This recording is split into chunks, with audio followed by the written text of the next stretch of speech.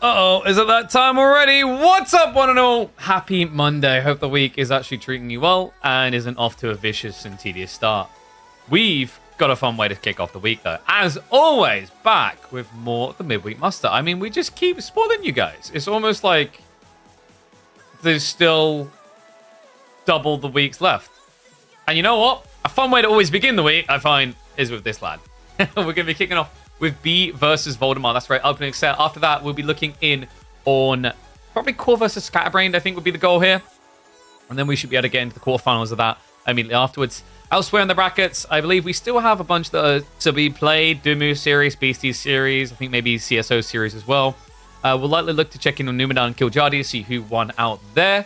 But should be a fun, pretty busy day. Numan versus Kiljardi in the round of 16 sounds kind of crazy. I think like Numu, who's been leveling up, is kind of becoming a bit of a spooky boy. But we kick off with good old B, the buzzard. Look at the draft, actually. I feel like I'm used to seeing B go for the Ottomans. It's kind of weird to see someone else grab it instead. Oh, one sec, actually. I forgot to change something. Yes.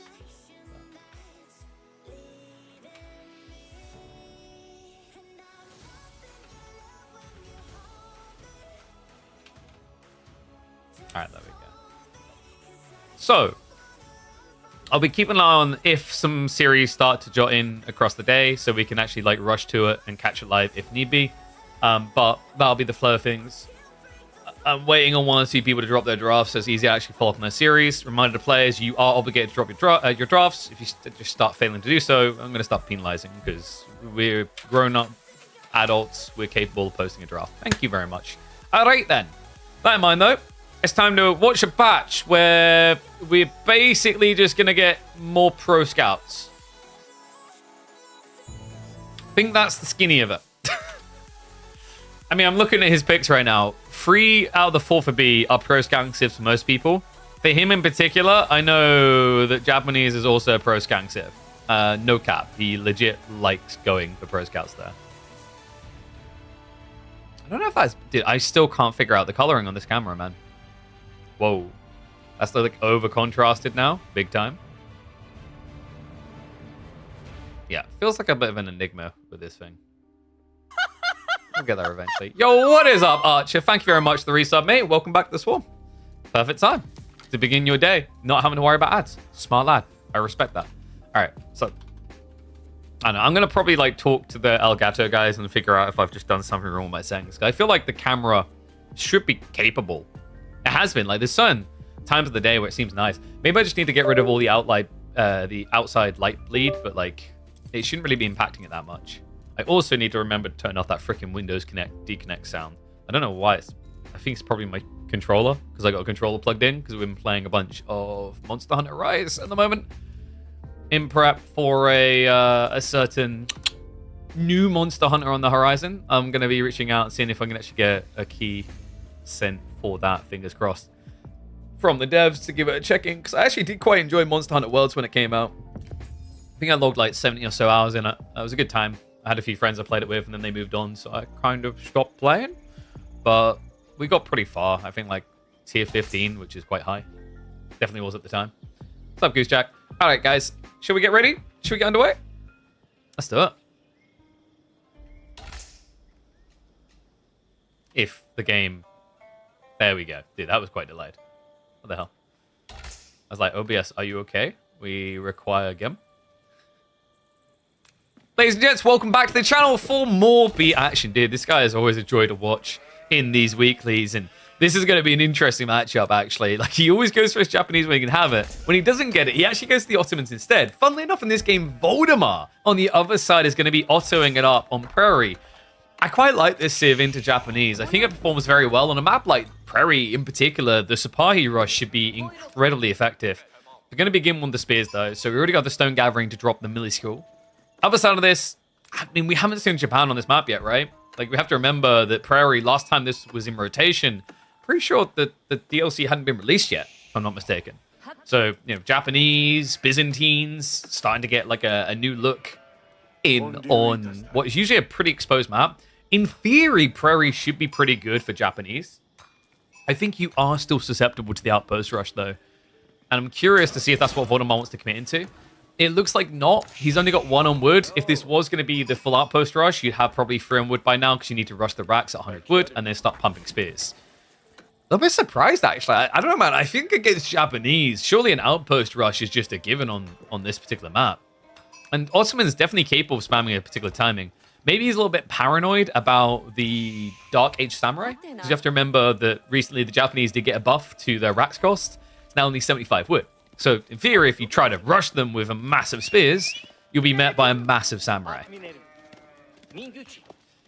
Still not convinced entirely by Dark Age Samurai, by the way. A little bit of a funky unit. I think Dark Age Samurai is especially weird against Spearmen as a counter. Like, yes, 1-to-1 they'll win, but usually it's never going to be 1-to-1. The problem you run into is where the Samurai feels best is when you're up against high base damage. Because you're able to deflect a really heavy hit. When you're up against a mass Spearman, you don't really get that effect. You just kind of get swarmed. The deflective armor is immediately gone, and then you're being stabbed in the face a gajillion times. So, Sheep Hall looking pretty good for B, actually. Up to 22. Meanwhile, Valdemar only at 16, so falling behind a little bit. What is his goal, then? Because the military school play now just feels weird to me. The Dark Age melee school, I think, is debatable unless you have, like, a deer shove play or harassment play. There's been no harassment. There's no real deer shove to happen here. You'd only get a free stack of deer. They're really, really far away. Now, to make matters worse, that initial spin was going to feel worthless, considering B isn't going for the greedy route. No, he's going for the Coca, which is pretty much par for the course with B. He's a very big believer in Coca. I feel like in the last year, I can count on one hand the amount of times I've seen him actually go for the Kuro Storehouse, which says everything it needs to about that situation. Trying to think last time we saw Japanese Otto. We saw it the other day, and I believe the Japanese player actually got a win. Was that? No, that wasn't the game where it was a Dark Age Rax Rush. I think it was just not enough harassment in. Like, Ottoman players sometimes in this matchup choose to try and play the macro game. I don't know if you really need to.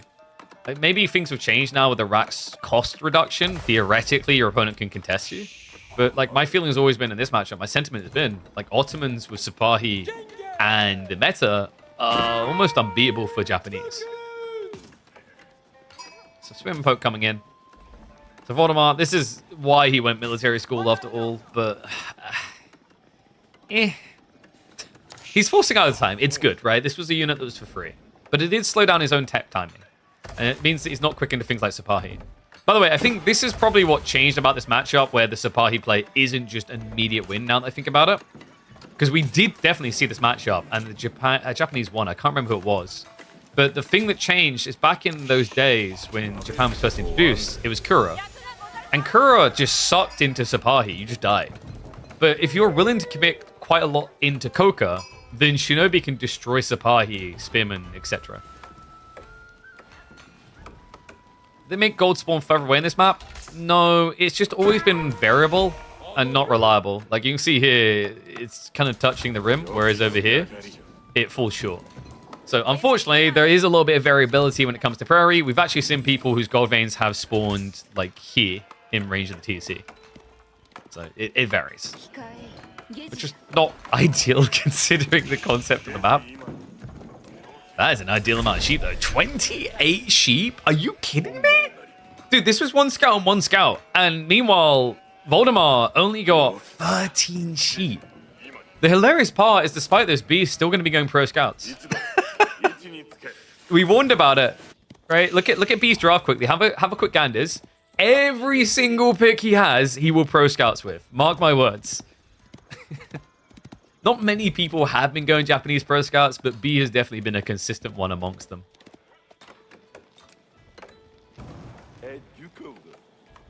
Sheep RNG strikes again. I mean, we have to have another TED talk about how I feel about sheep.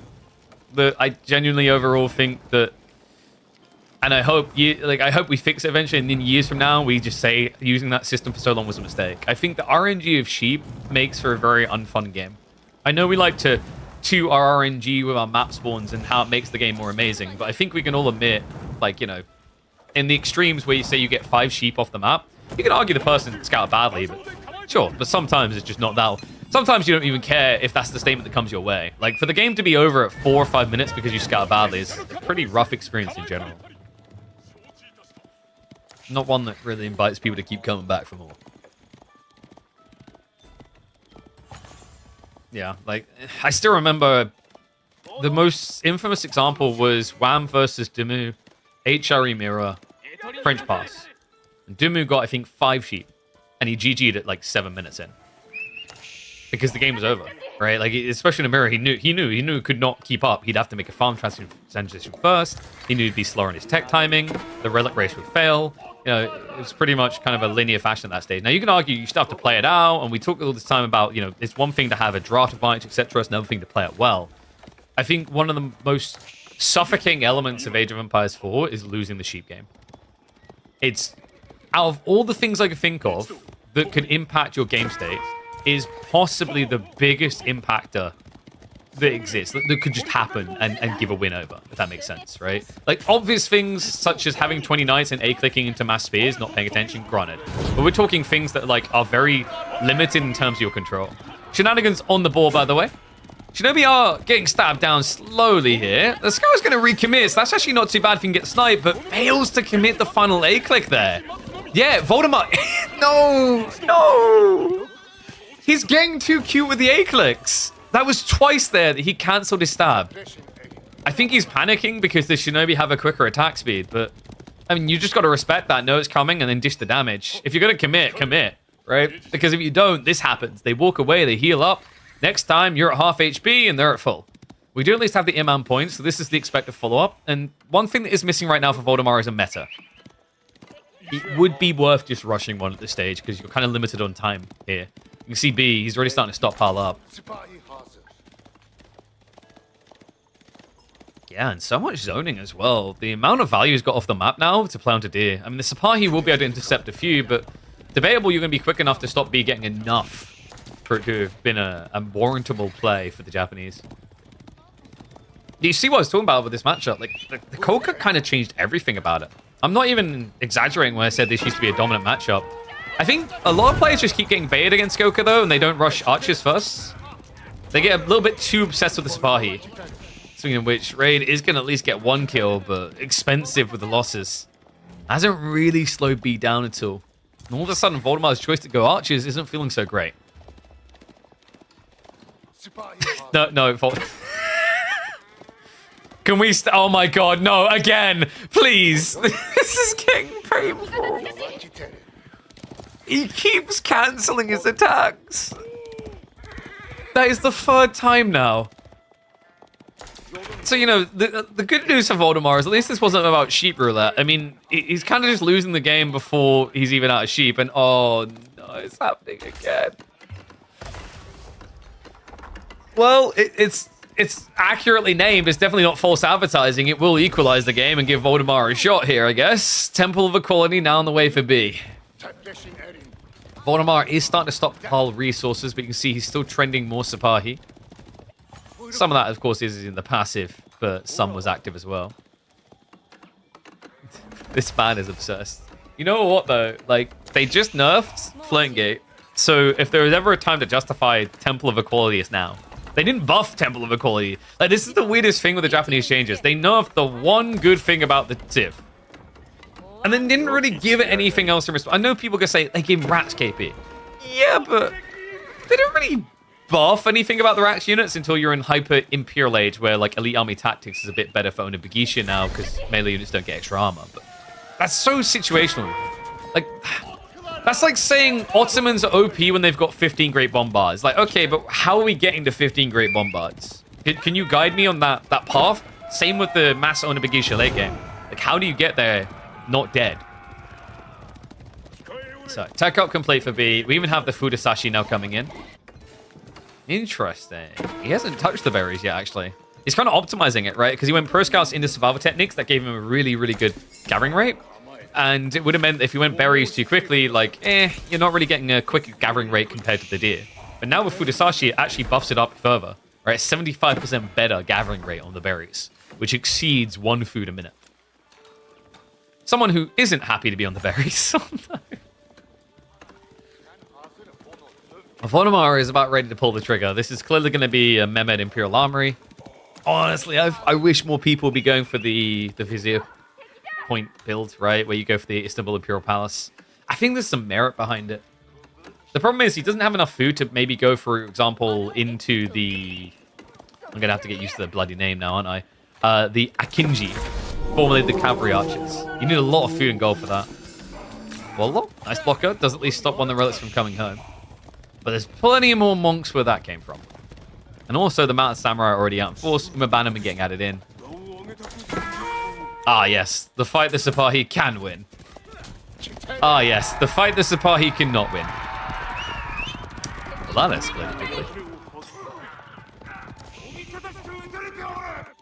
I just don't know what Valdemar's plan is upon age up. Hate to be a negative Nelly, but can you point to me on the map where he's meant to get food? Oh yeah, let's just go on the berries. That always feels good as a Civ that doesn't get a berry buff. He's in an ugly position here. I mean, you do have the passive production. It does ramp up, and Castle starts to be meritable, valuable at that stage. I think your timing is just still way off here. You need several minutes to be ready. B is ready to fight now. Buddhist Monk is at least going to get intercepted, so well played there. We'll try to drag one back. Knights, in the meantime, have marched in, though. Oh, the perfect. We'll lose him one knight, but there's plenty more where that came from. I'm not seeing as a golden solution yet for Voldy. That Samurai could go for the intercept. We'll actually try to stab at it. Has to run away, though. So the play for Valdemar is meant to be Janissaries now, guys. Like, Janissaries is how you contest this. But how are you going to afford Janissaries? He doesn't have enough Vizier points to passively generate them. He has one archer range, and it would cost 160 resources, 60 of which is food, which he just doesn't have. Not to mention the wood. The wood is pretty bad too. Look at the worker kills. He lost so many to that secondary raid. Oh, God. I tell you what, Prairie is not a map that lets you sit comfortably. It's kind of refreshing to see it back for that reason. We already saw a few games like the Gully deck or Kazi Johan one, phenomenal for that detail. Just this inability to camp. I kind of love it. It does mean cavalry is going to be pretty dominant here, admittedly. But to be fair, in the Pro Scouts meta, with the French civs really taking over, we're kind of already in that situation on any map, I feel like. And you'd think if any civ could deal with the mass cavalry, it would be the one that Valdemar had picked. The one that has got ranged anti-cav. Unfortunately, just the way this is played out from a macro level doesn't make sense for his to have the counter. We've got additional military schools now getting added in. But behind this, I mean, B is looking healthy and happy. I like the Ford farmhouses, almost like a buffer point against Sipahi raids. We've got a second relic on the way home. This one still hasn't been picked up yet. I mean, he's only just built a mosque again. In the meantime, the dive comes in. There's only one additional worker kill so far, but the problem here is what happens next. You've got no answer whatsoever to this. And there's already a next layer to the cake. Only Vigatia to follow this up from B. We even have Daimyo level 2, so you can get both the Uma and the Katana Bannerman for maximum buffs. And it's time to kill the Ima. Wait, he's come. Wait, why are we coming back with the relic? Wait, no, Valdemar, what? At least wallow with it if that's the plan. No. It's so close. It's right there. The good news is there's no way a Buddhist monk is on the way to steal that right now. Oh, wait. Yep, no. Ooh, shiny. Oh, God. That was a pretty brutal game one for Valdemar. Definitely not his best looking performance there. Pretty brutal. Yeah. Was he expecting anything else? I don't think so. I think Valdemar got the matchup he was anticipating.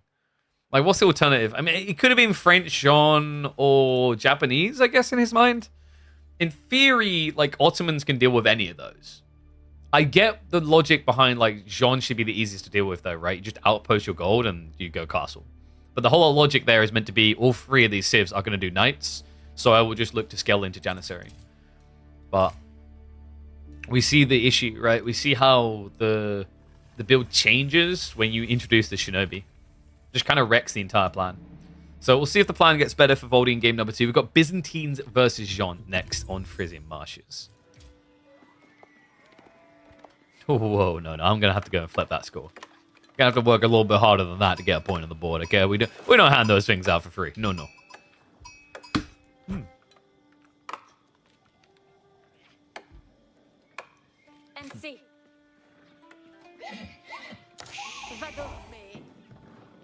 Well, the good news is it can't possibly get worse than what just happened. Welcome back to game 2 of the Midweek Muster Series between B and Valdemar. Rough start to this one for Voldy. Maybe you can do better here. Byzantines on Frisian going up against B Jean. Jean's stocks have been rising, though, it's got to be said. This, however, is one of the wildest spawns I've seen on Frisian. Yeah, this is crazy. You guys are seeing this, right? And you're seeing what B is doing. To quote one of our competitors last week, if a map has water, B will find a way to dock. And that's exactly what's happening here. It's kind of a beneficial way to dock. I mean, in some ways it feels bad because it's further away from base. But as a result, a lot of the ponds have ended up a lot more condensed and clustered. Some of them are absolute jackpots, like this one here that has 9 fish in it. And you could, I think you can dock drop the center to only remove 1 fish. That's wild. Meanwhile, for Valdemar, obviously not going to get the same kind of fishing shenanigans. He needs to be a little bit careful on the forward gold. I think he didn't bother to scout. No, he finds the dock play. The problem is, like, you don't have a quick reaction to this unless you want to go Keshik. And you never really want to go Keshik against Jean or French. You're just going to be spamming a worse form of knight against a better form of knight. So, likely Jean will be able to place multiple docks before getting somewhat harassed off this. And in between you dropping docks, you can, of course, always shoreline fish. He even got the retracted gold. Man, he just kind of hit the jackpot in that regard. It's crazy, because if Valdemar had been up against a rushing civ, he had triple foot gold. He could have been screwed immediately if this was, for example, a Mongol pick. You love docks? You don't love docks as much as B. Okay, nobody loves docks as much as B. You know, it's like when someone says they love cats. You love cats, guys? I love cats. They're great. I'm not going to have, like, crazy cat ladies levels of cats, though. Like, 25 of them, right? B is crazy dock lady. She sounds like something else. But he's obsessed with them. I've never seen a player to so consistently dock when there's an opportunity. A little bit surprised he didn't go for a secondary, but I imagine it's because of the timing the Byzantines have. Very aggressive civ out of the gate upon reaching feudal H. So if you slow your timing a bit too much as Jean, you lose all pacing. We'll likely see another dock added in before Jean goes level 2. It might be he decides away from it simply because that scout did see him, though. Why not dock close to the base? Because he was trying to hide it. Which is kind of hilarious considering he built a house here, right? Like, I think the house would have been a bigger giveaway. But he might have also been looking for a fat pond. Yeah. Because I think most of these other ponds, he would have been deleting 1, so he would have been down to 3. Whereas this one, he was able to keep 4. If only he knew, though. Like, he hasn't scouted it yet, guys, but there is a jackpot waiting right here. 9 fish in 1 pond.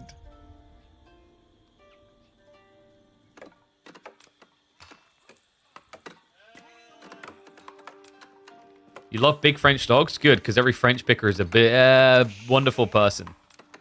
You know where that was going. Rack's now coming in, so Valdemar, this is to be expected. Likely we'll be looking at Javelin contract as well. Is B going to do that weird thing that we've been watching Jean's do recently that was kind of taboo before, where they pick range form?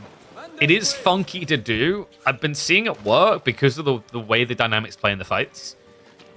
In theory, it is a bad play. I think part of the reason why people go range Jean over melee Jean is the Limitane play. It gives you a unit that directly contests them, but the more important thing is, like, Jean de Cleave takes an extra cleave to kill Limitane compared to normal spears because of the extra health.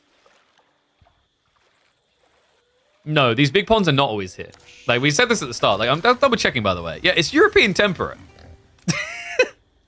We're going to have Kavayu take another look at this map and maybe get it updated. Because there seems to be some incoherency. We've had a few issues on the gold, right? Sometimes you get spawn with 3. Sometimes, yeah, you get 2 like this and another one further away. So there's definitely a little bit of inconsistency. Hopefully we can get that fixed. Is it even a Caillou map? I believe he might have been responsible for the EGC version. he wasn't responsible for the OG version. So anyone who's been around the scene a while will remember this map was created by Adney, same guy who created Holy Island. It used to be, you could tell if it was an Adney map if it had a lot of sheep. He was very obsessed with sheep. So Valdemar. Look, house now coming. Should be the javelins. Do we have additional pawns? We do. He keeps trying for this. And guys, spoiler alert, it doesn't work. It looks like it should work. It looks so good, doesn't it? Oh, it doesn't, sadly. It's a shit. We've seen him try to do this before. He spawns on the other side. It just doesn't work. In theory, you know, the weird thing is, if there was a fishing boat in here, you would be able to manually drop off here. I'm pretty confident of that. But you can't force spawn to this side is the problem. Yeah, B is just trying to escalate to level 2 Jean, so he's building everything he can out here. Archery range in the middle of the map is kind of wild. And oh my god, he done it. He actually done it. The wild man went for the Keshiks. We talked about why this is not a great idea, usually. The whole idea is that Jean will scale way too many knights for Keshiks to be impactful. But he's really looking to target fire onto that dock expansion.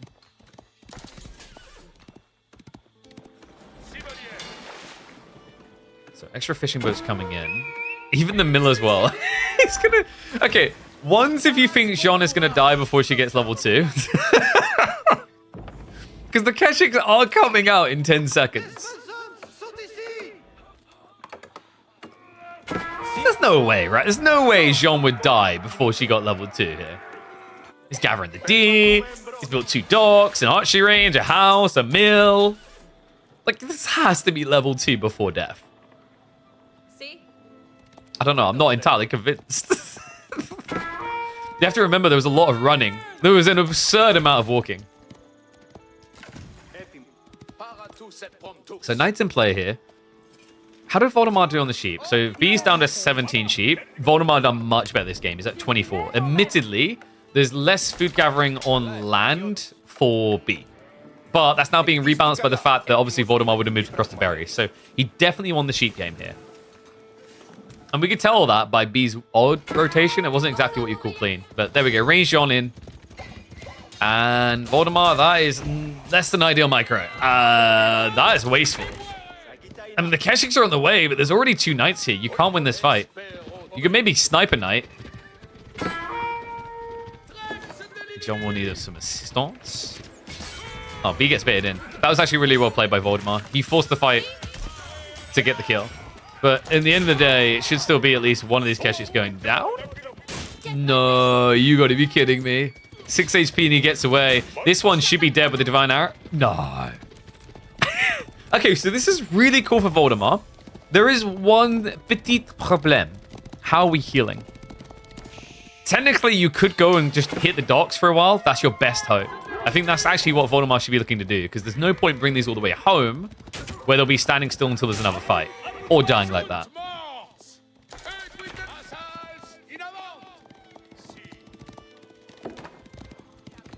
Second wave of Keshiks is going to arrive towards the main base.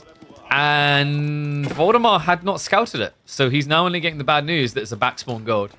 He can, of course, shuffle in here because B's been a bit negligent when it comes to the protection. No outpost, no wall. Just a big wallop to the face. B, slow on the reaction. Should only be one worker kill. Yeah, actually tried for a body block there. It's Valdemar who backed off, though. Good strike damage. It's definitely needed. What is also needed, though, are these Keshiks to survive. And this is a great snatch and grab. B comes in from the side. Finds one straight away. This is scaling. But Valdemar, he's trying to get out of the sticky situation. You can see his intent here. Castle Age soon to be on the way. Decent amount of olive groves as well. Got to give him credit for that. This has been a pretty good transition. But now I've got to be negative. Valdemar has let himself go. No, I'm not. What I'm going to be negative about is the contract choice. Having all this extra olive oil doesn't actually feel that great with this contract. Keshiks will lose to French Knights. Goulums will lose to French Knights. And then, if the game goes even later, Arb the Tree will kill both of those things. So you've kind of chosen like the worst civ in the game to do this contract type against when you flesh it out. You can talk about the opening potential. I'd argue he didn't really find any opening potential. You know, he killed a knight, which is great, but then he lost to Keshik, and then lost more. He got a worker kill, great. But overall, he's kind of weakened his later phase timing. And yeah, this isn't even a sippy cup build. So this means the Keshiks are going to be very incapable of fighting, actually.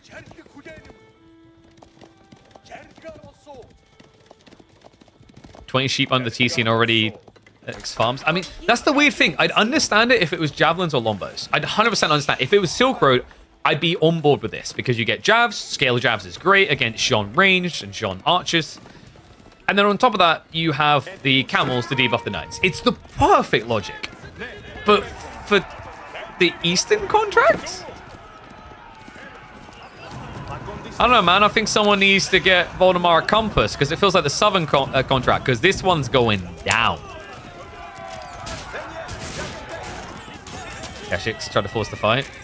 Archer's poking quite well, though. And John is getting snipes. Nicely done. Takes out an extra Keshik. Recommitment from the Knights. Fortification is on the way, but it's not there yet. Valdemar's going to have to recommit to buy more time or lose the villages. That's really not an option here. Jean, however, camping a bit too long. Not ideal there from B.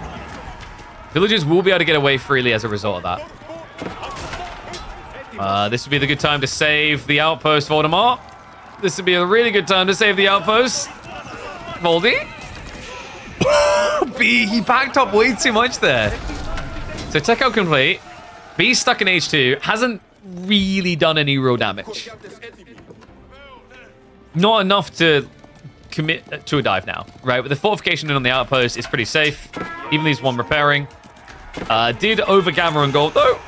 That's going to cost him. 2 villages? No. Okay, he gets away with that. Other one definitely should have been dead. So Valdemar, what's the way out of this hole?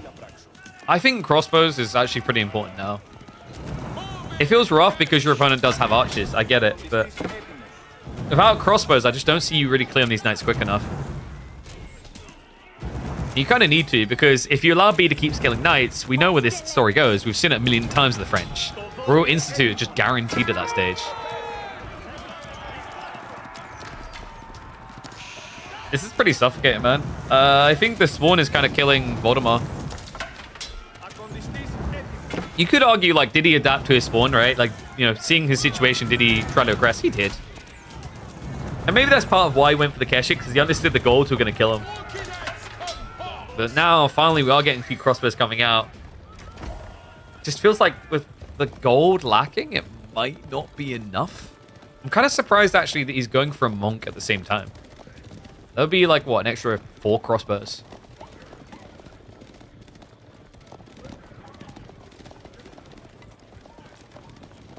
B, meanwhile, starting to save up while still getting a lot of units into the field. Likely we're going to be looking at Royal Institute. By the time he completes the tech, we'll probably be at about 20 knights, as long as he doesn't take a fight. He doesn't really need to take a fight. He just needs to contain. Good news for Valdemar. He does get proper access to the gold now, so he's able to start rushing up quality units. Keshiks are going to start shuffling out the base, but they've yet to be upgraded here. And wow, B. Okay, he actually is going for it. It's going to be a guild hall build. That's a little bit surprising, actually. Royal Institute feels pretty damn good. Probably a little bit paranoid that, you know, Prison Marsh is very campy map, very hard to dive. Doesn't want to try to wear himself down and lose the game diving.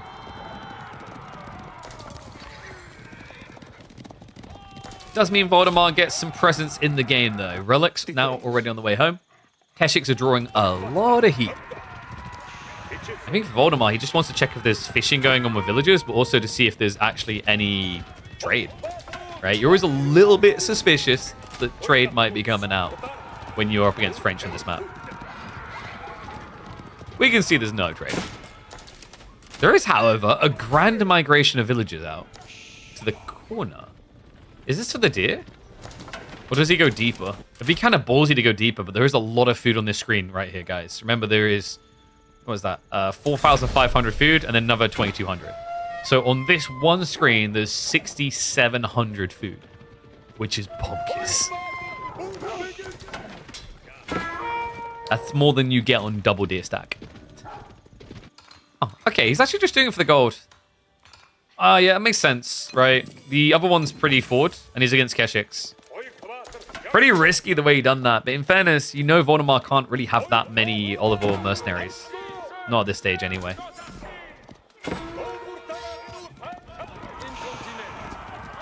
Just admire the bold KP thumbnail of your latest video. You can add Pep Guardiola to your list of lookalikes. Jesus Christ.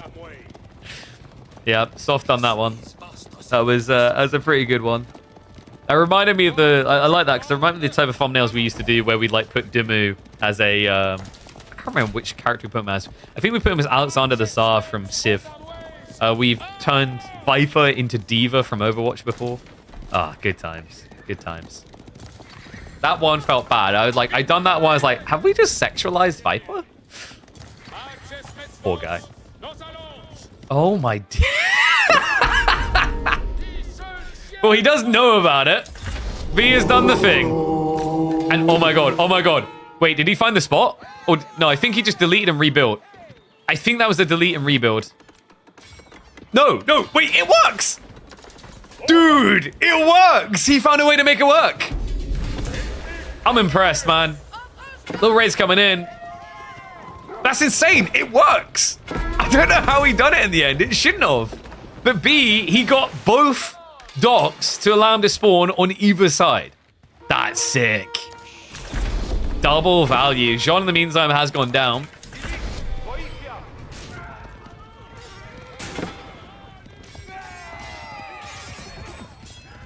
Valdemar is starting to posture aggressively. We have got a decent amount of crossbows. Spearman count is looking pretty heavy. B, meanwhile, probably needs to wait. He has got the veteran sees through, but Jean not level 3 yet. Kind of struggling to find the XP, actually. Was that a mistake? No, he's doing it on purpose. Like, he's doing it over here as well. We should be able to see in a second when he comes back to produce into this pond. There's only one there, though, unfortunately. I guess that's the trade-off, is you're more likely to block fish on one of the 2 pond options when you do this.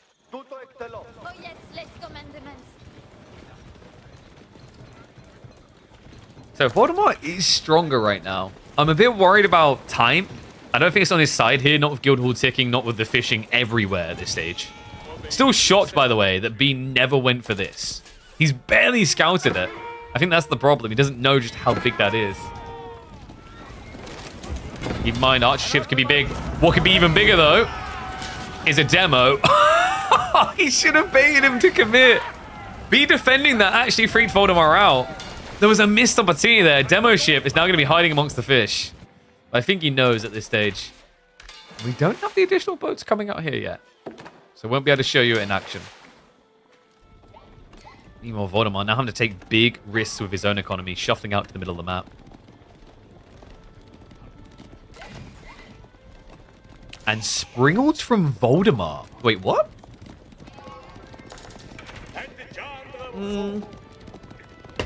Why is the man who's building the melee units, the melee infantry, building the Springalds? That's a bit weird.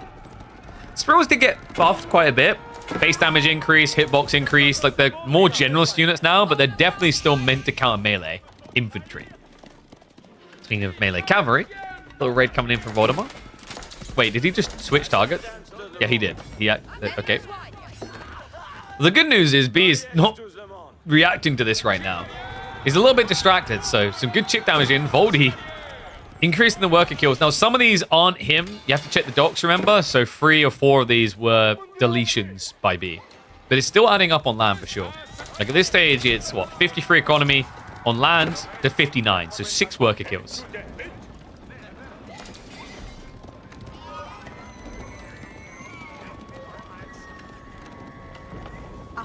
Try to do Springalds, and if an opponent doesn't properly spread formation, they delete archer groups as well. That's fair. It's kind of interesting to up the tray. With a beast drop, they're a bit more tanky, but then you're standing still to get hit more anyway. It's kind of polarizing. Oh, well, oh! No! What? What was that? What were those Keshix doing? No way! That was sick! B, with the body block, he found the perfect position to protect the monk. You want to know why? It's the hitbox on the building. The Keshik's got stuck. He wallowed here. The knight stood here. The Keshik only one round. The other two were running against this, trying to bypass on the east side. That was sick. B getting 3 extra heavy cavalry units, but it's not just free for him, right? It's free less for Valdemar as well. That is one of the best body blocks I've seen in a long time. I mean, we can talk about the hype body blocks and the ones that get you, warlords that get you a 50 warlord conversion, but sometimes it is the microscopic details that really set you apart. It allows him to maintain control to bring that relic home. It allows him to remove some raid potential from Valdemar entirely. He's now down to just 4 Keshiks. And now it gives you an even bigger front line to commit into the big fight with. Commit he looks to.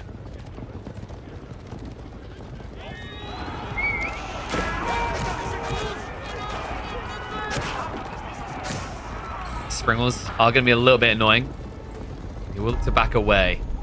Guildhall has been tickling up, though. We're up to 1,400 food in reserve. Technically, he's almost at the point where he could pull for a red palace drop. So much food to work with. Springles are being a pain in the arse, by the way. It turns out when you run directly towards them, you kind of die a bit too fast, yeah? So the hilarity is, and here you go, the fishing does work, you can see there. The hilarity is, we're now kind of all just sitting here going, yeah, Springles may be a little bit OP now. I think they've been overbuffed. After we spent several months mocking them. And now we're like, I can't believe they buffed them like this. Really? Do you think it was maybe all the mockery of them? I think what was Avali on the podcast the other day was like, yeah, man, I managed to beat Cat, but that's because he built Springles too soon.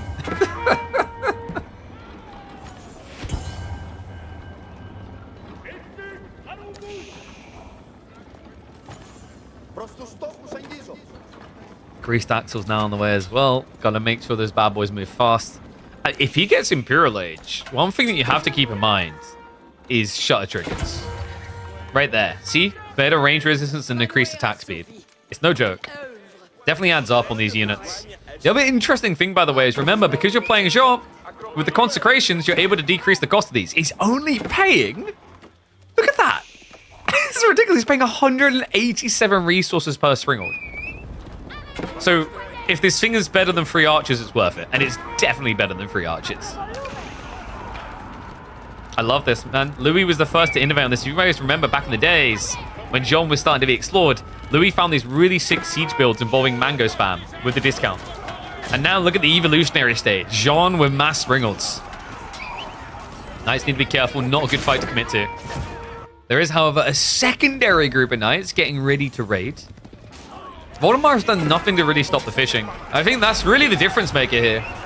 Just give him B so much bloat. He now has more knights than Valdemar has Limitane. Springles are going to start attacking into that Limitane formation from the side as well. Perfect targeting location. Archer mass is being hit on the back of this. However, it looks like a lot of the A clicks are going into the knights as well. Yeah, he doesn't really seem to be getting hits. It's a bit hard to see them because of the elevation. It's not doing enough damage. The Limitane count is way too low to protect now. Knights right in at the end. Army gets disintegrated. And the second wave of villagers, Valdemar was going for his signature keep drop. He's going to be lucky if it doesn't get him killed right now. Knights look the wrong way, but they seem suspicious. They see it on the sacred site.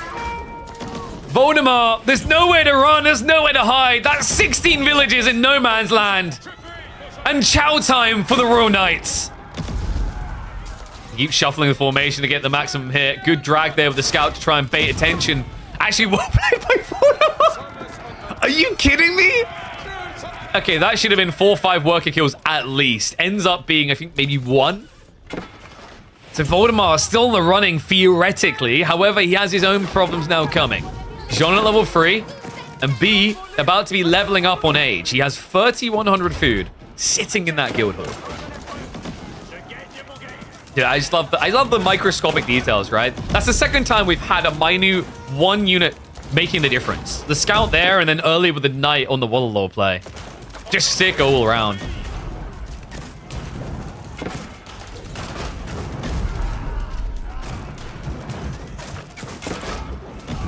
Mango Tower is admittedly costing B quite a pretty penny on this count.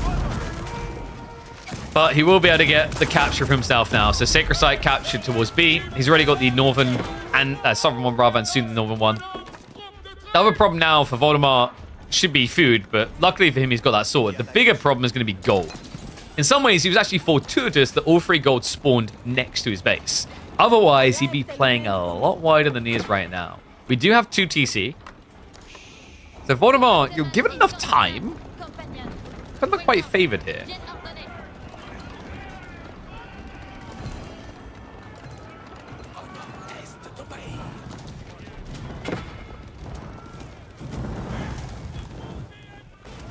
And there it is. Easily one of the most toxic landmarks in Age of Empires 4. Actually, dare I say, I wonder how many people agree on this. The most toxic landmark in Age of Empires 4. Ones if you agree. I feel like it's true.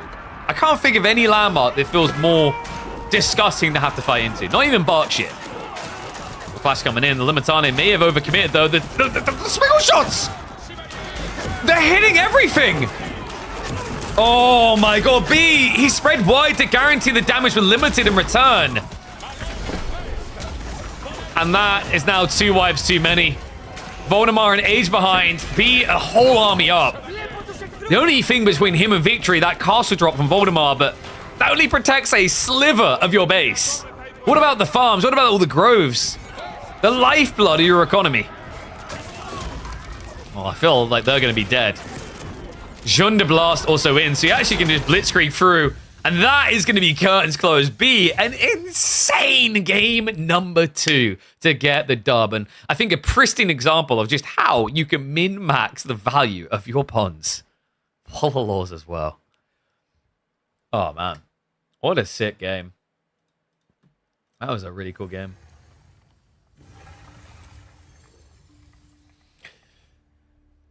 Ugh. Great Wall Gatehouse. True. Sometimes I feel like Red Pass is more annoyingly toxic.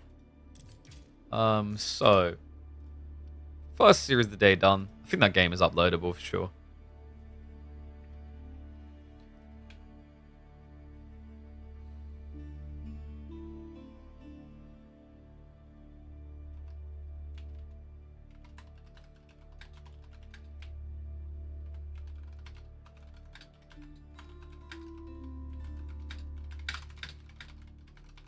There we go. So, first series done. Next up,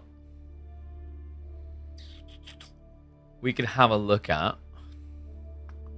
So, do you guys want to have a look at Core versus Scatterbrained, or shall we look at Numan versus Kiljardi? Actually, do I have... No, they haven't posted their draft yet. So I guess we'll do Core first.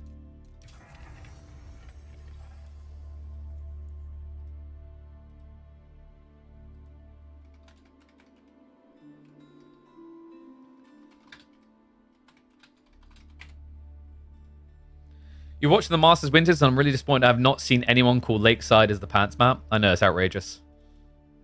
It's clearly the pantaloons. Or briefs. I guess, you know, that's the problem. Is some places call them pants, but for some other places that means a different thing. So, you know. Like, you know, we call them trousers. We wouldn't call those pants. Pants to us is like underwear, you know? Alright, so. Let's have a look here. Core play on a different account, possibly. 3D Scatterbrained. Let me get that up now. We'll also pull the data. So maps we've got is Prairie, Frisian, Dry Arabia.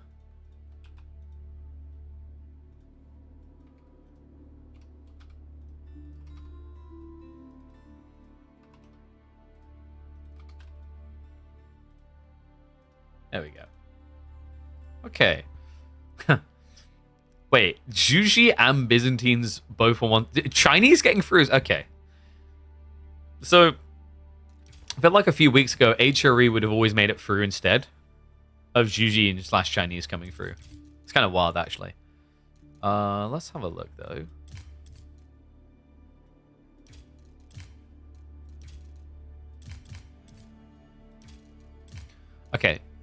game 1 is gonna be Chinese versus OOTD.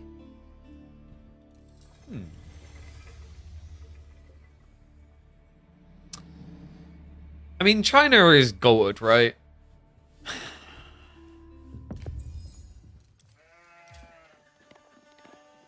I feel like China's good. Let's see if he can solve it, though. All right, ladies and gents, welcome back to the Midweek Muster. It is week number 14, and we're into that round of 16. Oh, the sweet, sweet round of 16. Core on his Order of the Dented. That's right. You know, ever since Order of the Dragon got added to the game, Core's like, wow, I'm not an HRE main anymore. I'm a duo Civ main. Okay, I'm sorry. We do have a Rags Rush opening. Gonna be on Prairie to kick this one off, as is going to be the case throughout the entire week of Midweek Muster 14. Scatterbrain on the other side has the Chinese, though. How did the Chinese get through the draft? Actually, let me do you one better. How did Zhuji get through the draft? And how did Byzantine? No, okay, Byzantine's more reasonable. The fact that China and Zhuji got through the draft, though, with the current Pro Scouts meta, which, by the way, really wasn't nerfed. Let's just be bluntly honest about that. The nerf was so negligible, it wasn't, I don't want to say hard felt, it wasn't even remotely felt for practically anyone. So yeah, overall, I'd say kind of a swing and a miss. We're probably going to need another nerf to start fixing this. For the time being, though, isn't just China and Zhuji the benefit. Order of the Dragon benefited a lot from this Pro Scouts meta. A Civ that always struggled because of a lack of food long-term now has that food level to start competing. Just not in this game. That is a rough start. Because Scatterbrain went for the double scout opener, he's at 25 sheep already. Meanwhile, Core only has 10 sheep. And there's not really much of the map left to scout. Yeah, he's already scouting in the shadow of Scatterbrain. So Scatter's going to run to the back corner, probably find the remaining sheep up here. It's going to be something like 8 sheep to 30 would be my expectation. Spinman is on the way, mind you. And Scatterbrain, well, with 2 scouts, you should see this just ahead of time. I just don't know if it's going to be quick enough to do anything about it. He's only got 160 gold now. He needs to pull 4 additional villagers over now. Remember, this is a no Imperial official build, so this could be disastrous for Scatterbrain. And this is indeed Prairie. Okay, so cool. He knows exactly where the gold is, and there we go. Scatterbrain with a pull. Need to be fast about this. You can't half-ass this. Remember, it's 10 damage on a Dark Age Spearman. Only takes 5 hits to kill a villager. So Scatterbrain needs to make sure he gets 235 gold. Anything less, and you are at a loss. There you go. You got plenty. So well played. That was done quite well. You did force some sub-optimization in terms of what your opponent was doing with his opening villages. But overall, I don't actually think that Scatterbrain suffered enough here for the investment of Iraqs plus an extra 160 resources. Maybe Core is planning a men-at-arms dump. Then he can justify what he's done here. My worry is I'm not sure Order of the Dragon men-at-arms dumps work against fast Castle China. Just feels like they're a little bit too quick. But yeah, we're definitely heading that direction. Mine work is coming in. Final sheep haul is going to be... He's down to 7. There's 35 sheep.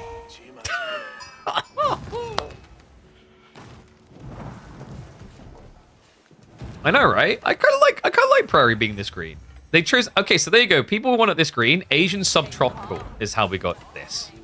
Because usually it's quite mellow and yellow, isn't it?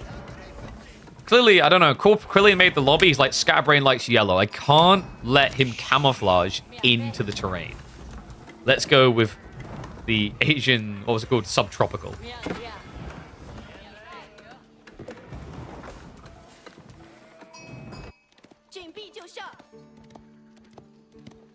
So, one thing I was kind of talking about in the background of the chat when Blade was having his podcast, which, by the way, Blade, when invite for podcasts, pros only allowed to talk on these things? So, when I was listening in the background, one of my thoughts, one of the improvements I think that we could actually have in this game is that Bidlin was there, and we were talking a little bit about this. So when you play on the ladder, when you rotate a map, it chooses from one of 3 biomes. There's no way to enforce that behavior into customs, though. Why not? Why is there not a random biome option? Or like a way of choosing a list of ones that could be applicable? Because obviously, like, there is one that we probably should never use, and it's winter. But I'd love to have all the other biomes in there. I think it adds a lot of variability to the maps. It is sometimes challenging, mind you. Like, some custom maps are not designed for all biomes. We've seen that before, where, for example, with Pigeon's View, there's 1 or 2 biomes that Pigeon's View doesn't like. And instead of getting a full stealth forest, you get blobs everywhere. And that is indeed a lot of sheep. Like, honestly, I don't know if you even really need pro scouts. You could just fast castle, which would make more sense for your lack of long-term gold. I'll have to see. Core, of course, has already got pro scouts queued up. Now, you might think, oh my god, Core's going to do it. He's so far ahead. Oh, sweet child of mine. He's not ahead at all. If Scatterbrain starts his tech up by 30 seconds on cores, they'll be mirrored. And looks like he is going to be going for the pro scouts. Your pro scouts to deny food? True. I think you could just get away with like fast castle into flood. On a map like Prairie anyway. Cherry Blossom biome was good. I think I remember that one. Japanese Springs is my favorite one. Is that the one you're talking about with Cherry Blossom? It's called Japanese Springs. I know my favorite biome. What was that? Was it like a Sacred Grove one or whatever? The one that they had when they had the Monster season. I remember because me and Mr. Merlin, we done like a little show match tournament on there because he made some custom maps. And one of them, it was like the full Warcraft green.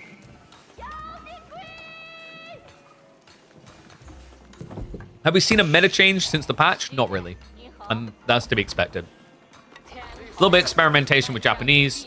I just had someone drop a comment saying that I didn't highlight certain things with the patch video we just dropped, which is on YouTube, you can watch there, about the Japanese. So 2 things he mentioned is like with Japanese Onobugeisha, I'll be better in late game. And then the other thing he mentioned is the Onimusha are technically buffed because crossbows got debuffed.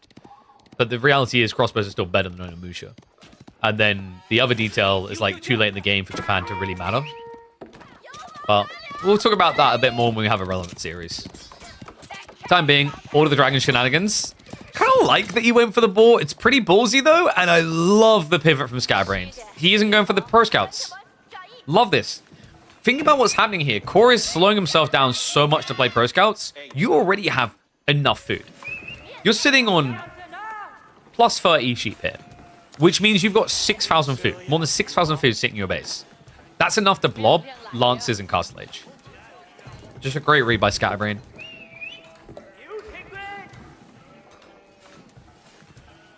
Japanese Dark Age rush is very real. I'm not entirely convinced yet it's going to keep. It's very reminiscent of the Men-at-Arms rush from English.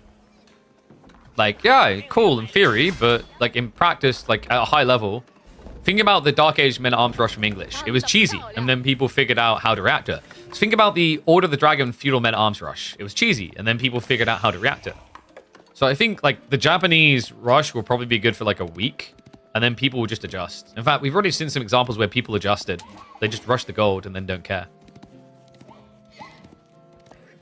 Because I think part of the problem as well is like you're still linear in what you do as Japan there. You literally make that play so you can fast castle afterwards.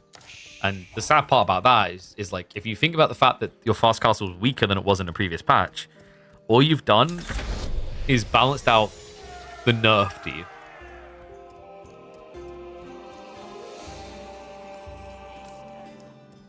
Yeah, like once again, those type of plays aren't as much about punishing them as finding a way to ignore them. Unless, of course, Japan starts outpost rushing. But once again, we'll talk. Remind me when we actually have a Japanese game. We can deep dive into it like nerds.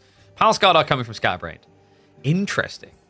So, I wonder if he was going to be playing Lancers and just playing wide, which you can do on Prairie. He's just going to directly contest, though. Makes sense. Lancers just melt to these Gilded Spearmen. Oh no, the little finger's catching on.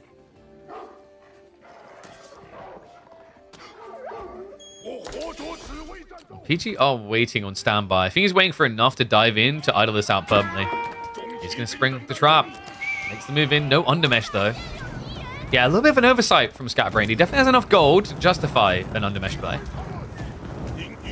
Love the fact he brought the scouts as well.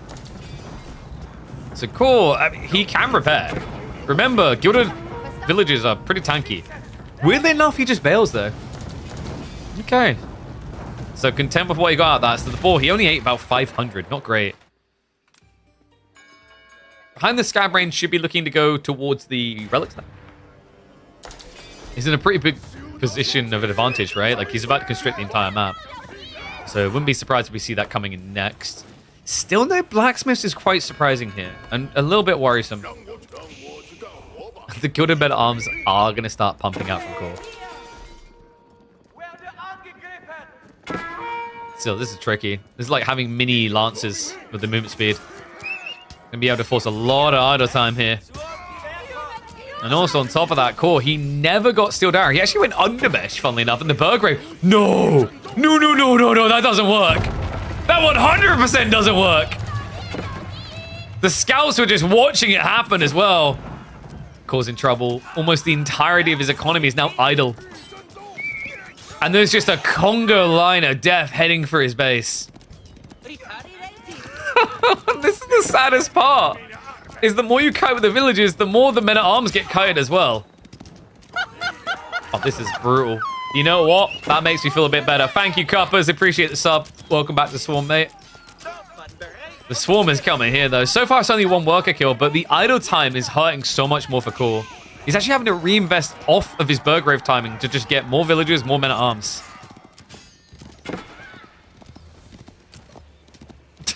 This is so annoying. You're like, well, I mean, they're not dying, at least. Mostly. The problem is you're not getting ahead. You're not even recovering right now. Like, right now, his entire economy is doing nothing. And he sends them on to gold, which he already has too much of anyway. Oh my god. Just... Do you ever get that feeling of just go next? It's only 5 worker kills, but at this stage, Core's like, okay, he's almost out of food, right? Right? What do you mean he's still got like half his sheep? What do you mean he's still got 16 sheep to work with? I'd want out of the game at that stage. If I was Scatbrained, I would have all chat typed that to him. Like, by the way, I still have almost 20 sheep. Just want you to know how bad it looks right now. So, development, pro scouts not OP, sheep OP? Because this was pro scouts versus no pro scouts. Just kind of process that for a second. Oh no, not again. Well, last time it kind of turned into a trickle. This is a sturdy 6 back in. Kind of wasting time fighting the men-at-arms. You just want to go after villages. Because remember, these guys hit like a truck, and they are insanely tanky.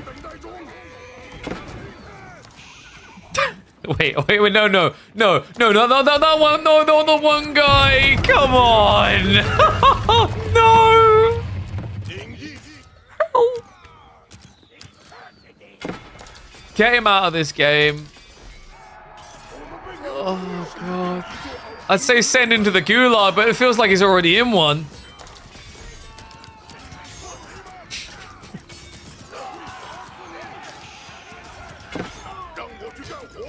This is an awareness campaign for steps. Have you done your walking for the day? Have you logged 50,000 steps? No? Then you clearly aren't fit to be a gilded villager. I like cause. These guys have got iron thighs over here. Now, you've heard of golden cuirass, but they never told you it was emphasis on the ass, because those glutes are pumped from all the running.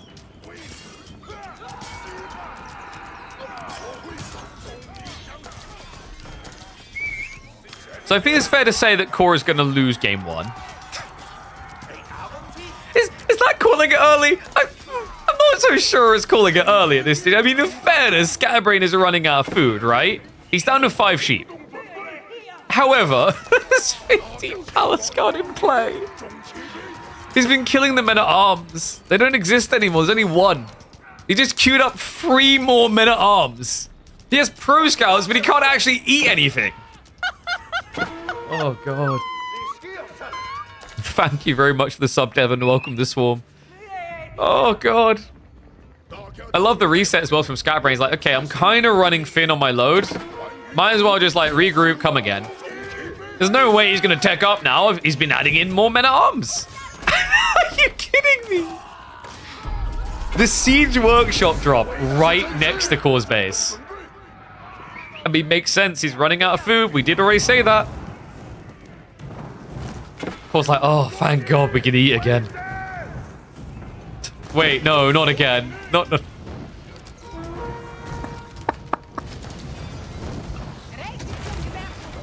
This has to make you want to rage quit the game, surely. You've spent the last 6 minutes of gameplay clicking around your TC repetitively. Like that's not even an exaggeration. That's pretty much been Core's existence for almost half this game. Has been walking villages in circles. The good news is, now with trebuchets on the way, they're not going to run in circles anymore. They're going to be panic repairing a TC. The bad news is, they won't have the wood to do so. It's all fort spawn. And he just used the repairs on the stables. And just flood them. He's got supervision. Just build as many trebuchets as you can afford. He does need to move to a new wood line, mind you. And that is already now happening. Oh my god. What a game one. Steve, put some credence on Scatterbrain's name, man. It's been improving. We're trying again. Wait, no, but he sees it. He can actually move up with the trebs right now.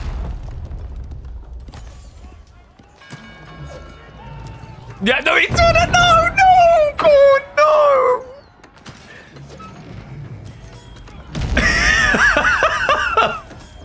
Who would win? 12 Order of the Dragon Villagers or 2 trebuchets? I think it's 2 trebuchets that are winning. The Palace Guard dive. No! That was only game 1.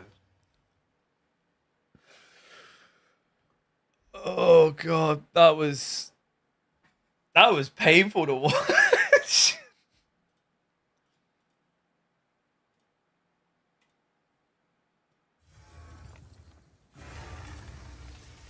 Like the most impossible Burgrave game ever.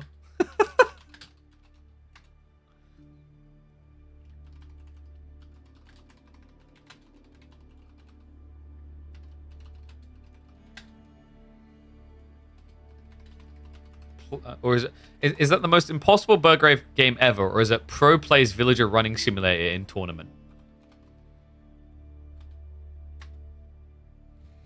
I think the second one's better. Okay, so game 2, we're going to be heading into Frisian. It's now Core's turn to whip out the OP Civ. How did Scour end up with all the sheep? Just bad start? Yeah, because he, remember, when you go for the spin rush, you're basically going to have to scout what the hell's happening on the other side. So what happened is he ran his scout straight down the center of the enemy base. Meanwhile, Scatterbrain went to scout and he went to the flanks. So like you're already at a huge sheep disadvantage at that stage. All right, let me flip that around. You actually have to win the game to get the point here.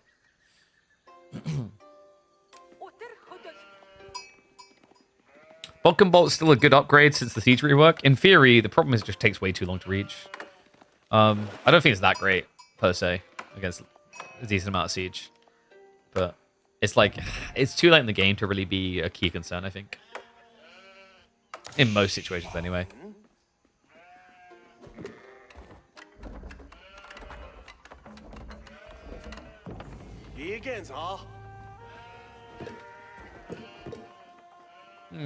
So, I just got confirmation in, by the way.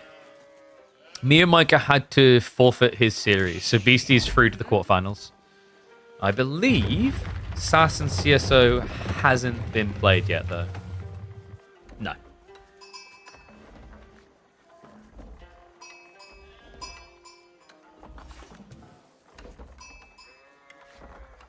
Alright, should we get ready to go? Game number 2, this time on Frisian, and this time it's Core's turn to have the OP Chinese. Zhuji, to be specific. Scatterbrain has gone for a classic on this map, though. Mongols and Frisian marshes goes together like butter and bread. Well, the bread and butter, we know what they're going to be doing. It's going to be the Rax Rush. The funny thing is actually, Zhuji are a little bit worse at dealing with the Rax Rush than Chinese. In theory, anyway, because the order of things feels a little bit more out of whack, I want to say. Usually you just want to be rushing the village anyway. So, Core's taking a different approach. Instead of just trying to blob spearmen to counter spearmen, He goes for the wall because Core got an outrageously good spawn. Admittedly, they both got this spawn. So it's not unfair. It is kind of unfair for a Mongol player, though. That's so painful. He doesn't even know yet. That is brutal. So 18 sheep to 22 so far. So Scatterbrain getting an edge there again. Nothing anywhere near as close to what he had in game number 1, though. That's vile. Sass and CSO should be playing later today. Okay, fantastic. Hopefully, I'm hoping, fingers crossed, what the order will end up being then. It's likely we'll end up having, what? B versus the winner of this. And then after that, like, Sass CSO would be perfect. And I imagine BC want to play a series after that. So we should have a really nice day. And then tomorrow, I guess we'll look to do Numu Kiljardi into winner of that up against Anadhand. And then we'll probably have like Dimu Myriad then as well. Yeah, pretty good. This not so good. When life gives you lemons, I guess. See, I always found that that statement was stupid, by the way, guys. When life gives you lemons, you don't make lemonade. When life gives you lemons, you aim the lemon at the eyes of your enemy and squeeze so hard that the acidic burns into the retinals. Okay, that's what you do when life gives you lemons. Otherwise, you're simply being a lemming. Thank you for coming to my TED Talks about lemons. So, Medigarden coming in. Are you kidding? Like, wait, no. While this is happening, are you really...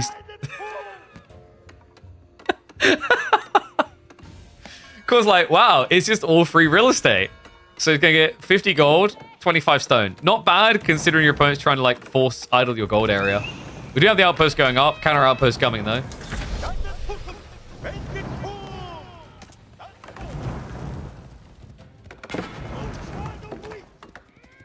Okay, so Scatterbrain does still need to age up. We're likely gonna be looking at Silver Tree here. I'd be shocked to see anything else. Make life take the lemons back? What does that involve doing? Do you just like cram them in the lemon merchant's mouth? Or are you suggesting we return them to the ground? Not sure that really achieves what you're looking for. Well, the question now is, what is Scatterbrain looking for? Probably going to be Keshik off of Silver Tree. Definitely makes the most sense. And yeah, there we go. Silver Tree is kind of the backbone of this map. That's why Mongols are so popular here. This is, dare I say, the best map in the game for Silver Tree. There are a lot of maps where I see Silver Tree and I want to be like, that's unacceptable. But this is the map where I always have to just acknowledge it. It's just too damn good. I wonder, does Core maybe go for Pro Scouts into a Horseman Dali build? Dali horses is pretty intriguing against Keshiks. Like, yeah, 1-to-1, Keshiks still win. But the other thing you can do with Horseman is just run away, engage the trade. And with the extra attack speed, you do snipe them quite quick. More likely, I'd be expecting Pro Scouts into Fast Castle. Instead, though, we do actually have Archer Rangers getting added in. Has been scouted straight away.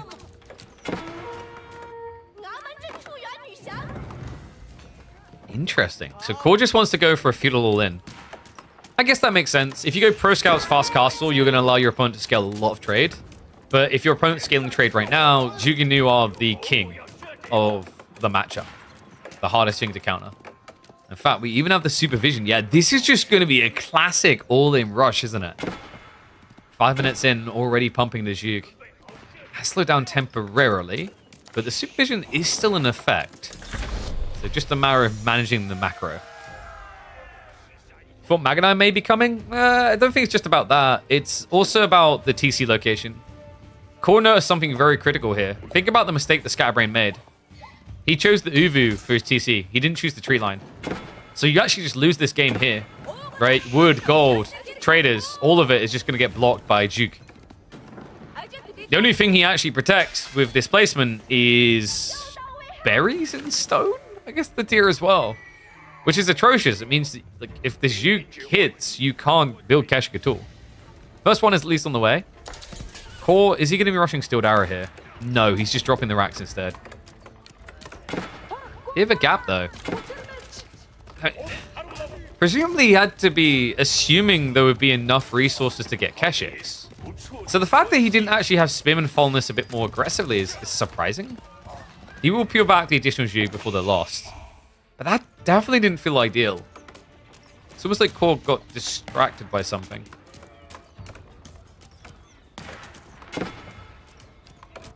So, moment of relief for Scatterbrain. First traders are now on the way.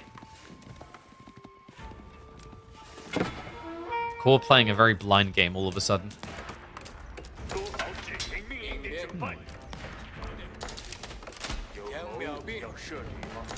People still letting Xi through? Oh no, Myriad, I can do one bet on that. People letting Chinese and Xi through.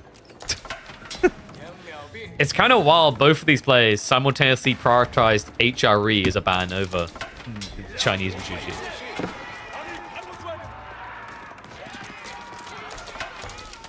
So, Spim and Blob is good enough now. Scatterbrain should be looking for an Archer transition. This is worrisome if he gets the timing wrong though. In theory, if Core's quick enough here, he can block Archers outright. Because of the wood line still. I don't know, this just feels like a very weird TC placement. I don't really sold on it. You do this if you want to double produce villages. This was a very popular build with the Free Clan members, you remember correctly. Like Garnath was a perfect example. You do it all the time on the ladder, especially on maps like Gorge. Did Scatterbrain fall into the same trap as what I'm now starting to wonder here? He has got 2 additional villages, so yeah, he's been double producing villages at some point. I'm just not entirely convinced it was worth it. Yeah, shit. Yeah, even one spear is kind of threatening when looking. And the trade moved to the corner. This is what I was worried about for Scatterbrain. It can all get shut down now. He has got archers on the way, but right now it's a lot of Zhug. In fact, this is a perfect time for Core to consider Blacksmith. Looks like he's not opting for it. Instead, though, he's going Castle Age. Interesting. So he's going to force Scatterbrain to overreact with archers in second age and then commit into Lancer play, I think. Definitely feels like that's where the macro is taking us. Spim in the meantime, I'm just going to keep poking the Silver Tree. Double Outpost, a little bit difficult to dive unless you want to commit to the Blacksmith play.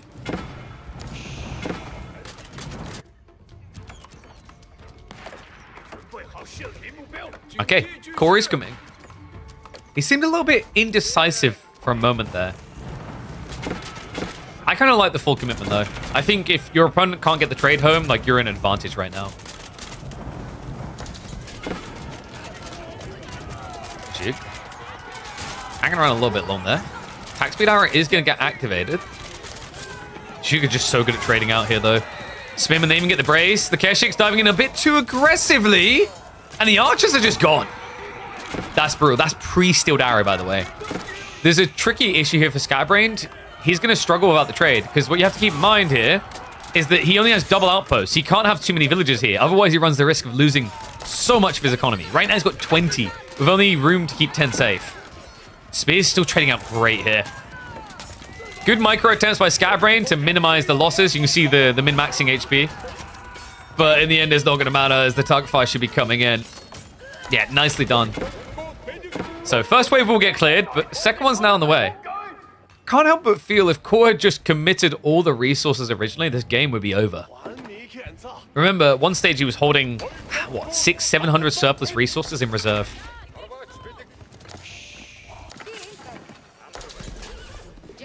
Who's Scatterbrain? Just a guy trying to find his brain.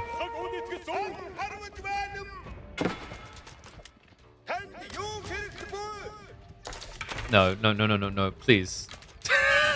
Wait, oh, he did, come on. All right, that's teasing right there. He got out of range for the final bolt shot.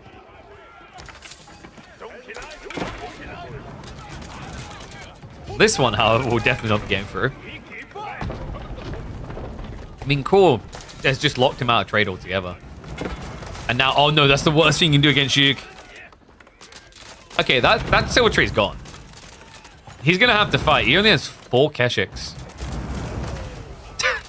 That is brutal. He's coming across now. Siege Engineering is also on the way for Core.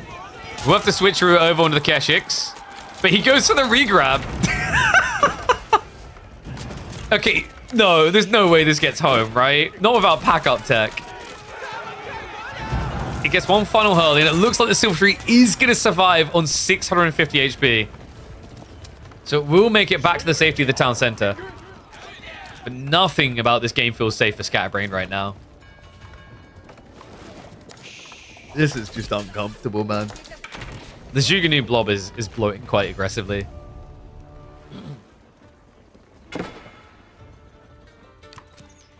Cool. A little bit overburdened on wood right now.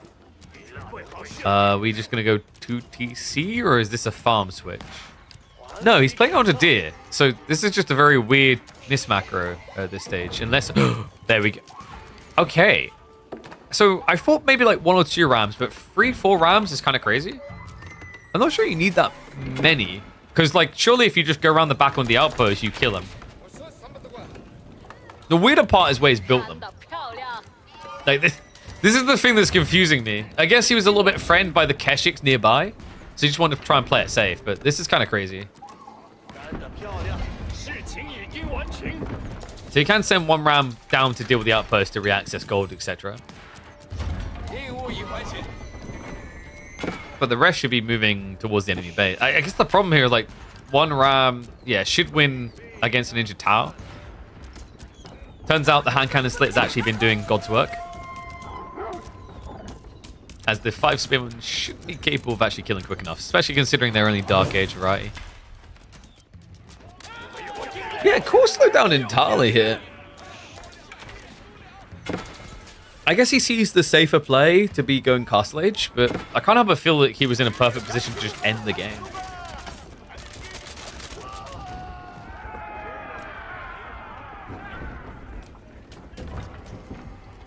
The thing we have to always remember, right, is that we have God Vision. He doesn't. So from our POV, we understood that Scatterbrain was starved. He would just die to the dive. But for the player's perspective, for all he knows, you know, there's 5 more Keshiks waiting and coming at that point in the game when he's diving.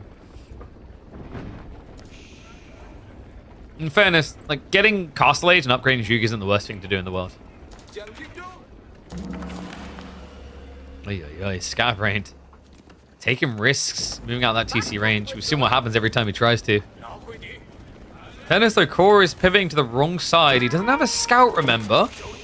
He might have noticed the lack of deer on the map, though. Now, ram rushes are always awkward against Mongols because they can always just pack up and walk away. In fairness, though, if you have to pack up and move away from here, game's going to feel over. Backstab attempt. I like that Scatterbrain is just trying to intercept reinforcements with the mobility. Shaolin Monastery is on the way, though. It's fair to say that Scatterbrain's time feels limited in this game.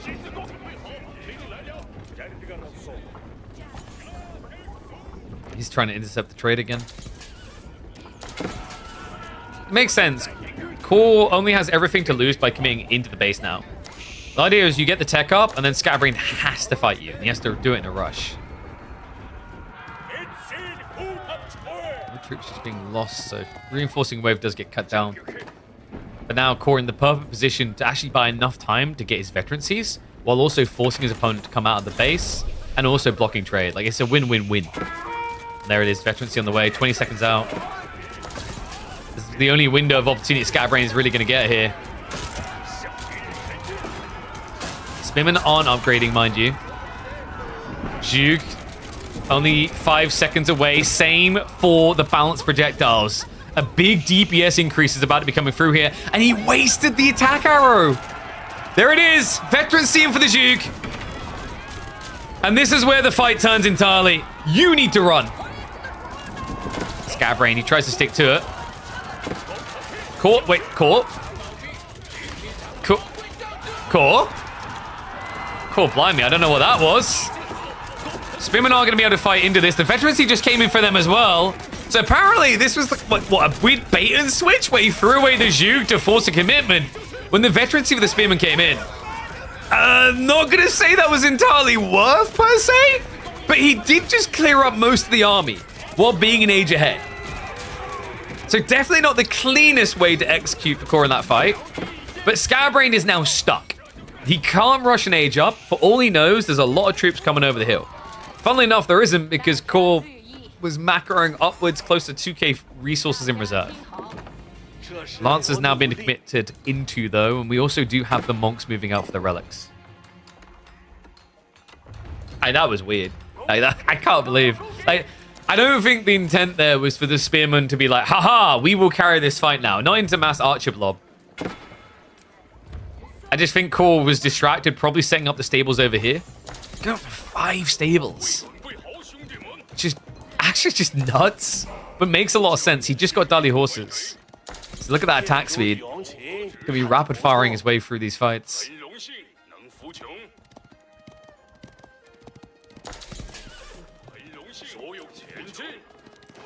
Scatterbrain may not be dead yet, but unless he can find some big economy hits, he'll be 6 feet under in a matter of minutes. Because we're about to reach Core having more knights than the Mongol player here. That's already a terrible fight to kick off with. You're never going to win 1-to-1 with these things. You have to find a way of outnumbering them.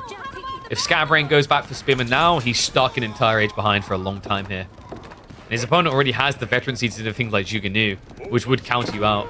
I don't think with his economy he can do Keshiks and Spears with archers. He'd have to basically choose to commit to a 2-unit comp. Problem is right now, Core's 1-unit comp just wins. So, just to clarify, that's the second game in a row now where the Chinese players rushed Castle Age, spammed heavily armored units, and won. Is that correct? Now, for Core, obviously he played a lot of feudal first. But the decisive moment has definitely been the absurd flood of heavily armored units. That is going to be the floor wipe with Scatterbrain. So we should end up seeing a deciding game. I mean, there's no way Core doesn't just commit towards the base now. At which stage, like, what does Scatterbrain do to protect himself? He's already playing out onto the fish. The berries have now just officially ran out. All remaining food sources are ahead of the base.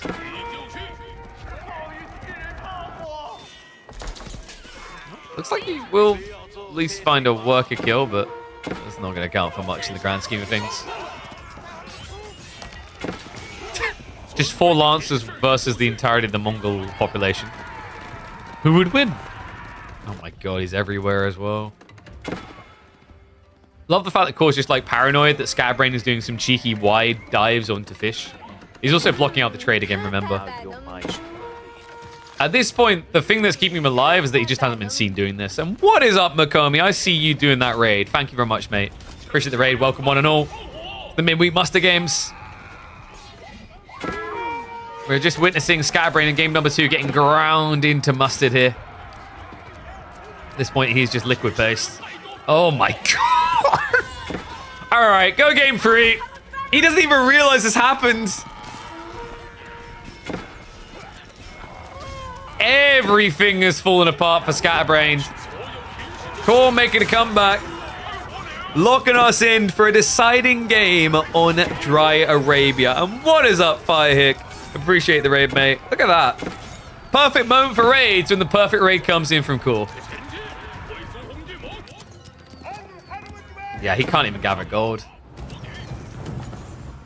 Scatterbrain is just processing the loss. At this stage, like, looking back at this game, I think the big problem was the TC placement. If I had to choose one detail to highlight that killed Scatterbrain, it was this. Nice. All right, so 3rd game decider between them. Fairly, like, one-sided affairs with each of them so far. Let's see if we can get a tight game number 3.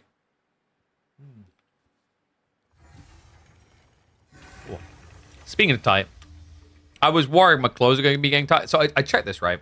I weighed myself, finally, yesterday. I haven't pulled any weight despite, ever since the injury, just being, like, laid out, not being able to do anything. That surprised me. Still can't figure out the colors on this goddamn Elgato. I don't know. Did the colors look okay, guys? To me, the colors look a little bit off still.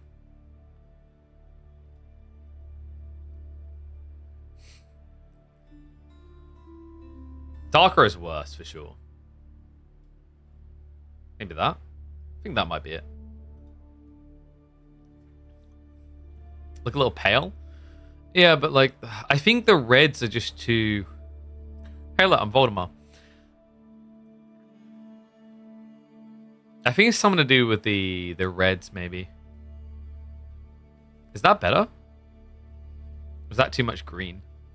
Definitely not violet. Maybe like that.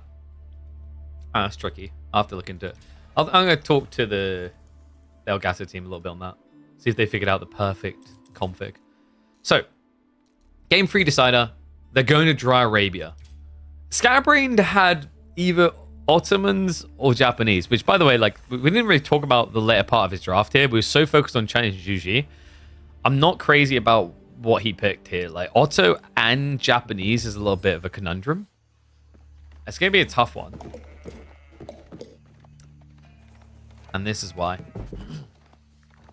Got to tweak it more. I'm worried I'm going to make it too green, you know? Maybe. All right, we'll have a look again after the game. Reminder, by the way, guys, we have got coming up after this. We should be able to go and have a look at, I think, Wham versus Gully. And then afterwards, so in, I believe it's 2 hours, we're going to have live B versus the winner of this. So plenty of action. And then I imagine SAS versus CSO is going to get played today.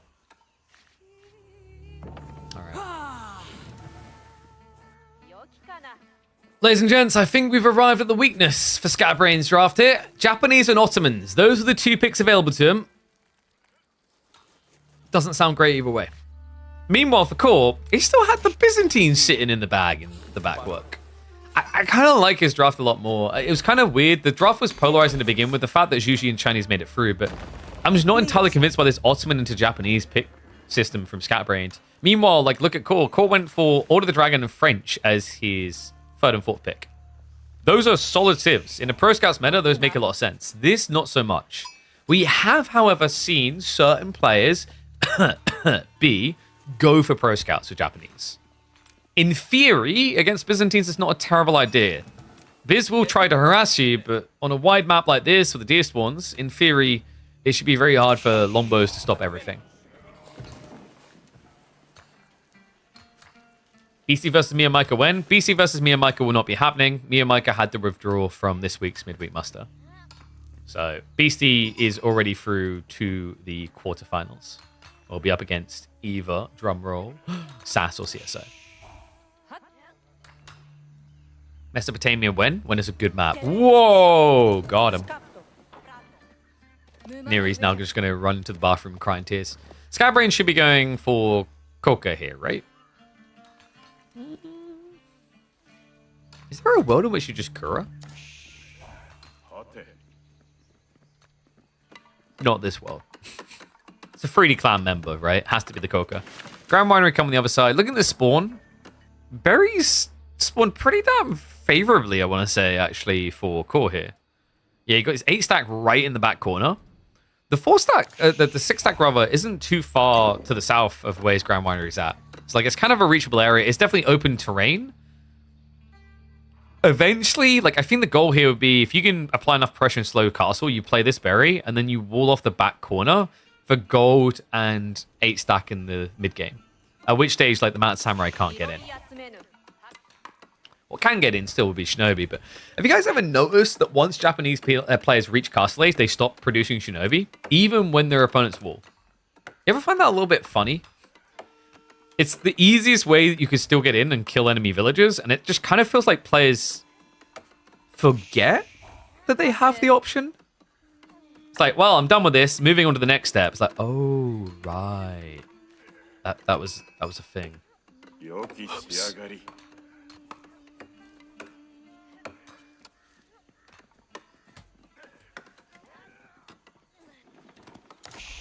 It's still too much to micromanage. I think it's worth it though, considering a Shinobi auto upgrades its stats, so it's like capable of, with the, I think it's, once you have Tatara level 2, you can 2-hit villages. It's pretty damn powerful. Too slow to produce. I'd argue one Shinobi, let's say you wall here and you're safely gathering your berries, etc. One Shinobi shunshining in can kill 2 villages. That's worth. If someone's willing to micro like that with a knight to get 2 worker kills, it's definitely worth it for Shinobi. So, tech up complete. I think you might potentially see more Shinobi play now with the nerf to Floating Gate, by the way. Because if you think about what happened with Floating Gate, it's definitely nerf. But if you wanted to be Mr. Positive Light and think of it as a buff, because the Floating Gate now provides less production increase, you're spending less resource per minute on knights, which frees up more resource per minute onto things like Shinobi. But we have Pro Scouts, guys. He's actually going for it. Core, meanwhile, has yet to add in a unit type. He's going Limitane, which is less than ideal here. He has scouted the first Shinobi. Likely when we're seeing the Lombo contract to support, that's a very polarizing combo. You don't often see Lombo Spearman. It's usually Lombo Horseman. But because it's Shinobi, like, you need to have an archer here. Otherwise, these guys are just going to trade way too well.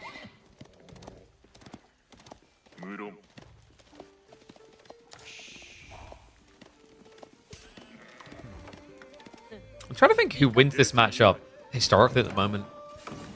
I want to say Byzantines is usually fine. Keshik or Javelin? No, like you don't want a Javelin against Shinobi. Keshik can feel a little bit weird as well. Like Shinobi hits so hard, they can actually kind of trade into you. You just want archers. Archers is the most efficient way to clean this. If he does Keshik contract, he'll have to add in archery range as well, likely.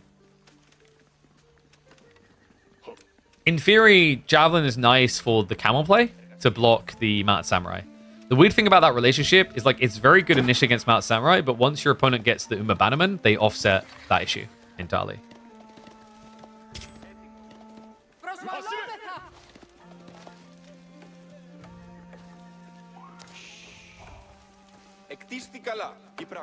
So, moment of truth.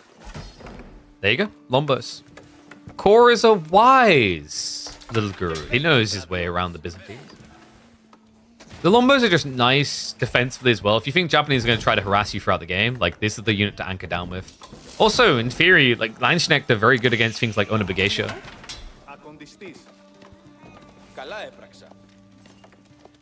Scatterbrain, we are already seeing the stockpiling, so real target on the way.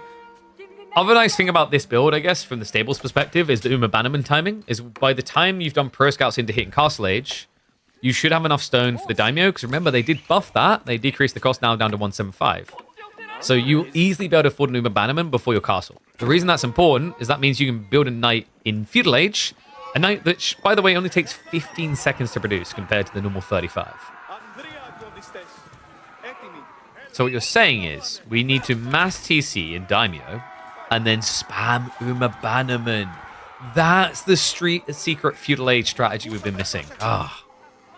Wait, is he shoving the deer away? He is as well. That's brilliant. Oh, I love that. Core is down. We're going to be able to intercept it. So he'll have to run away. I guess this is to stop Core also just shoving the deer into his base to take resources away from you. Has at least picked up one of the deer. And looks like Shinobi are going to try to protect. With the extra damage they get against melee, yeah, will always work. He could even Shun for the kill now.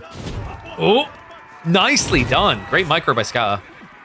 Followed up by, not great micro, by the injured Shinobi. We'll thumbs it up where it's appropriate. Back gold is a little bit awkward. Core is not going to be able to harass that. Yeah, this is the classic counter to the Byzantine/English longbow play. Double outpost, they can't do anything. In theory, if he has enough Limitane, he can just dive in and try to torch them down with the shield wall. But he's not at the count yet. I do like this, though. He's punishing Scatterbrain for placing the stables a bit too far away. Yeah, Scatterbrain, he put an extra tile out than was necessary. He was trying to make room for, by the looks of a double farm. It's going to cost him, unless he wants to force repair this. Honestly, you won't be able to because of the Lombos. You're just going to have to let it die. My worry is this. If Core just shuffles onto the tree line, Scatterbrain has no wood. Luckily for Scatterbrain, Core doesn't quite realize how dire this circumstance is.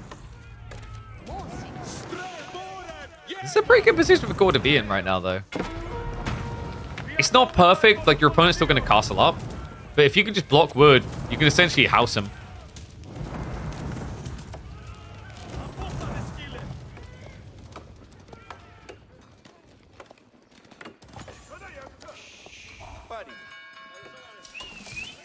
So So Core getting a healthy amount of groves in. I always like this with the longbow contract. I've said before that the Keshik one's the weirdest for like spamming olive groves early on. The other two can make a lot of sense of it. So the Flung Gate is going to be coming in. Reminder that this landmark has now been nerfed. So remember that there was quite an interesting bunch of changes. We actually, like, was it the first game of this we were talking about it? It's kind of funny that Japanese came out in the end.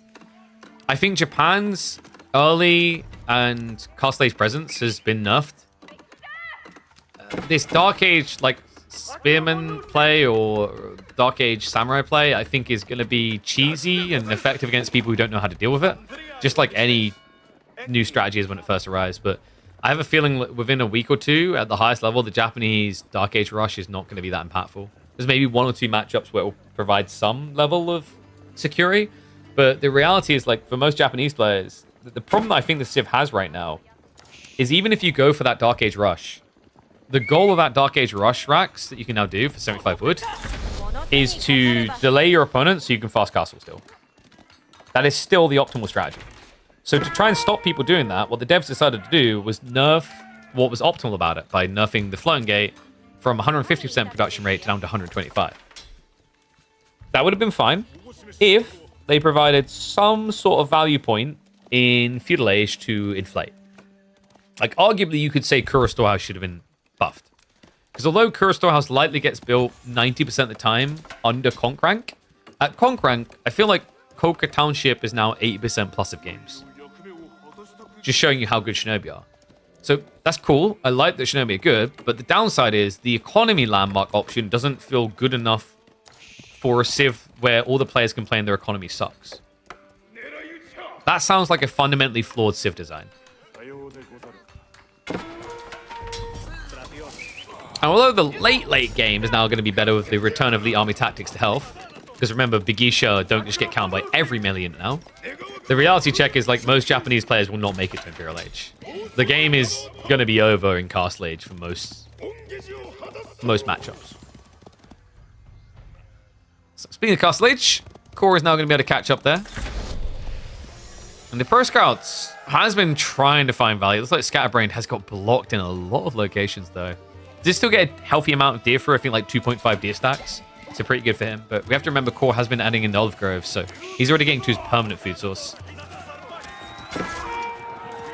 Charging by the Mount Samurai. Not ideal.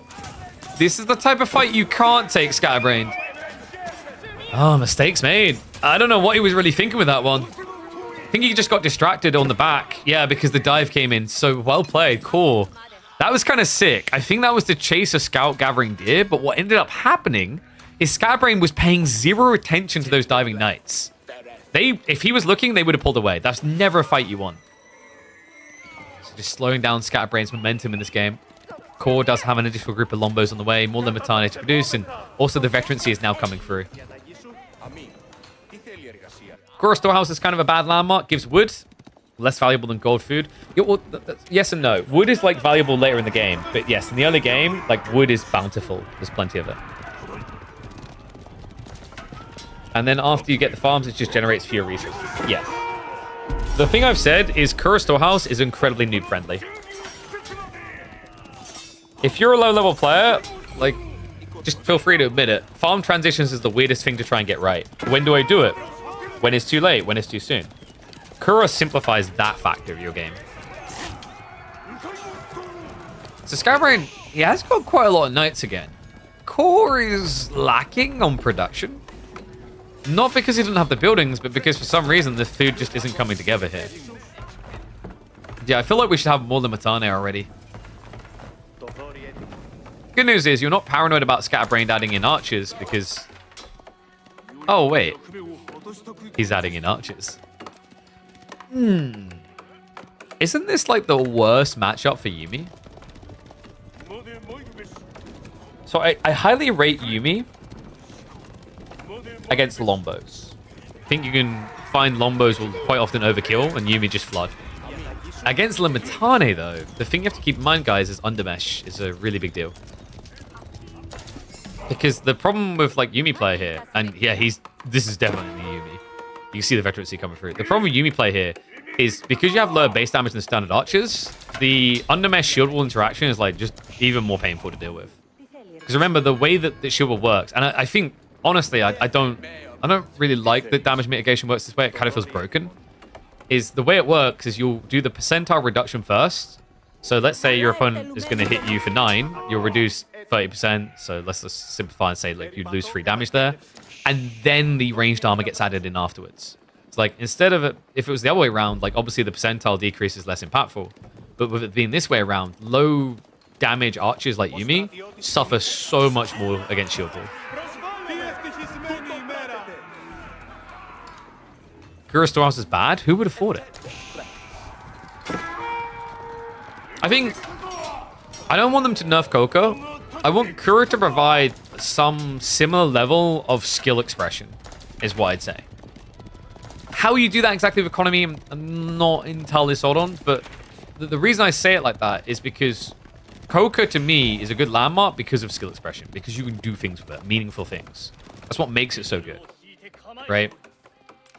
But Kura is, like I said, for a low-level player, Kura Storehouse is like one of the most noob-friendly landmarks in the game. It's like, oh, look, I just have farms, and now I have infinite food. That's nice. Macroing is a skill. I mean, but the way you can express that skill, very different micro versus macro.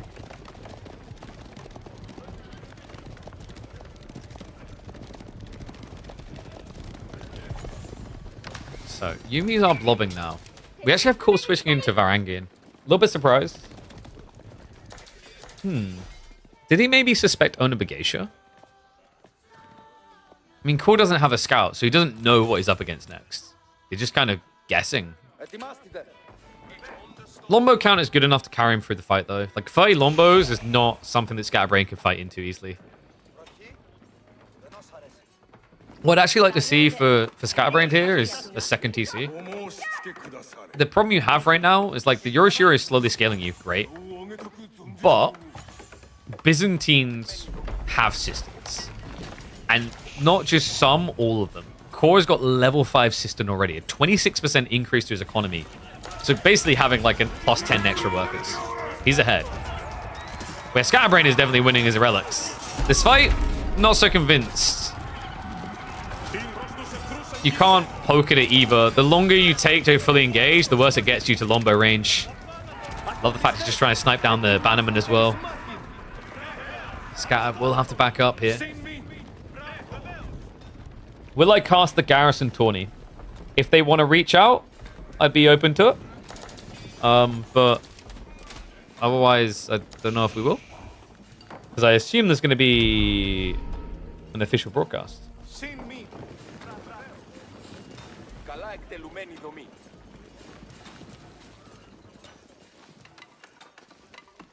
Lash does it? Well, Lash is going to do it in German. You have a budget of 0? Have you considered, I don't know, getting money? Whoa, that's a crazy concept. Second TC now coming in from Scar. So yeah, he's going to go for it. There's still a challenge here, and that's going to be food. The Pro Scouts has definitely kept him alive a long time, or keep him alive a little bit longer, but the Olive Groves are eternal. That's the thing that could be the killer. Scatterbrain. This isn't the kill and blow, right? No, this is way too ambitious again. Scatterbrain looks a little bit stuck in his ways here. The Yuumi are just getting mopped up too fast. I don't think that you should be trying to directly contest with Mount Samurai, like flank raid instead. That's where you win. There's still some openings, right? Despite the walls, there's still gaps you can march into. And then maybe go on the wide, try to burn through a wall, get in. The problem here is, like, if you want to take this approach of directly marching in the base, why are you not building Samurai? Samurai just makes a lot more sense. It's a lot more cost efficient as well, right? Mount Samurai is going to cost you double. Whereas Samurai with Duchy tech just disintegrates Limitane, does the same to Lombos if it reaches it, beats Varangian. Just feels a little bit odd.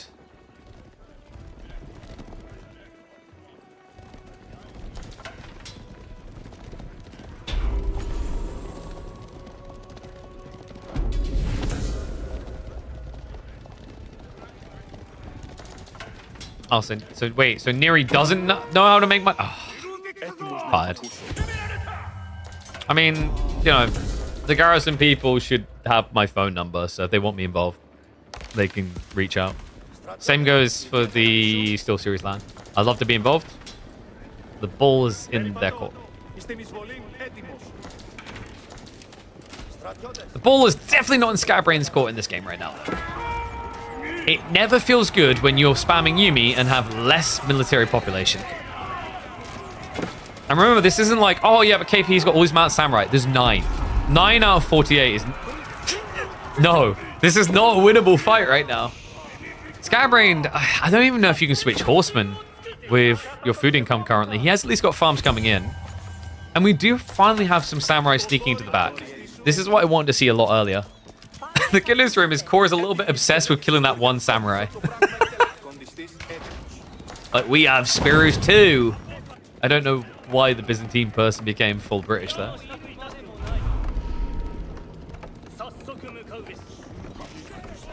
The funny thing is, Yuumi can actually beat Lombos if you're able to continuously pressure.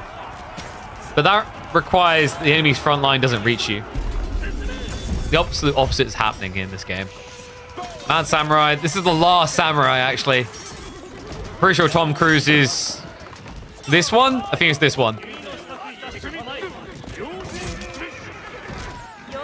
Rip Cruise. And now it's a Yuumi Lombo trade. Would be great if it wasn't for the new Limitane, which just absorbed way too much arrow fire.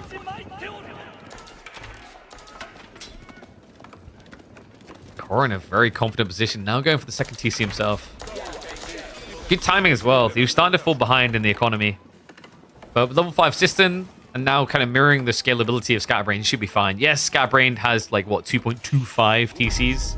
But he doesn't really have a solid answer comparative to the system buff.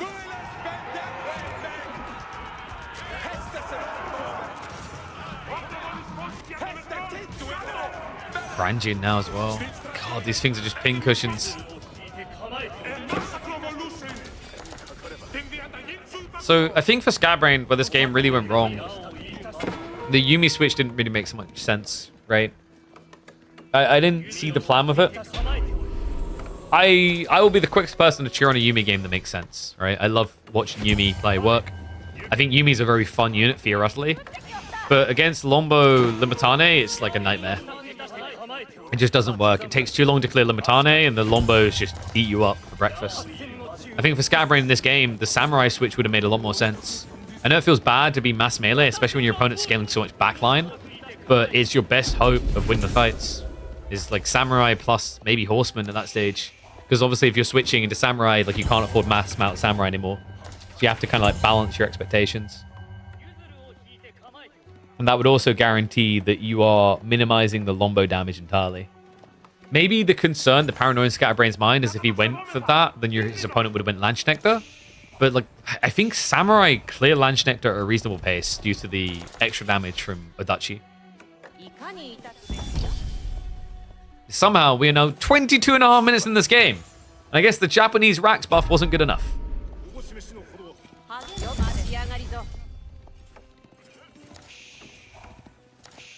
Number on the right next to their names mean? Ah, that's the score. You mean this thing over here? Score.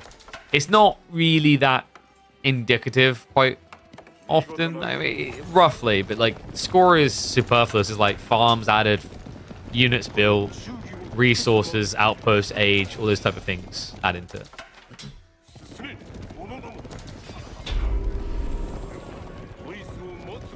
The classic Samurai Onabegeisha. You don't really want to be spamming Onabegeisha into Mass Lombo. Just Samurai. If you force your opponent to go into the crossbows, that's when you can consider Yuumi. Like, I legit think that Yuumi could have worked after the Samurai step, but not before.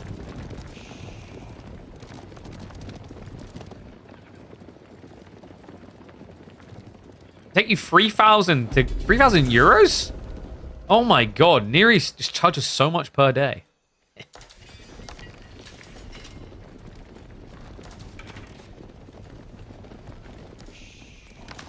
So Scatterbrain, if he gets Imperial, there may be a way, actually.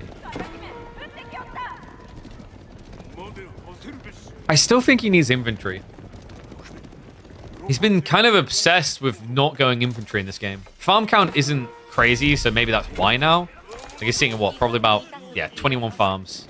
Meanwhile, for Core, life is good, man. 38 olive groves online. Yeah, honestly, at this point, Imperial was realistic for him. Scatterbrain would have to kind of rush it at the cost of something. It would give him the level up on his Yuumi to kind of hit back again, though.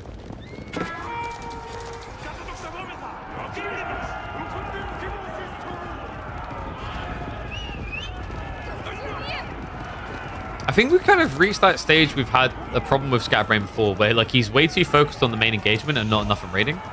Like at this point in the game, you're definitely behind. You can tell you're behind. Like you can see you're behind. It's not a secret. It's pretty obvious. But yet Scatterbrain keeps kind of skirting around the main engagement. At this stage, you kind of forgive him. At this stage, if he goes to a raid, his opponent dives the base and kills him.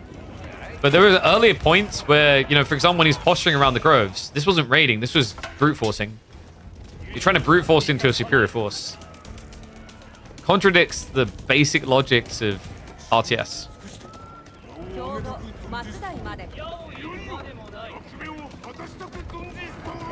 Barracks would cost buff into 0 racks built when it would make the most sense. There you go, guys. So what we've learned here is the racks buff wasn't good enough. Should have been 50 wood. That's Samurai now just jumping in. There's not many Libertane here, actually. That's mostly for Angian. Somehow the 6th Libertane haven't died at all in this fight. The Mount Samurai, despite the fact they kind of get the best trade they can look for, it's still not going to be good enough. No, I think about 20 Varangian went down there at least. The Lombo blob is just too big. That's what the damage difference is. That's what really matters in this game. Scatterbrain, he was clearly trying to save up. It's going to be a recommitment. 10 more knights queued up. But at this point, your opponent is camping the production, burning it down, and also blitzing his way forward into the 4th age.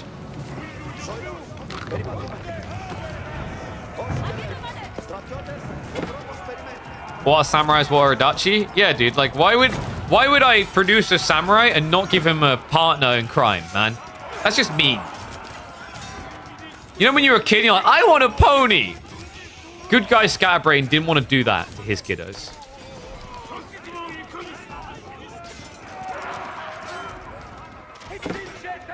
Scat, I wouldn't blame him for GGing out once the tech completes. He does have a Shogunate play here, at least. That would slow down the dive. The problem at this stage is it's not about your base. It's about outside the base. There's a lot of workers in the corner here on both gold and stone. That Lombo force is getting closer and closer.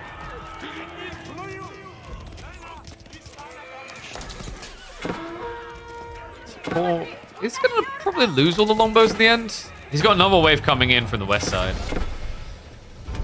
But yeah, it forces him off. Yeah, the second wave arrives to the north side, so he's actually going to start sniping villages as well. And wait, what? When did this get built?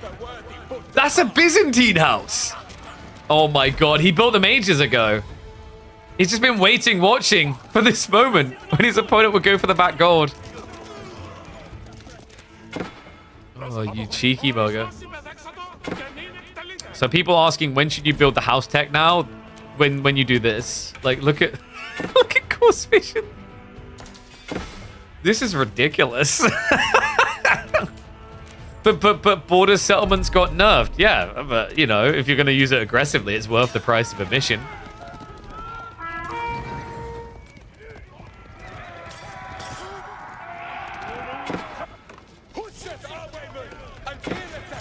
I think Scatterbrain has got like one Hail Mary to throw.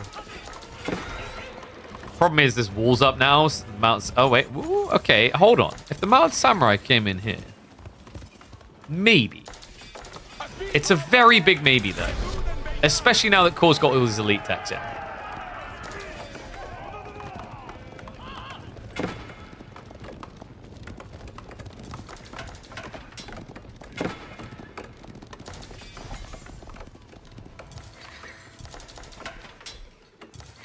I guess we're Castle the Crowing. You kind of gotta.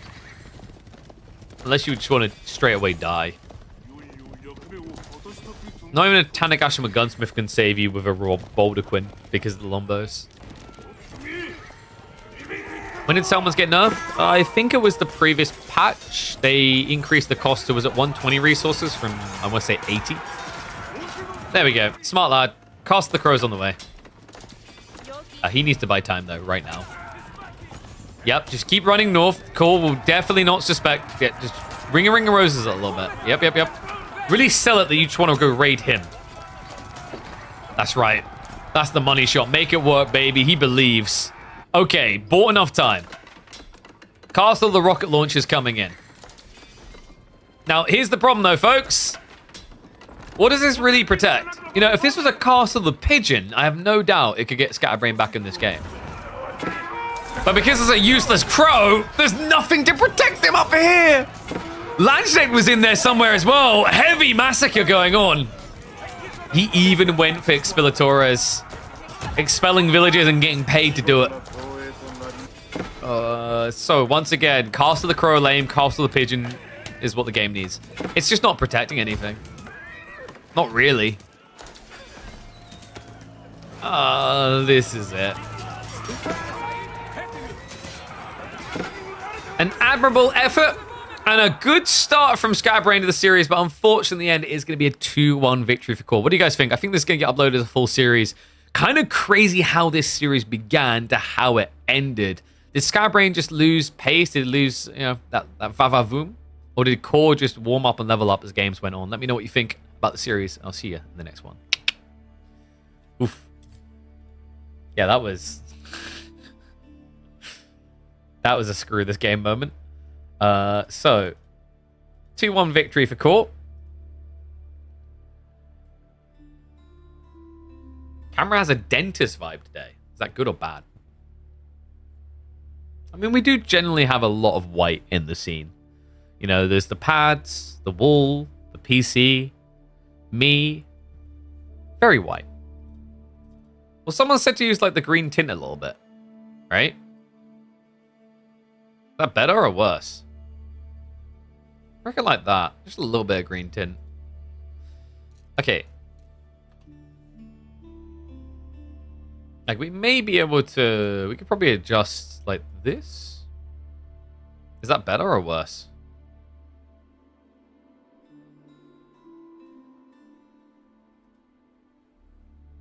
I think that probably works.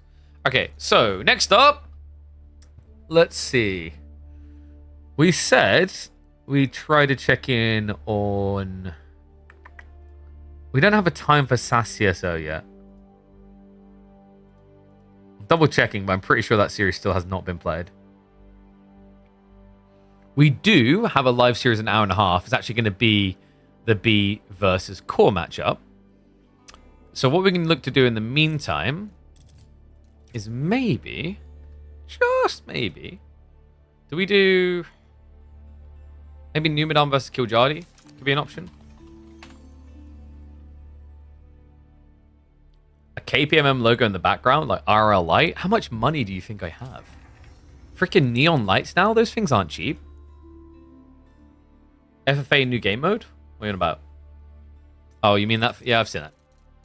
It's interesting. So.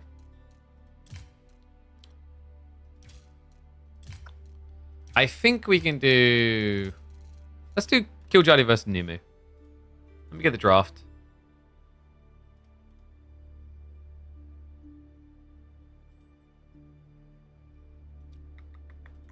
Wait, did they give us the draft? I think Choom gave it to me.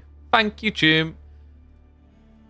Because the players were dragging their knuckles on that. So Frisian and Cliffside. Ooh.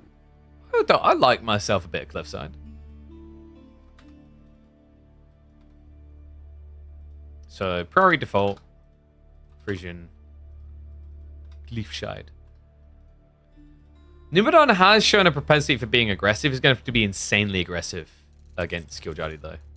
Guy has no chill. We do have Numadon's fabled Byzantine pick in the draft, though.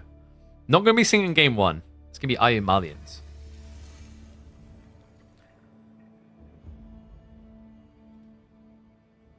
The LC sign shop. What is that? Is that actually a thing? Or are we just memeing the sign shop?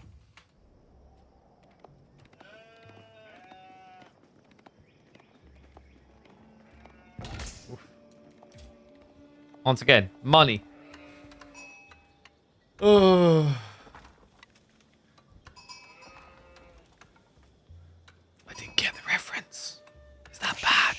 I thought it was just going to be one of those just do it memes, you know? Just win, forehead. Donate for one if it's not insane. I don't know what they cost. Never even really looked into it.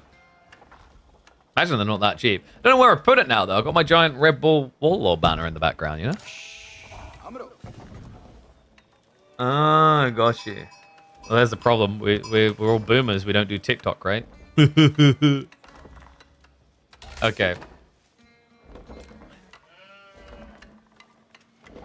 Ladies and gents, welcome back to what should be an insanely aggressive series. I know, you see Numan, you think it's going to be slow, chill, let's play for that late game, but he won't have a choice. Kiljardi has kill in the name, always looking for kill in the game. We open up on Prairie here in midweek muster number 14. Winner of this going up against Anatan. And this is interesting, actually. I haven't seen too many IBID picks historically in Prairie. We saw them initially when Prairie was in rotation for a very short period at the start of the expansion, where it was always about logistics Dervish Wing for the Relic Rush. Curious to see if that's where IBIDs want to go here. Sometimes we have been seeing IO do these Desert Raider spam builds. This doesn't feel like the game for that. You can't really do this against Malians, right? Because Malians will have Javelins, and Javelins will just tear you into. So likely we're going to be seeing something a bit more greedily oriented. Malian's definitely interesting, though. We've seen some matchups where they just completely get struck down at the start of the game. The most obvious one would be something like Ottomans, where we've seen those early outpost rushes. Mongols as well can really make your life a living hell on Prairie due to a lack of safe resources. Speaking of resources, good start on the sheep haul. 22 in tow for Kiljardi, only 40 for Numan. Expected lead, though, considering that he started on the berries. And we do have the villager split, which is indicative of growth wing, likely for feudal age. Yeah, there you go. So feudal growth. I feel like Kiljardi does feudal growth more than almost anyone. I think he likes the option to be aggressive and feudal. We already mentioned that it's just his whole bread and butter, it's his whole game strat. So no surprise he tries to lean into it where he can. Numan on the other side. I'm looking at his spawn here, actually. It's not too bad. The tree line on the back is kind of wallable too to get additional wood. Always feels really awkward walling for this. It's like I am now spending wood to get a small extra amount of wood. Meanwhile, Kiljardi, well, he got actually like his tree line is kind of painful if you get pressured on the front side, but like he has good options on the back. Always good to keep an eye out for this because on Prairie, like you're very limited in where you have wood and what is safe. In this map, wood more valuable than gold. I kind of like that. I think I want to say there's too many maps in AoE4 where wood is in surplus. Does that feel fair to say? I'm not saying make every map Prairie, but maybe more variability in how much wood is available. Like, even thinking about just how much wood you have on Dry Arabia is kind of nuts.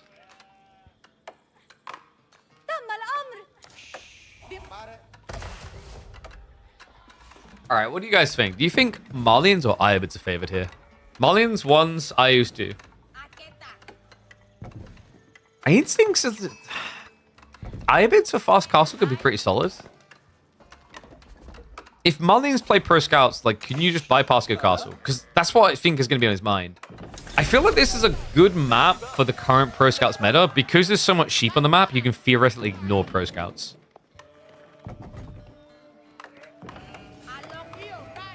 And you already see the macro, right? It feels like we're getting pro scouts. Well, he switched last second. He went for the double broad axe, which is quite surprising, actually. So this might just be a Fulani rush. Does that give options to Kiljardi? Wait, is he thinking what I'm thinking he's thinking? No, definitely not. Not unless he cancels Wheelbarrow. Like, that's the only way he'd be going pro scouts here. This is just going to be about harassment. Looking at the range, yeah, plenty of room to wiggle with there on the backside of the pit mine. Because Numan went full greed, 135 gold gen.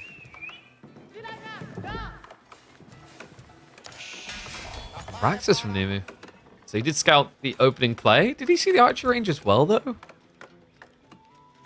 I mean, because if you did, I feel like just... You definitely have to address the horseman issue, that's for sure.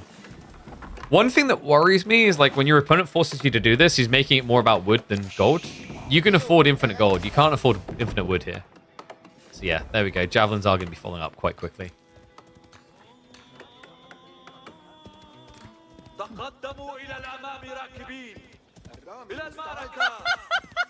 Yo, what's up, Marco Tambi? Thank you very much for the sub, mate. Appreciate you, and welcome back to the Swarm. Remember, guys, you got the subs, definitely get them in. Supports the channel. Means you don't have to worry about ads. I imagine a bunch of you still got those prime subs you haven't been throwing around. I have to fix that.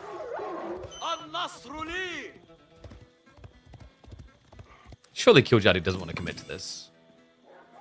This is like the nightmare fuel, right? Your opponent's going javelins when you try archers. At this stage, you just kind of tilt your hat and then walk away. You can technically try to stab at the villagers when he's not looking. Yeah, javelins should be capable of defending this. This is the classic Malian advantage, right? It's like when you play a very long feudal against them where you're all in, they just tend to win because defensively, like there's not many comps better than Gonzo Javelin.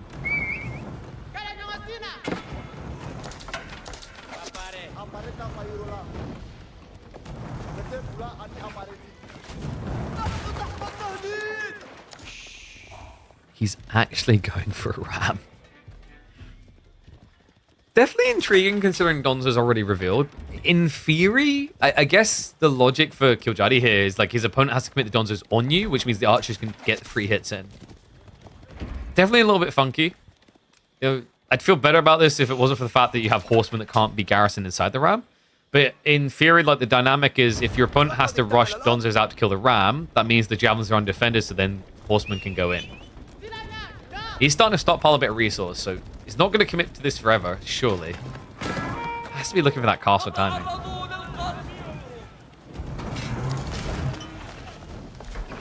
Now remember, Houseless did get a little bit more health, so a bit more annoying to kill now with this plus 50. And there we go. Does bait him. Archers, they were clown carring inside. Horsemen are going to commit. Okay, I wasn't sure the clown car was going to be worth it. But I think it thinned the herd enough here. The Donzos are struggling. Only a handful left. Horsemen just kind of overwhelming them right now. It means that the round can still keep hitting. The pit mine now being accessed. We do have double racks, so that should be enough to scare Kiljardi away. But he's forcing a double down from Numan. Meanwhile, Kiljardi is now prepping for castle. Likely going to be looking at Dervish here. It's just such a good map for it. The map's guaranteed to spread the relics quite evenly and wide. Outside that, I don't really see many other points of value unless he wants to rush the age, which he would have done by now.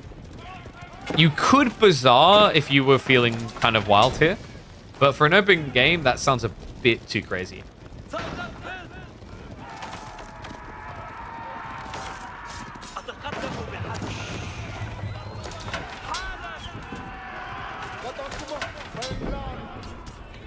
new pit mine being built, but that's still like an expensive investment, right? At this stage, the ram definitely paid for itself.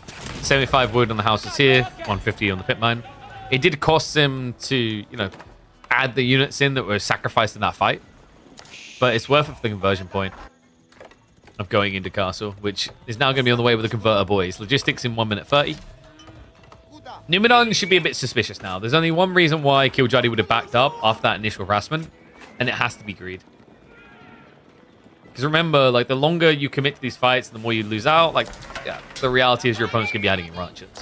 Kiljardi will be fully aware of that, and thus he'll be looking for another way of playing.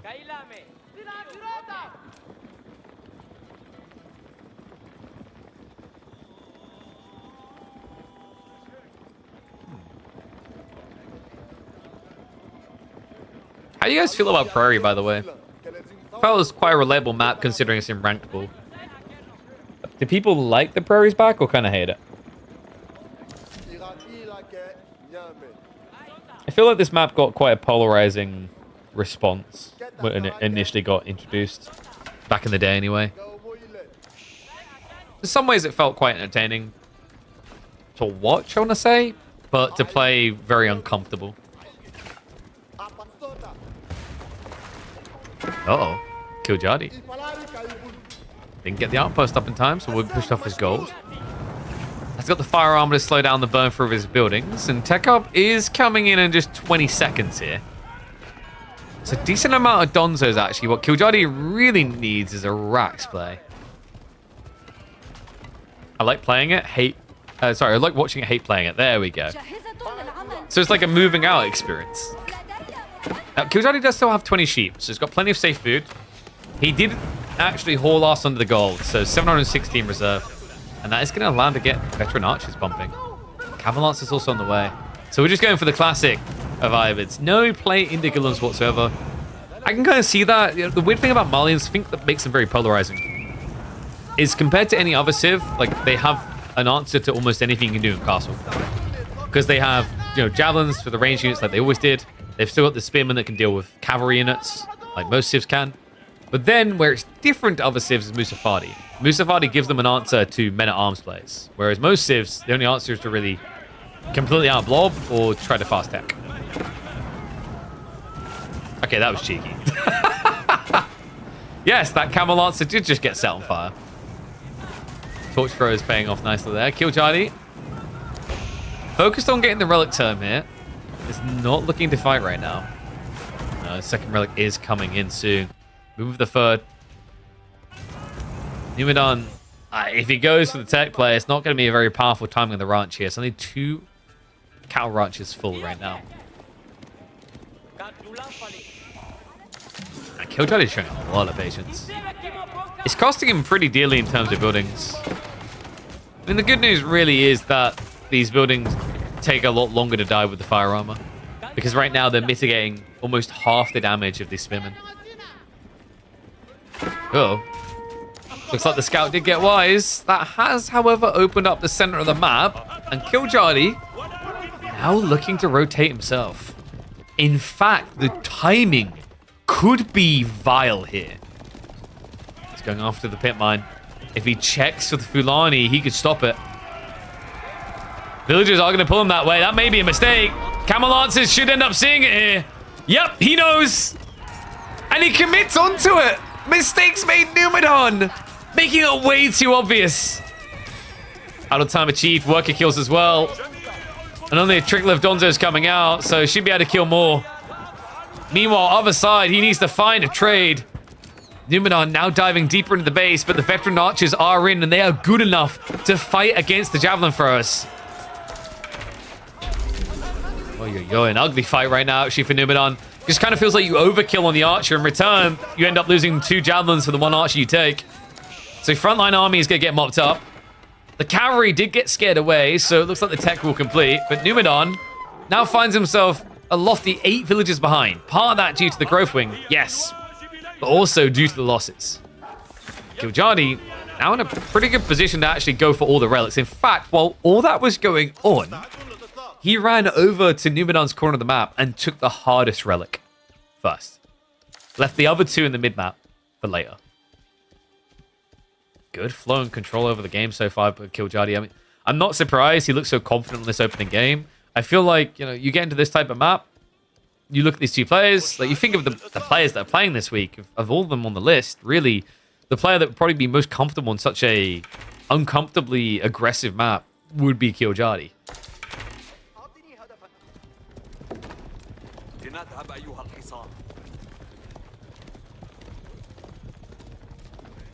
So what's Numi's play from here?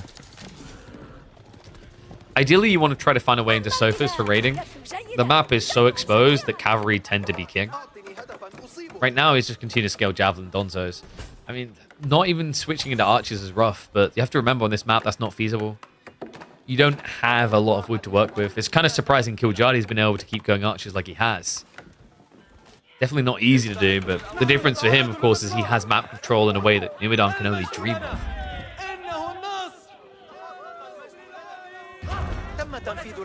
Yeah, it's only 5 relics, guys. Chill. Just get more pit mines, lol. Oh, God.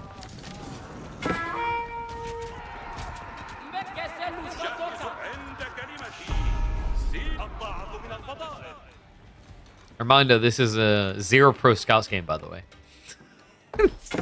I think we done good choosing Prairie, is what I'm going to say. We've already had a few Civ just skipping on the pro scouts idea, which is just when you consider the current meta, you just feel like that's taboo, not allowed.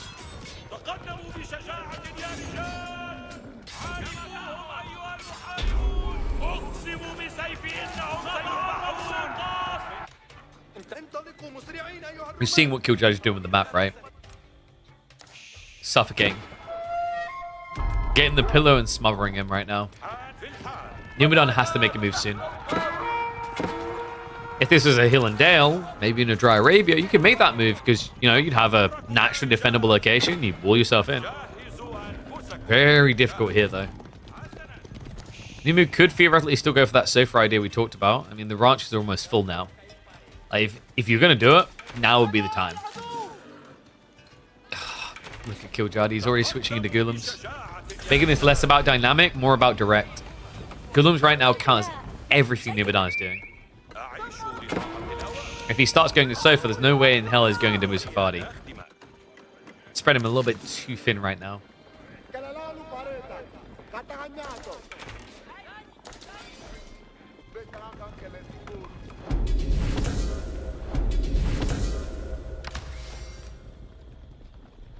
Just thinking back about like what Numan could have done different here. You know, I think Sofa and Feudal Age is kind of slept on. There is the Desert Raider threat for sure, but you can always run away from them. I think what Numan could have done is he could have actually added 1 or 2 Sofas in and made it more about his raiding potential than Kiljardi's. Switch the narrative. And then you eventually get that upgrade into Castle, and all of a sudden, your Sofas are unkillable. I do think, by the way, you're going to be seeing more Sofa and Feudal. It's not over yet. It looks pretty grim right now for Numan, though. He's going to go for this dive. If he can't find economy, which admittedly Kiljardi has spread wide, then what Kiljardi can do is just dive into the main with Camel Lancers.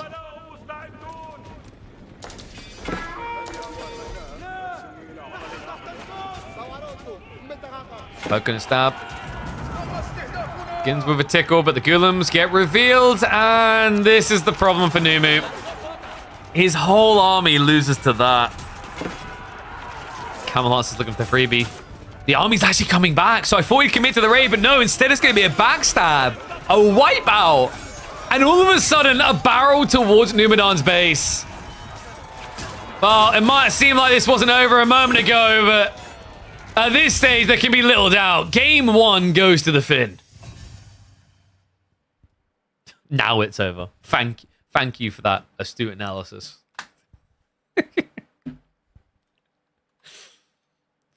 Oh dear. So, game 1 win for Mr. Finland. Numan does still have his fabled Byzantines. It's a scary sieve in his hands, actually.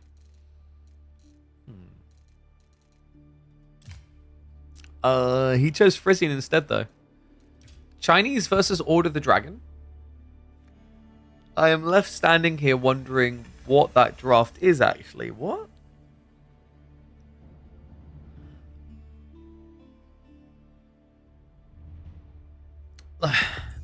Okay, so we've really got to address not the elephants in the room. I guess actually we got to address the Chinese in the room here. China and Rus actually not getting banned in this series for Kiljardi. He has both of them. And the hilarity is the man who used to meme that he was a China main, he never played Chinese, he hated TC booming, has become a little bit of a Chinese main because the Civ plays so differently now. It's more in his pull of arsenals, right? Like his aggression, his fast teching plays. These are ways that Kiljardi likes to play that China now does. Order the Dragon on the other side isn't necessarily terrible for Numan. We are going to get him trying for the Rax Rush opener, though. If this gets scouted early, Kiljardi can rush onto the goal to offset the problem. Question is he going to rush there? No. He kind of done something a little bit awkward, right? Because he done his initial rotation. He missed out on the central sheep, so now he's in a little bit of a panic because he hasn't found anything. He does need to scout for this, though. It's really important because if he doesn't see the play, one Gilded Spearman can kind of ruin him. Especially with the TC distance from the goal vein. So we'll move in. Sees it before the first Spearman comes out. And that means that Kiljardi can actually react with more into the gold now. Yep, start to queue up additionals. Wait, really? Doesn't queue additionals? Ambitious? By the way, what is that? Are you kidding me? Okay, the the pond spawns are getting more and more wild on this map. I really, at this point, am not sure how they've been coded. They're a little bit all over the place.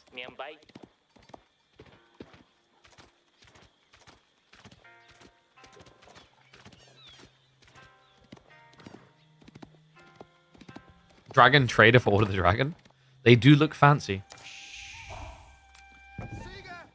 Okay, so Kiljardi is just going to go for the outpost instead. That is very surprising. I guess this is because he wants pro scouts. I can't think of any other reason you do this other than wanting pro scouts. When we look at the sheep pool, he kind of might need it. He's actually only got 15 sheep. Numan is winning the sheep race now at 20.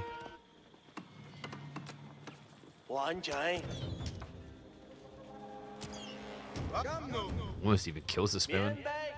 So, gold gathering now secure. Numan's got to be a little bit happy with that. He didn't get any worker kills. He did force idle time, though, and a commitment of 100 wood into an outpost.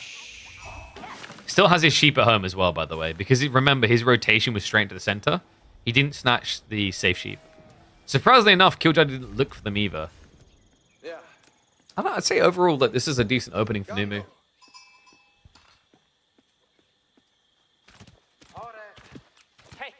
It really shows in the sheep. Not often you see Chinese behind on sheep count. Usually this is the most dominant civ or second most dominant civ for sheep gathering on Frisian. Coming in. So Numan not looking to follow this up with outright aggression. It's not going to be one of those classic Burgrave type rush builds. It's not going to be the mass men at arms in feudal type builds. Which makes sense. China tends to deal with that a little bit better because of hand cannon slits than other civs. What do you think, guys? Ones if you think Kiljardi is going to win this game. Twos if you think Numan is.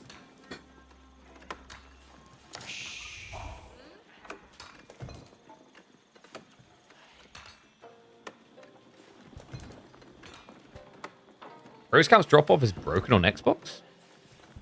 Whoa, whoa, whoa. The platform that usually gets huge advantages over the PC is having problems? Damn, what a hard life.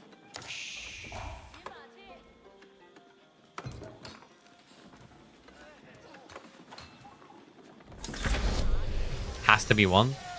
Ugh. Where's the ballsy answer of Order the Dragon OP? Come on. I mean, in theory, you could play archers here, bait your opponent to kind of overinvest a bit, and then you go castle into scale armor. Maybe. I just don't know if you have time for that. It should open up being about pro scouts for both. Yeah, 400 gold almost guarantees that. Kiljardi, like we said before, there's no other reason why you commit to the outposts unless you want pro scouts. First Mr. Taxman in play. Spawn-wise, this is fairly balanced, actually. Kiljardi's second deer stack is much further away, but his first is much closer. This spearman is going to be a little bit of a nuisance. He's only got 37 health left. But against scouts, that's going to go a long way.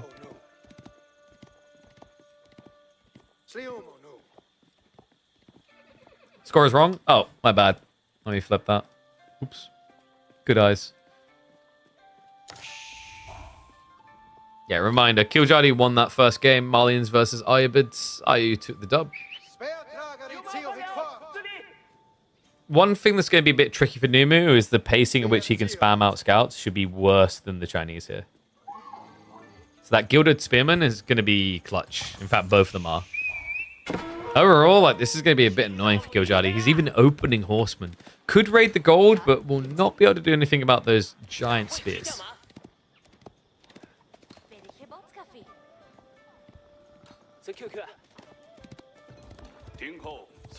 I mean, there's no way he tries to kill the spearman. It'd take a few too many hits.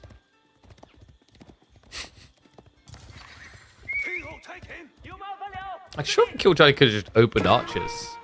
Order the Dragon Horsemen are really, really expensive. It's not something they can rush.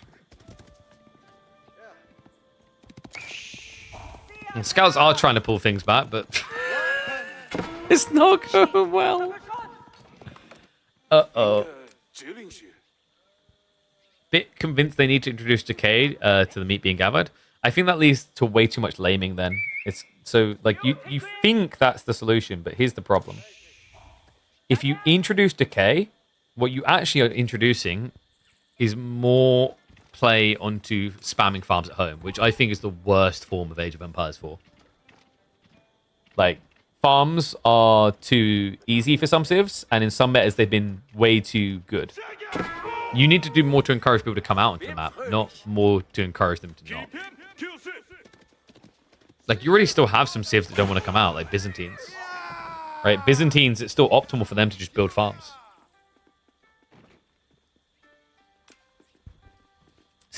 Four spamming now. Barbican is going to be coming in. Kiljardi, he changed his mind? No, like, he has pro scouts. It's just, it feels like it was worthless here. Numan is in a very powerful position right now. Forces scout speed even slower when carrying the deer? Yeah. I don't think it should be based on how far you are away from the TC. It's going to be awkward, and that just basically means RNG has an even bigger effect. But, like, all you have to do is just nerf movement speed. Put pro scouts down to 50% of the movement speed. I think that's fine. Some people aren't going to like it, but it's not that your play isn't possible anymore. It's just you actually have to invest in it properly.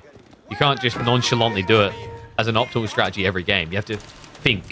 The ideal meta is one where the choices you make, you actually have to give some forethought to. You're not just doing it because it's best, you know? So we do have the Juke now, but he waits so long that horsemen are getting added in by Numan. Being said, micro on point from Kiljardi so far.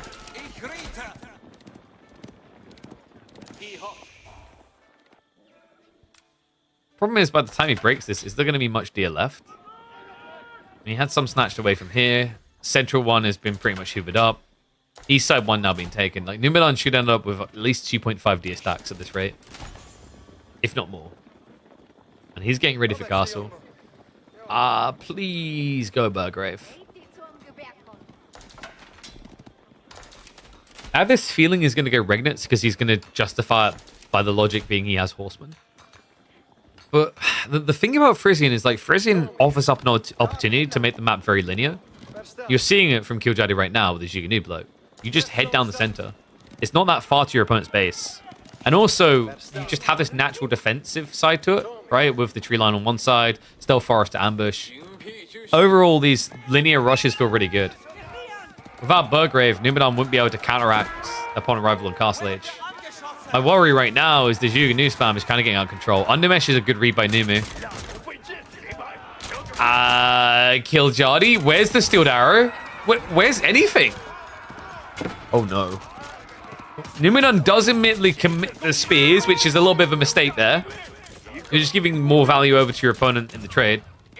But we'll mop up all the same. That was weird. I mean, he's up to 15 Juganu, like, you know, handful of spears. You're at the stage where you could justify Blacksmith, but seemingly missing from the build.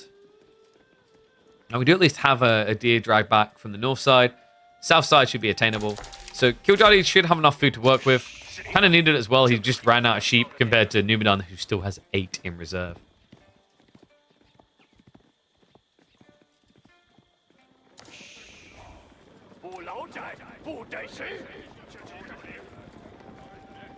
Yeah, the other thing I just keep harping on about, like a broken record at this stage for food, just add more food types. It's honestly one of the most obvious things in my mind. New food types is a big win all around. New food types, which means when you introduce new civs, they can have a unique angle, or in the meantime, at least, take a breather from that, and you just have different food gathering rate that everyone has equally. We need turtles? Dude, we're not adding Galapagos to the game. No, just add elephants. Elephants, giraffes, chickens. All obvious ones. All easy ones.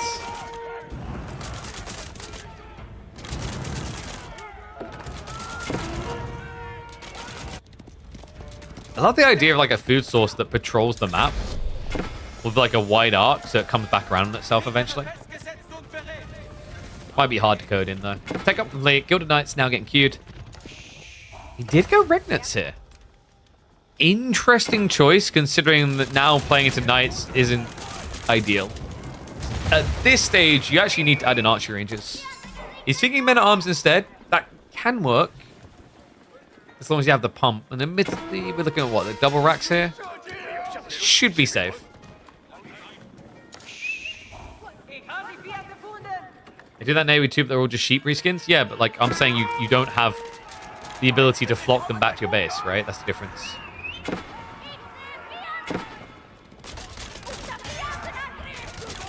Kiljardi will look for the tech up now. He's at least keeping his opponent pinned in his base, but that's not stopping him from getting out prelates. Okay. Spears? I mean, they could actually take out the horseman here. Numan maybe just kind of overcommitting a little. You're seeing Kiljardi just trying to min-max the spears at the end. Makes it a better trade for him, right? With how expensive these are. Yeah, in fact, he might get all the ponies. So men-at-arms are going to carry in the end, but like the player's been revealed really early, right?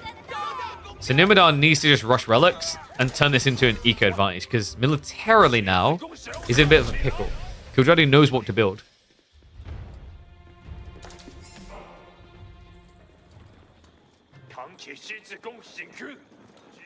Definitely an expensive investment. Luckily, if there's any civ that can afford that type of trade out, it's China.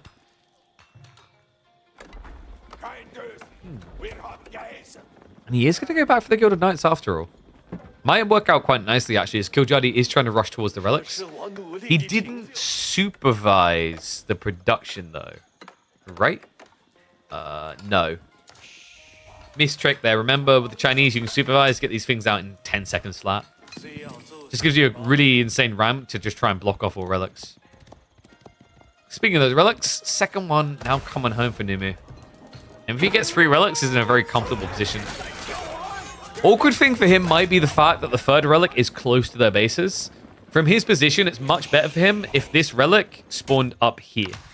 Much harder for Kiljardi to blob and defend.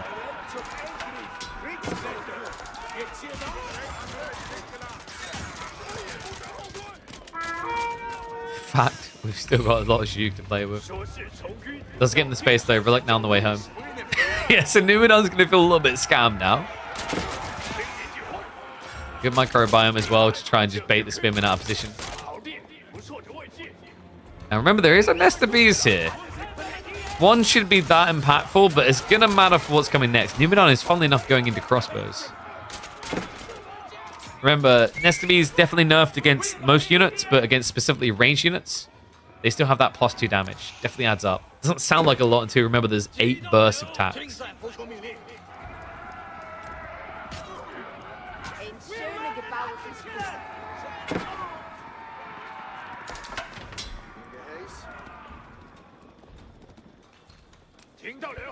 I believe Kiljardi's getting ready for a farm transition.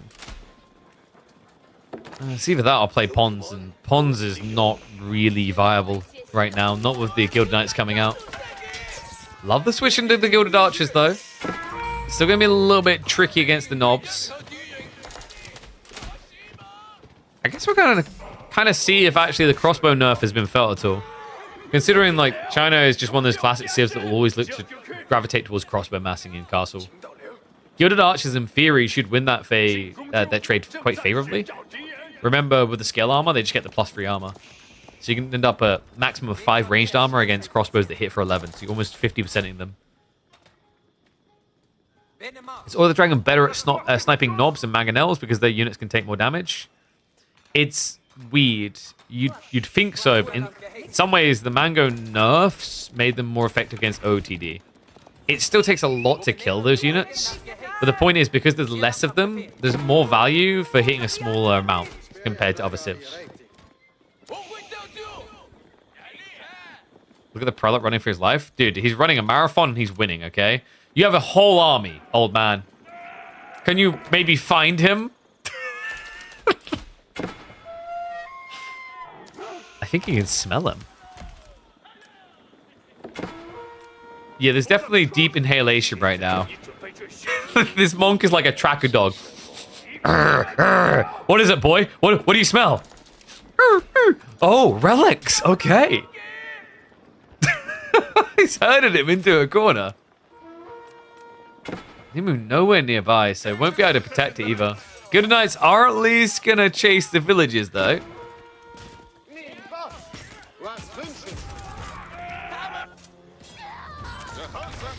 Kiljardi apparently was so focused on getting that relic, he may have forgotten about something. Oops. It's fine. This is why you have Song Dynasty.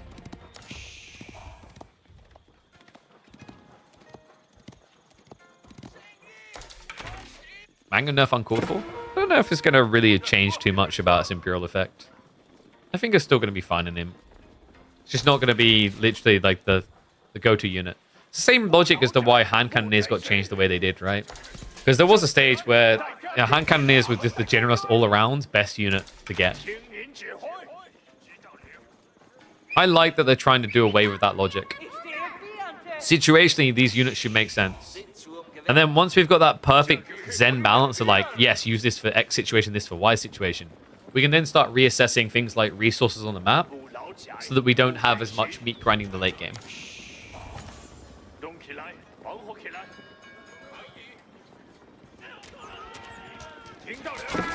Mango's so much worse in 3v3. Most players in chat don't play 1v1.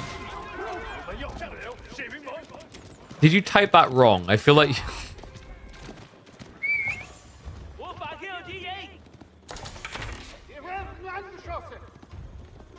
I just want to check. Because if people are like, no, this is fine. But then you're saying like most of those people play the team games anyway and they're saying it's fine.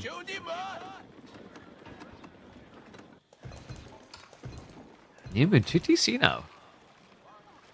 There's 3 relics. Somehow I actually ended up getting this in the end in the corner. Kiljardi has got a keep drop coming in. Are we going to be getting into a siege crawl here? Quite possibly. He has got the granary farms now coming in. He did find that fat little pond with the delicious 7 fish in it. Numu doesn't have really any farms, right? Only 2.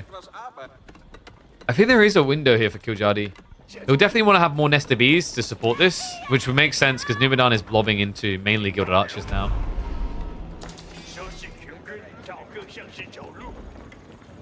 I mean, I would have thought most players play 1v1, not team. No? I think I've talked about this before, that I don't think Age of Empires 4 has really been designed with team game in mind, per se. Kind of like an afterthought, actually. There's like dead giveaways as well. If I was to go cast a 3v3 instead of a 1v1 right now, our viewership would like half.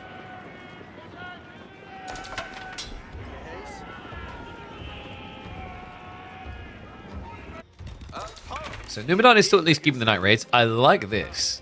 Springles may have been slightly overbuffed.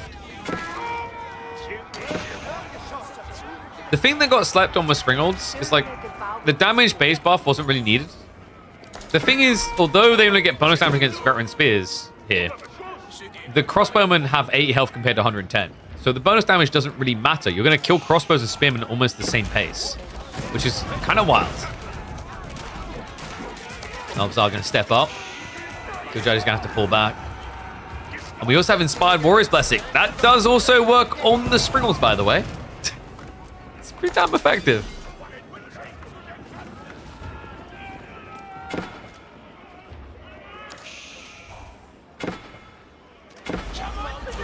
So mostly the people chipping up so far have said they play 1v1. There you go. Another shots, getting ready. Good spread. He's more prowess for the heal here. Good Archer should be able to cut through this fast enough, but he needs to be careful with the reform there. That retreat actually led to more damage being thrown onto the back line. And no. We've got keep drop on the way. Kiljardi is here to stay.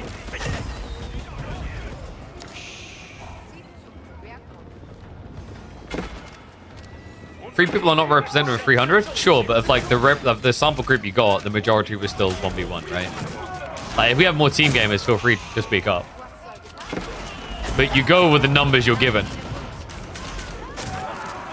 That's like complaining because X party won the election, but then the other people didn't turn up. But you know who turned up in this one? Kiljardi. 2-0 victory. No time wasted here. Kind of unusual to see a Numan series done in under an hour.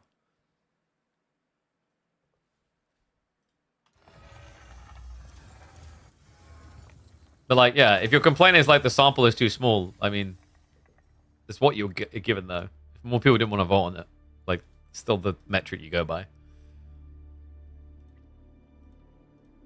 Also, isn't there like a simple way to check this?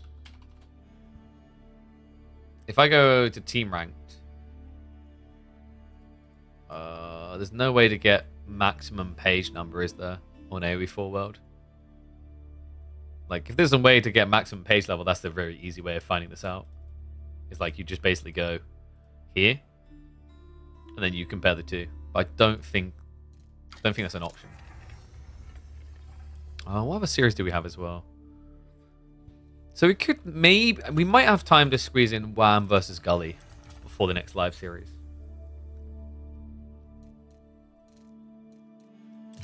I think, maybe. Let's try to get Wham and Gully in. What I'll do now is I'm going to update the board. But like, if someone knows on AoE4 World how to sample maximum number of pages, we can at least give a rough metric of how many people play one versus the other. Which, by the way, like, if 1v1's close, like, that's a pretty big deal. It means a lot more games getting played that than team, right?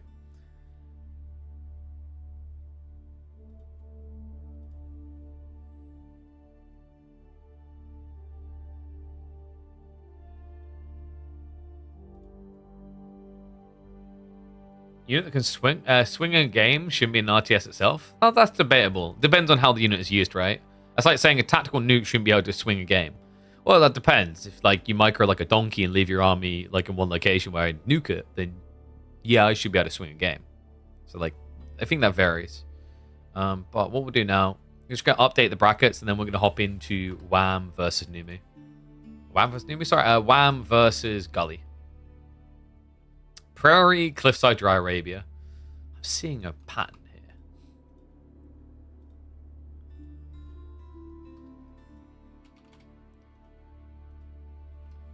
Prairie, Cliffside, Dry Arabia.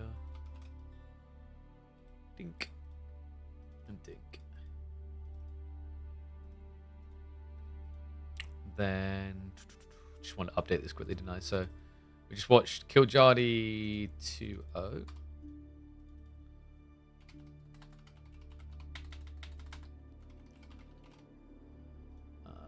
We know that BC's basically been given a default, so we'll just put it as 2-0 there. What the hell is this doing? It's trying to rasterize layers. God damn it. Here you go. I'll switch over. It will show in a second. I'm just filling them out. So 2-1 core, 2-0 B.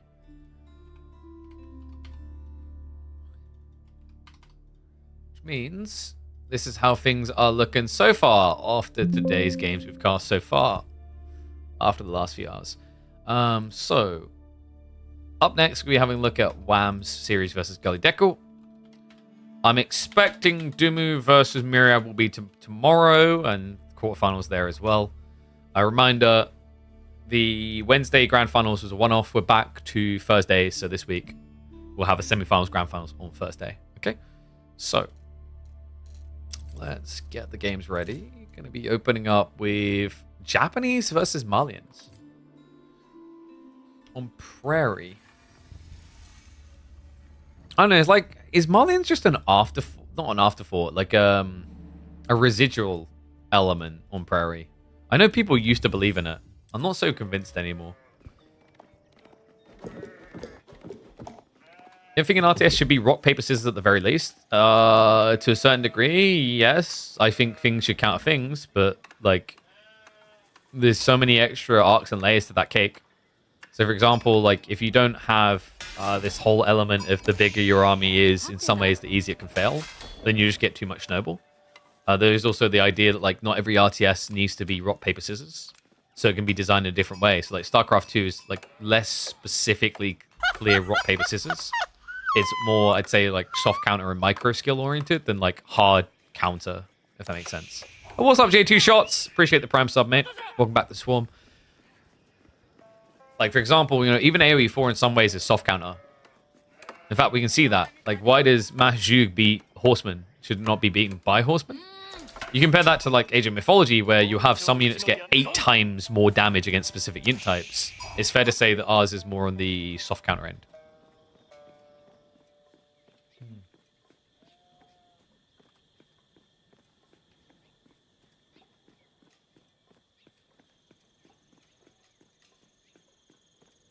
You see the ladder on AoE official site? It has the page numbers. Ah, thank you.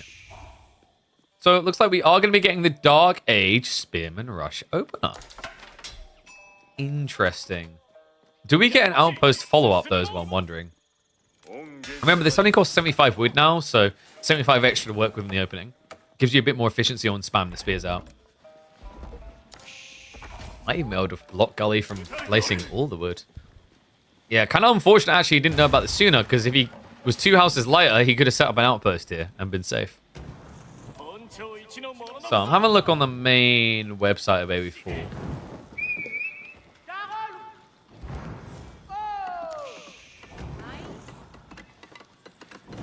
We'll see how many pages we've got. So 1v1. Wait, it only shows quick match. Is that the correct type? What?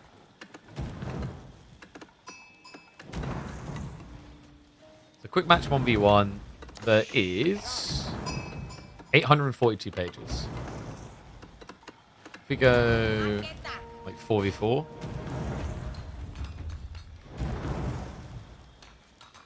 $1,446 pages. Interesting. But like now, do you is this quick? Wait, but if this is quick match, why can I not see ranked leaderboard?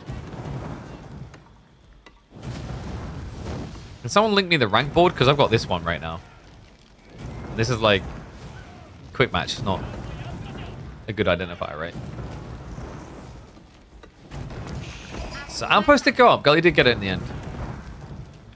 The one tricky thing about outpost block to this play is like you have to keep villagers here. And against Malians, that's kind of sad, right? Because as a Malian player, like you've got pit mine, you should need to stay here. Oh, thank you. So let's have a look. So season 9 crossplay, ranked solo, we've got 487 ranked teams. It's gonna be 871. Interesting. But then once again, like, do we see that as like a case of you multiply to compare team to 1v1 or what?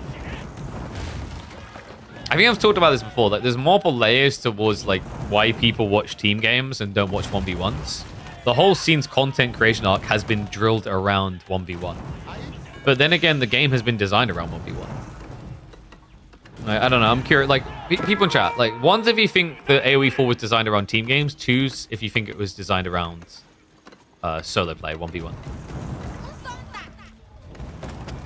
Probably would have been less confusing the other way around, to be honest. Kuro Storehouse coming in is pretty smart here, by the way. I actually rate this play pretty highly on this particular map because you just don't have the wood to get farms. This saves you so much. Like, Kuro feels underwhelming a lot of maps. This is probably the one where it's justified.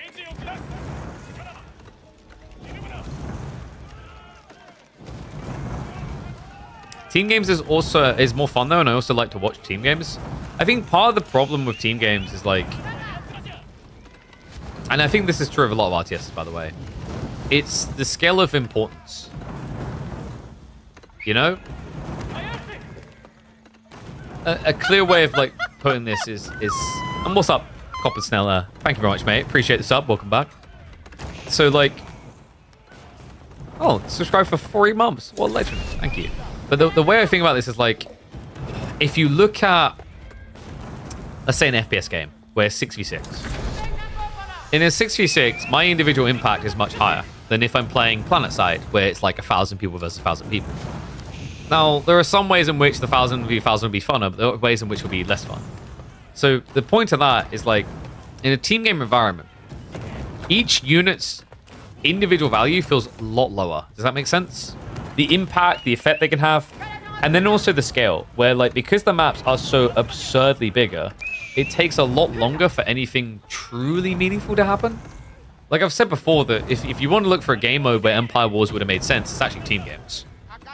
For team games, you might as well have the, 20 villager start, just to get to the nitty gritty of the game that really matters for a lot of players.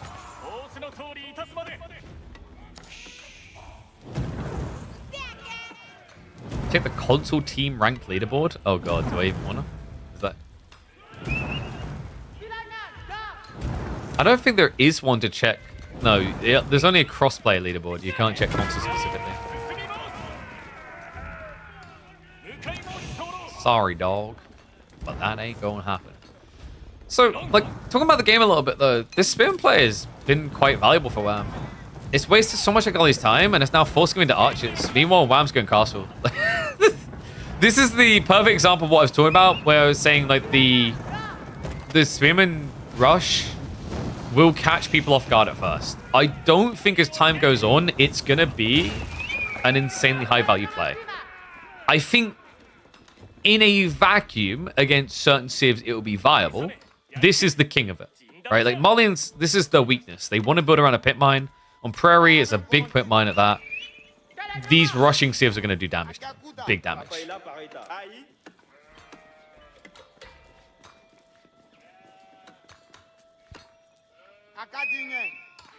Yeah, like, the Japanese play paid for itself, because you don't have to consider just the fact that it costs X amount of wood to replace the houses for Gully. It then also idled his villagers a lot. It forced an outpost to be built alongside it. It forced him to commit into archers, which is just kind of worthless here against fast castle Japanese. There's a lot of damage done from this play. But once again, want to emphasize to people, you'll probably be able to make this work against almost any civ for a week or two, bar English.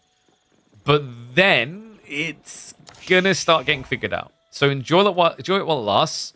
It will still have matchups where it will be good. Like this one.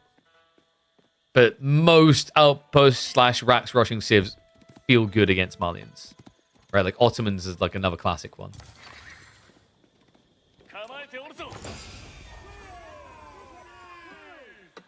Gully. Oh, okay. That's an ambitious wide wrap for the wall.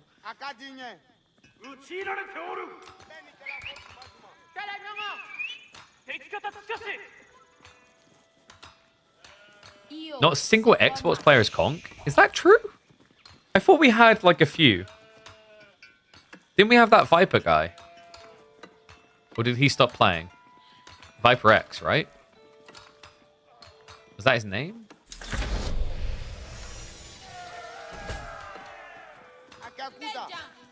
Or have I misremembered his name?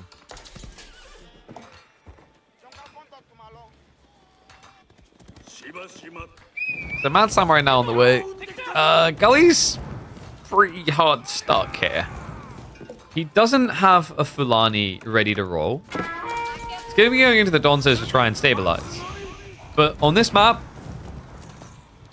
punishes you much quicker than standard maps. Because if you misallocate wood, you basically lose the game. And look what's happened here. Right? Like, the tree line is about to run out. He's already now going to be exposing Mad Samurai on the way.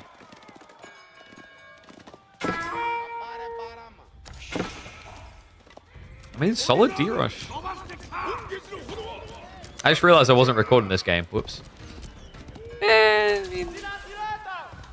I would say the Mio Micah D-rush we saw the other day was like a more obvious, like a more, not obvious, but more interesting example of how you can utilize that rush than this one. Don't get me wrong, this was the correct play by Wham, but what we're kind of just seeing here is another civ on the list of ones that can screw Malians with a Spearman rush. The real question is, when do we get the Samurai Warrior rushes looking good?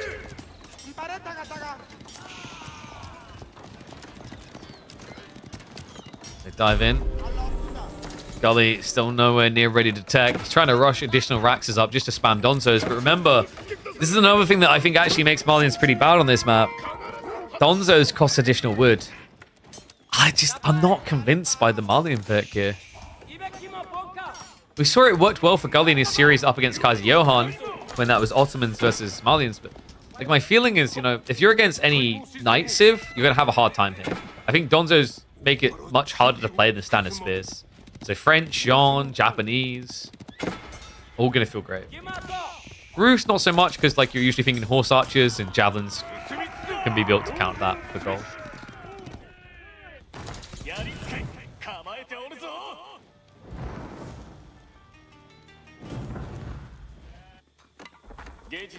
Hold on, that. Gully's going wide now. The Mount Samurai just sniffed it out as well. This is bad. This is really bad. Gully does at least have the wheelbarrow. Does get the early warning about it. But he needs to get out of here now. Donzos are chasing. But only 3 of them. Because he can't afford more. And that's why he was gathering the wood to the very end, folks. Because he knew if he got pulled away from there, that's no more spearmen. No answer. Like right now, he has no trees to touch. There's extra knights on the front side. There is a sneak opportunity maybe on the far east, but it's just so far out there. Yeah, all you need to do now is Wham is instead of diving just too hard, go to the back. Just guard all the resources. Instead though, actually, then again, he might have the perfect time to go in here considering Gully decided to pull the trigger on Castle Age. He doesn't have Undermesh. Wham realizing that mistake is now fixing it at least. But I don't know how you're meant to play from here as Malians. I mean, let's look at positives. If you can complete the Fulani, that's going to be a lot of extra food income for you to work with. Remember, the cow that are not garrisoned will also provide 20 passive food per minute as well. He's going Musafadi. I mean, he kind of has to. He doesn't have the wood. But Musafadi are just a shadow of the Donzo as a counter. I'd rather have Spearman here every day of the week. Dive comes in. Musafadi wiped. Villagers are also now in trouble. Gully, this is kind of ugly. Like, he's going to end up losing probably 10 villagers here. Bare minimum, they're going to be idled out for at least a minute plus. He's trying to get cute with the micro to garrison, re-garrison. But this is just kind of feeling like a repeat of the PG game between Scatterbrain and Core. You get the tech up eventually, sure, but like there's just so many armored units in your base. It doesn't really count for much. As a result, a quick opening win for Wham in this series. So, 1 on the board for Wham.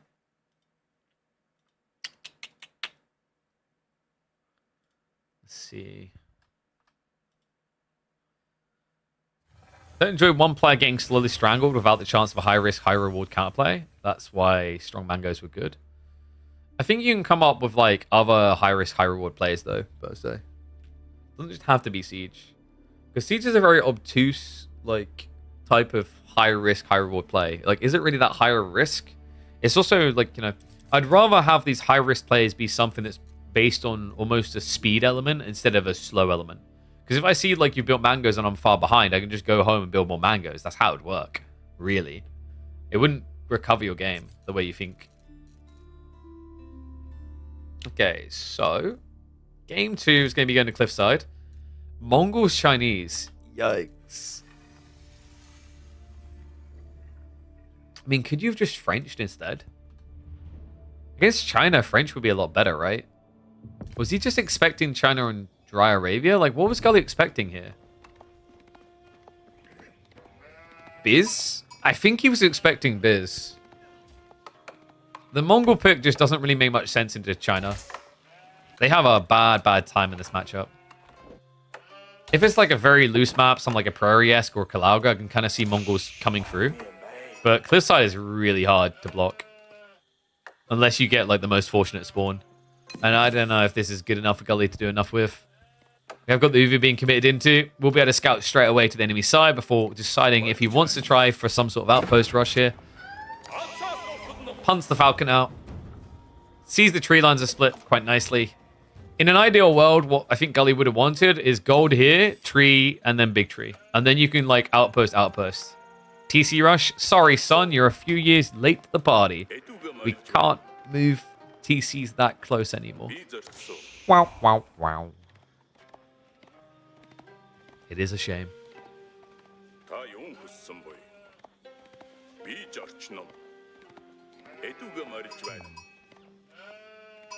Just keeping an eye on the schedule, by the way. We might watch a pub game after this while we wait, because remember, we've got Core versus B in half an hour. So if this series is done before then, we'll just fill the time with a pub game. Hi, Mum. Everyone say hi, Mum. Second TC rush? Oh, dude, we've done that. Last time I played on ladder, we actually done that. I remember when we done the Mongol TC rush challenge, the first game, I was against a Bassett player, rather. The worst civ to try and frickin' Mongol TC rush.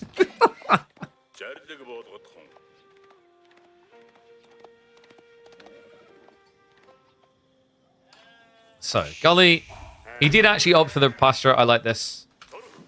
Sheep Hall is neck and neck right now, which is ideal. Like, these are the two best sheep gathering civs in the game, right? Due to the maneuver speed arrow and the extra vision. So they should be dividing it quite evenly. Wham did miss a freebie there.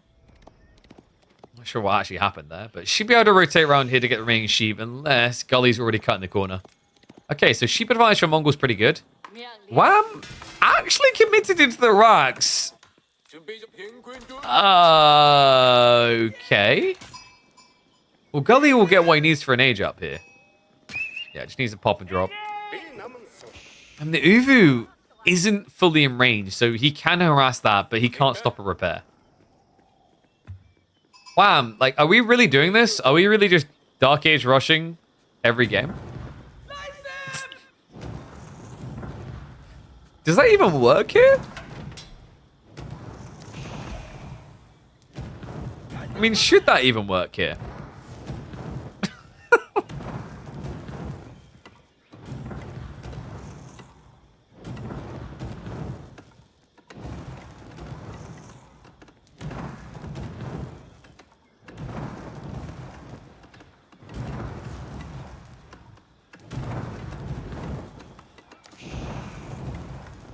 Doom vs Myriad and CSO vs SAS will be today.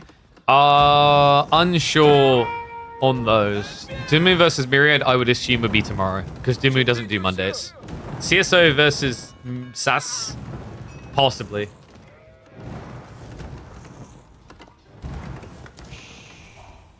Yes, Age Up is on the way, but like, you know what the disgusting thing about China is, guys?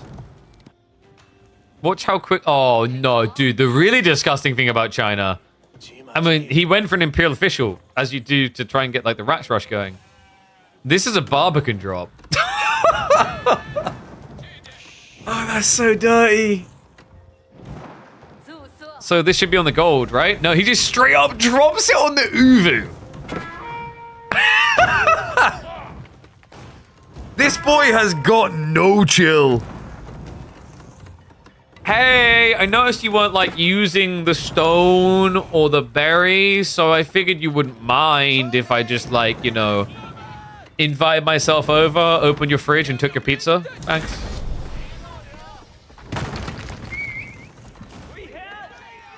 But remind me why defensive landmarks is a good thing for the game. Oh my god, he's gonna try to put... No, this doesn't work, right? Maybe? He's actually fighting him back right now. You just build it. You don't want to fight. What is happening with these villages all over the place? Things are a wee little bit discombobulated. The spearmen are getting kills. They're equalizing right now. I don't think Gully's killing them fast enough here. No. The spearmen are winning. Oh my god. I mean, the Yam allowed him to chase that one down, but now the Barbican is up. Khan does tank it, though. That is a miracle right there for Gully. Could have been a lot worse. I mean, not much worse, to be honest with you. Wham has a 4 eco lead right now. And he's pulling additional villages. He's like, me likey berries. Very yum. In fact, dude, he goes straight over to the deer. He's like, not a warrior in the world. What's he going to do? Build archers very slowly and try to kill me? I think we just have an immediate Imperial Academy at home as well. Right, like, why not? What's to stop you, right? Get your extra taxmen. This is the thing. In older times, before Imperial Academy got unnecessarily buffed, In this situation, you probably consider just fast castling. Bypass the Imperial Academy altogether. But Imp Academy is broken now. It's like way too good. Oh, sorry. That's going to make that one Reddit person who doesn't like me saying things are broken because I'm not a pro player mold. It is broken, though. Like, Imperial Academy, to me, is like a top 3 feudal landmark. It's that good. The tax generation is that good. I'm trying to remember the last time a Chinese player didn't build Imperial Academy. Like, can any of you guys think of a game off the top of your head on a pro level game? It always happens now. Like, I would say this is probably the most built landmark in Age of Empires 4 now. And it's an unfair skew because China can, of course, build multiple landmarks. Even if you had to choose them building one, it's always this landmark. You see more variability between HRE's Minework and Arkham than you do between Barbican and Imperial Academy. Oh no, dude, I forgot to flip the score again. Sorry, dude, it's one of those days. I'm trying to have a little bit of a caffeine purge right now.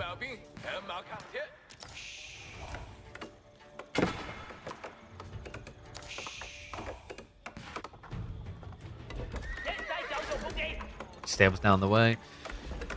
And Gully is predictably stuck into archers, right? The other problem for Gully is where does he go for gold? Oh my god, he's going for a TC play. Oh, this is brilliant. I mean, it's ballsy.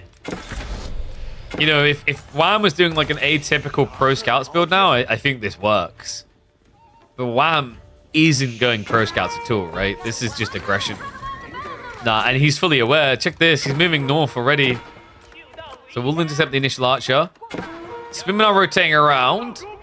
In fact, they might scout this out. No. Oh my god, that is painful. The timing on that. There's already a horseman coming. He saw him walk out. This is the thing, like, you can't sneak a TC like this against Barbican. He literally saw it.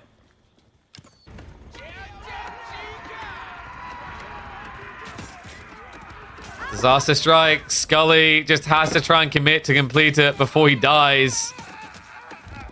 He will get it up. But the lead is just building for Wham. This is getting out of control.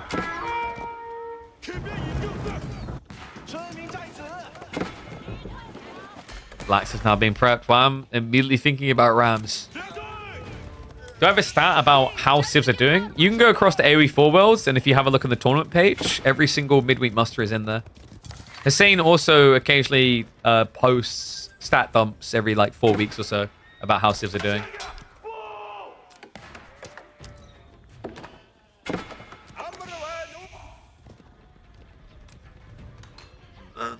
Gully just learned a harsh lesson about vision, though. That's crazy.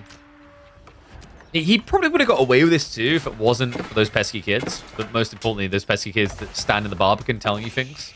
It was just the vision range. It gave it away. Like, there's no other reason you pull 10 plus villages to the east side. Like, where are they going? There's no resource here. This is the thing. If Gully was at least trying to maybe, like, go west, then Wham might have thought he went for berries. And then you could try to sneak a TC, like, here. But this is, like, too obvious. There's literally nothing in the east side direction other than, like, a far pull. So he probably went thinking, oh, he's going for gold. And then hit the jackpot when he realized it was a TC. I've heard about that one trick pony tournament. I've heard about it. Interesting idea. I think it's like a 2-day tournament. Is the idea?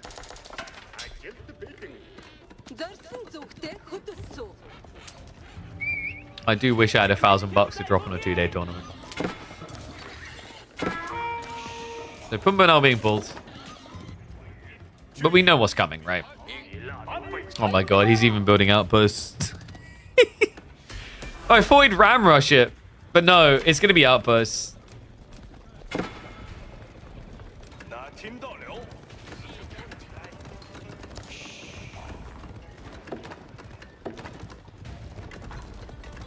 No stone being gathered. That's now being fixed, though. So hand cannon slit's very powerful tool to have right now. That's also going to block the gold. He's trying to prevent Gully going for Keshiks. Makes sense. Your strong point here is just Horseman Juke. The reason it's important is, like, you need the Horseman to gap close Yam archers, and then Juke just defeat everything else. The only weakness for them, of course, being Kashix for both. He's not going to stop at one outpost. It's going to be additionals. Oh my god. Yeah, he's even hanging around the stone for the one-off drops.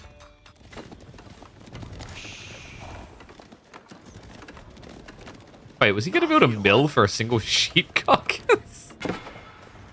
Man, that's definition of not a scrap goes to waste. You know that friend you have that, like, it's not enough they ate the whole meal and they're very delightful about eating the whole meal.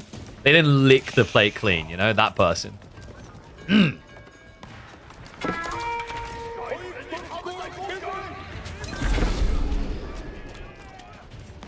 So what you're seeing Gully try to do is he's trying to switch momentum to the other side of the map with Kashix to buy time. For 2TC to pay off. He has to. The problem is that Wham is so committed to what he's doing here. There's no getting him off this timing. He understands his advantage is way too big now. Siege Engineering is on the way from Gully. Hilariously, you'd think Wham would be the one going for it. Instead, Torch is out. Because this Ido Whittle TC only has 2,500 HP. Yeah, it wasn't enough to lick his own plate clean. It just grabbed Gully's and is now full rimming the plate as well.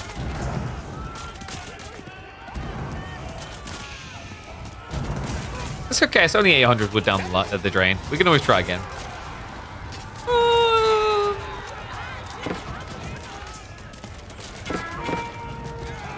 Yuganu should be able to beat everything here.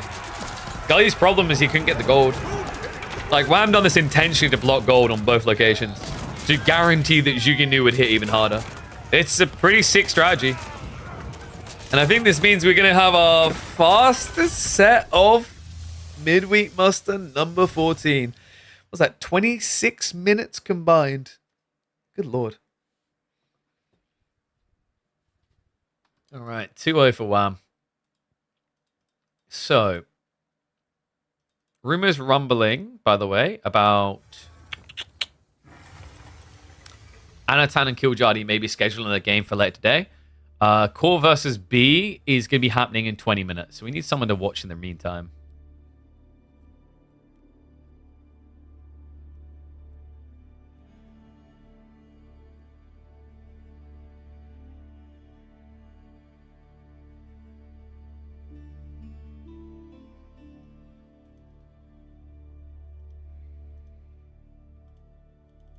And then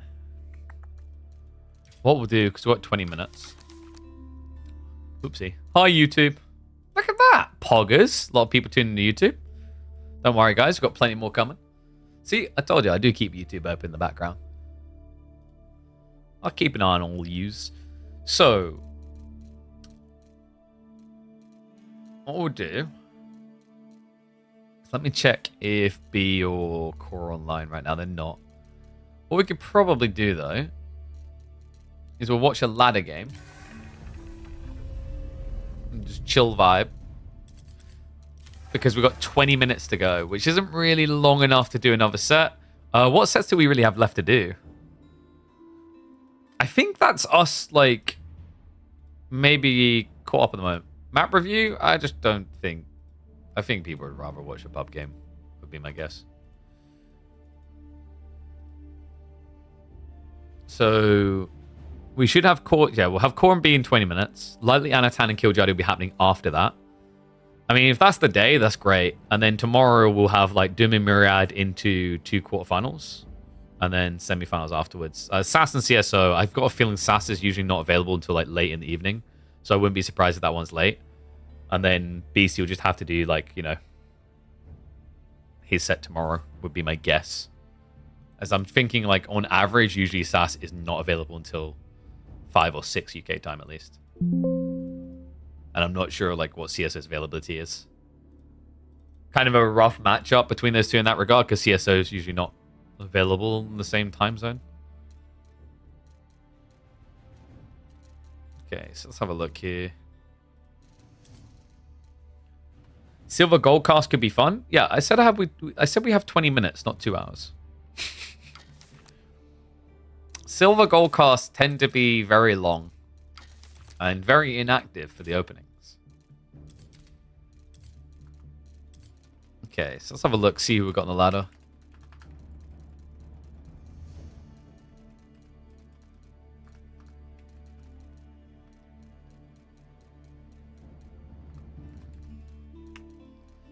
Only annoying thing about getting back to ladder cast is like remembering who's the high ranked people, you know? It's kind of silly we still don't have like a rank just showing in game. A filter by rank, etc.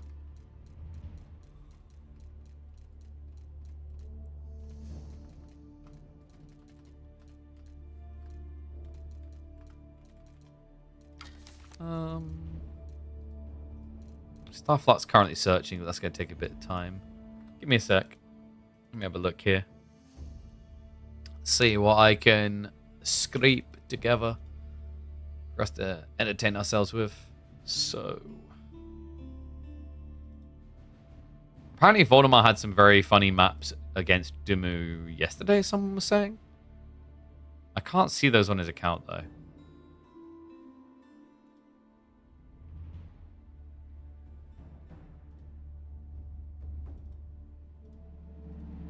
Maybe a Louis game? Wait, who's Waylon Jennings? One of the Canadians.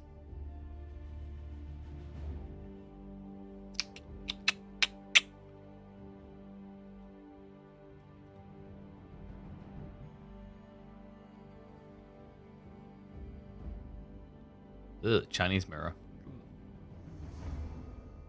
Let's do a Louis one. We'll squeeze a quick Louis one. Meat grind is always an option. It wouldn't be. It takes too long. Hey, Bean. Your giveaway on that mic finishes at the start of the month, right? Yeah, so we'll be running it through to the start of March. I'm starting to wonder if I should have used Gleam or something. Not sure if there was that many retweets. I'd recommend people just going and retweeting. It's literally free to do.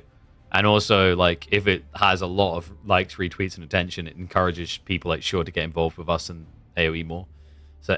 giveaway if you want to join in on that. Basically, we're giving away a microphone for free to one lucky winner.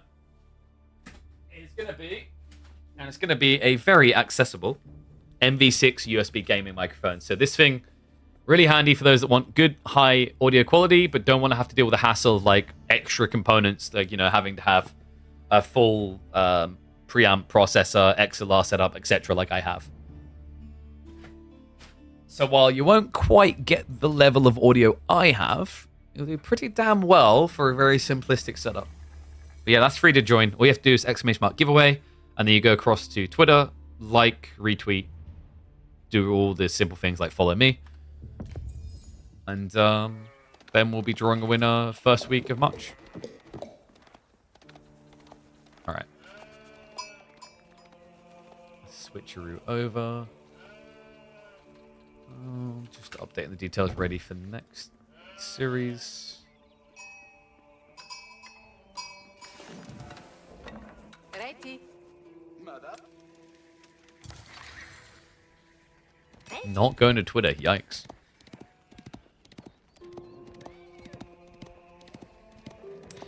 I think the awkward thing is, well, I understand some people's sentiment towards Twitter. What legitimately is the alternative for like a social media gathering point for gamers? I don't think Blue Sky is going to hold up at all. Because like the argument that like Twitter has become this haven for X kind of people is like, could you not say the counterpart to Blue Sky? So you don't actually have a friendly median anymore for social mediaing, right? You've basically got two polarizing versions of like social media gatherings. And Insta, so I don't think that's more accessible as like a platform for like what Twitter done.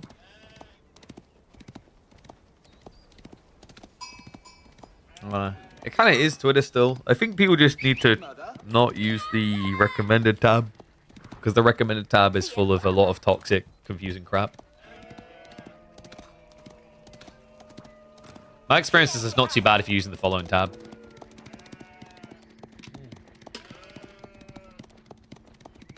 You should give some stuff to your most loyal viewers. So, the problem with that is that might be seen as a lottery. You have to be very careful about what you do and how you do it. So, for example, you know, if I done I found this really confusing because Gleam lets you set something up as subscribers only can like enter a giveaway. But legally, I'm pretty sure that's a lottery. And you cannot run a lottery without a license. And that is also incredibly difficult to do if you are running an international giveaway. Because then it's a lottery across multiple places. So, by the way, Louis and Waylon, who I think is Wham, have played this matchup across 5 different maps in a row. It's not been going well for the Ibids. Curious to see what his solution is going to be. He goes Desert Raider opening, so this is presumably to try and block out Pro Scouts play here on Prairie. Even? Wait, dude, no, this doesn't work. Look at the sheep pool. It's 13 sheep to 29. I don't think Waylon has to go for Pro Scouts at all. He can just play without it. Recommended is absolutely wild. Agreed. Like, dude, I stay away from the recommended. The recommended is like, do you like political stuff, porn, and probably no. Those are the 2 things that it pretty much pushes now. Occasionally, it gives you a cool thing for gamers. This map is huge. Yeah, it's more like an optical illusion, though, right? I think usually why Prairie feels huge. I was told it's not actually any bigger than a Dry Arabia. I'll trust them on that. It's because they're so small. They're so small in the tree lines that it means there's more open ground, which makes it look much bigger. This is cool though from Waylon. Hold out onto the ball. Has an outpost to protect him. Desert Raider can't do damage there, but we are going to get fast castle behind this from Louis. We're going to stick on the 2x speed just because we've got limited time. And I imagine this is Dervish because this is a relic race. You know that your opponent could go Regnants. Okay, he misclicked advancement there. There you go. Dervish now coming in. Okay, I quite like this. If you can force a little bit of harassment, a little bit of idle time, Waylon won't have the efficient play into Regnants.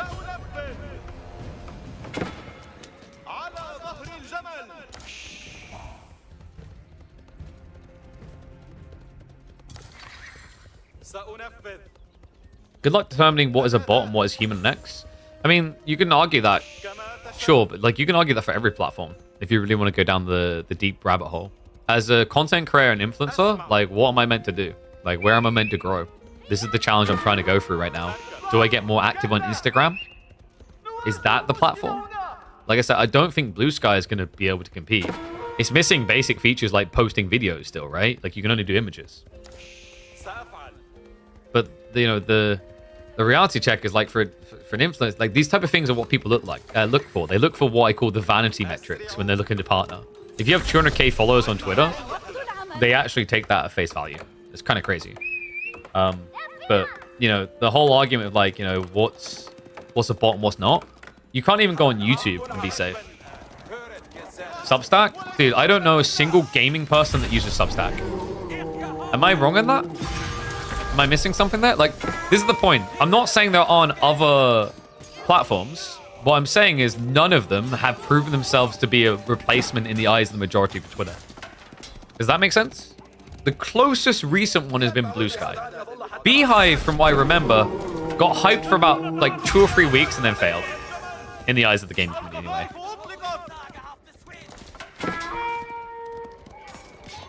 Well, be the first. Dude, it doesn't work if I do it on my own. That's the point. It's not about one individual content creator. It's about like where the esports gaming market is going. That's the point. So Dervishes are looking pretty good right now, actually. Louis, this is a 4 relic game. Make it 5? Okay, this is kind of wild. Wham's in a really, really bad position.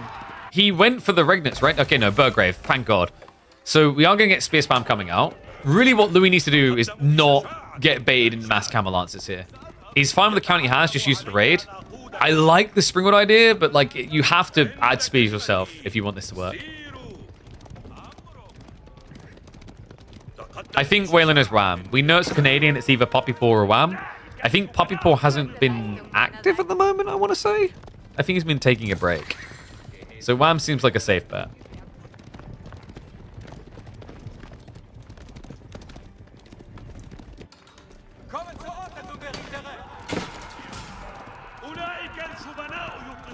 Yeah, and it's also, by the way, like the way you grow and what your social media status is, etc. It's like, where's the opportunity cost for you to lean? So you know, we talked about the idea of like trying to grow Age of Empires on TikTok because there is a clear propositional like brand like value there, you know, in terms of brands, integrations, etc. on the platform.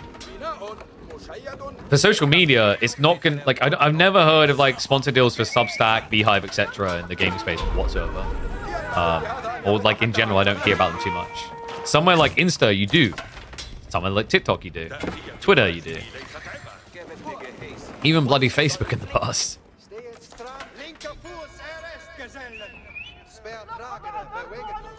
It'll be puppy, right? You might be right, actually. If it's always OOTD, that could make sense. And did Louis get Iabids? Because I think he has only been playing IU. Which is making it look pretty rough. Like I said, the other games are L's. This one looks pretty good, though. Like 5 relics. 2 TC is pretty smart coming out from OOTD, though. Other thing you have to remember is this wasn't a Pro Scouts game. So there's still a lot of deer on the map that you could fall back to later on. His spam is a bit tricky right now, though. Doolums are a great read. Launch Tech reaction I love as well. The map control is looking pretty good right now for yellow. So Whalen moving out, just securing as many of the secret sites now as he can.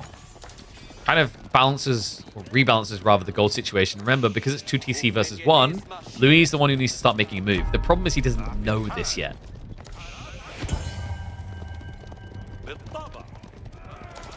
Wait, so Louis didn't random. He actually chose IU. That's kind of surprising. Because from what I understood, Order the Dragon was available until the very end. Like the final 2. And I was kind of shocked at that like English got picked by Vortex before OOTD did.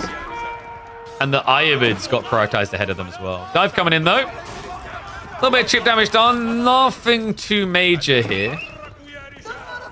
Louis is starting to wall in. It looks like he's thinking about a TC drop himself.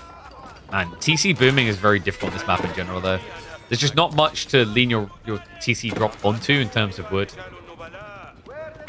And the thing is, whenever you go for like town center blowing, you're thinking about farms more than not, right? That's an interesting detail for Order the Dragon, by the way. Because of their villagers being a lot more efficient, their farm play is more efficient on a limited wood map, right? Because, you know, you can only get X amount of farms with so little trees. Well, great. Each of these villagers uses each farm much better than, say, Iabids do. Speaking of Iabids, we do have the 2 TC now. Nice little raid with Lance Nectar Spears. TC's not up yet, and that is a Lance Nectar. Run! Oh, man, that was close. These guys are dangerous. What's going on? We are waiting for our next live set, which is B versus Core. It's going to be happening in about 5 to 10 minutes. So we decided to watch a pub game while we wait. Oh my god, that was uncomfortably close. This is getting disgusting, though. Look at what he's doing. Hey, remember how we just keep talking about how Lance Nectar are technically overtuned? We might be about to see why they're overtuned, guys. That is 13 Lance Nectar. Oh my god. In theory, if Louis can get enough Springles together, it is an answer. It's a pretty good answer. Man, this is going to be rough for Louis, though. 5 Springles doesn't feel like it's it. Like, that's enough. Is Dimi playing today? Likely not. I'd expect him to play his round of 16 tomorrow, and then probably quarterfinals straight afterwards. Oh, last night they couldn't quite hit. But the torch damage is way too high. That's going to be a break-in. He even gets the cleave! I swear to God. I mean, in fairness, look at the size of that sword. It kind of makes sense that he'd reach. Good God. That's prelates as well. I love this strategy from I think it was Poppy Paw? Yeah, because he's been doing Order Dragon. If there's a unit that's worth like the heal spam and the prelate buff, it's Lance Nectar. Remember, by getting the prelate buff damage in from Inspired Warriors, you're pretty much going to Imperial Lance Nectar levels of damage. Clash coming in. Bad position for Wayland to fight in. Makes it very easy for the Springles to clean you up. You want open battlefields where you spread.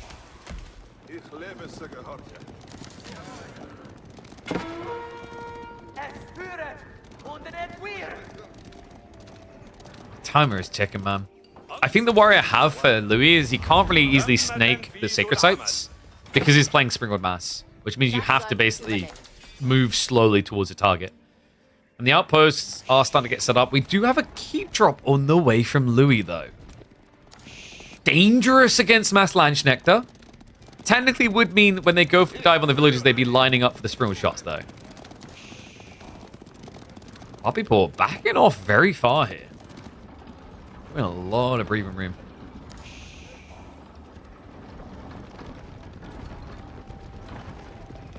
Let's see if this actually works out for him. I mean, funnily enough, he doesn't know about it. It's a bit weird, actually, just how passive he is right now. Horsemen are going to march forward, so he might still reveal this quick enough. Yeah, and actually that's Louis' fault. I don't know why he done that. He walked onto the sacred site. So base the reveal. I think it's too late to dive now, though. But I would say that was unnecessarily risky from Louis. So Poppypaw is just going to back off entirely. He could just set up the siege workshop now, start trebbing this down. I think instead he's likely to try to rotate into the base. This army is more capable of killing all the villagers faster than Louis' force would be.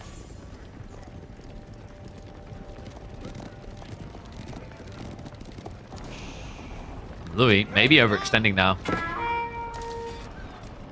Does at least see where the Landscape are coming from. Feels like the spring count is still kind of too weak for Louis. You know, you gotta pump those bad boy numbers up. 15, 16, 17. Yeah, basically use 40 military pop on these bad boys. I guess it gets harder now that knights are coming to play. I like the desert raiders as an answer. I think that's more important than camel lancers here, actually. And what is that? What the? Okay, that was kind of scary. Like, how did that many camels even get in there? Hello, though. Looks like he's trying to force the fight away from that keep drop. Golems. They're getting baited onto the Gilded Knights, so he's the land state are being ignored. That front line is not tanky enough. Oh no, and he splits them up. Sends some into the enemy economy, the rest to dive underneath the castle now. Horsemen able to start easily sniping down the Springalds.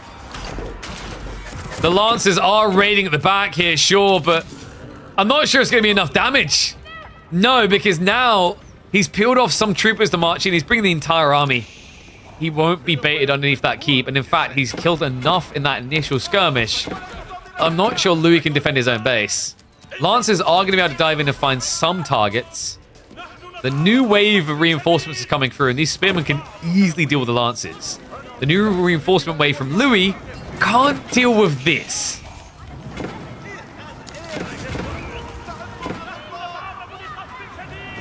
Just a handful of Landsknechters, all it takes. Hey, bada, hey, bada, swing. This is like the elephant situation all over again. They're not so OP when you just walk away from them, right? Same with Springalds. Only Springalds' version of Mahoots isn't very fast.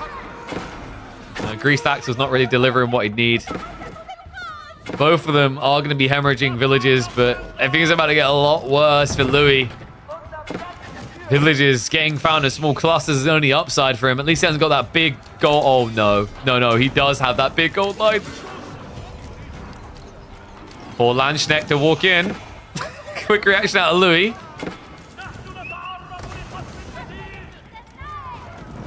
Poppypaw now just camping here. Goes for the TC. It's a low-hanging fruit. It doesn't even have the fire armor. Just watch how quickly this thing dies.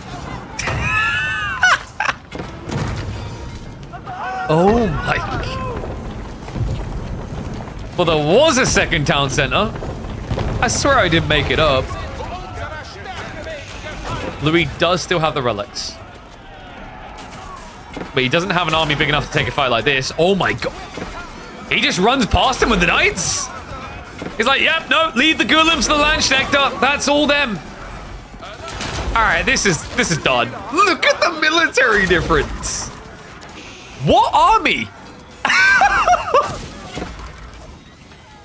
It's just ridiculous to watch like this. extra 3 damage on each swing, which could actually end up being an extra 15 damage in a fight per attack. And there's a second wave coming. No. He just wants a little lick, a little taste. Yeah, this right now is half of Louis' economy. Running around like headless chickens. Luckily for them, when the Landsknecht arrive, they will literally be headless. It's going to be Garrison inside, but no, this is game. It's just the way to run. Oh my god, is OTD like semi-busted on Prairie? I'm trying to think about it. Like, usually against all the Dragon Rays, you just wall. That delays them long enough. Like, how do you wall Prairie? I mean, you've done it here. Don't even know how you managed it, really. But Mass Landsknecht, though. What a crazy read. He'll at least get out of his base, but it's about to get a hell of a lot worse. It just does nothing. Does he have boiling oil? He has hot oil. I think that's lukewarm oil against these guys. It barely registers on the health bars. And the one Landsknecht is cut off to go after the villagers. Oh my god. Goodbye!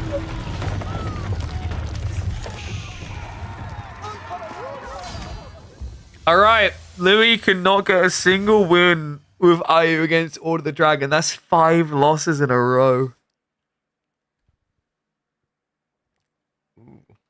Yeah, not a pretty matchup for him. Alright, so that in mind, we should dun, dun, dun, dun, dun. Yep, core versus B. Draft underway. Let me get that ready now. Blimey, they're actually speedy boys on the draft. So, maps. Remember, we're on best of 5s now. We're going to have Prairie, Coastal, Dry Arabia, Frisian, and Cliffside.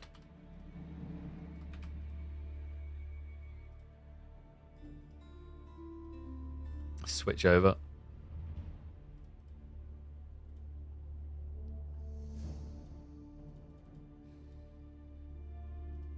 There we go. Okay. I think they literally just hopped in. French and Jean surviving to the end, man. Kind of crazy. B loves that Altman pick, doesn't he? But Ruth Chinese... With this map pool? I think they're fairly balanced in terms of their drafts. I think Core done fine with his draft. You predict Spring Odds. Wow, what an ambitious prediction for a 3D Clan member.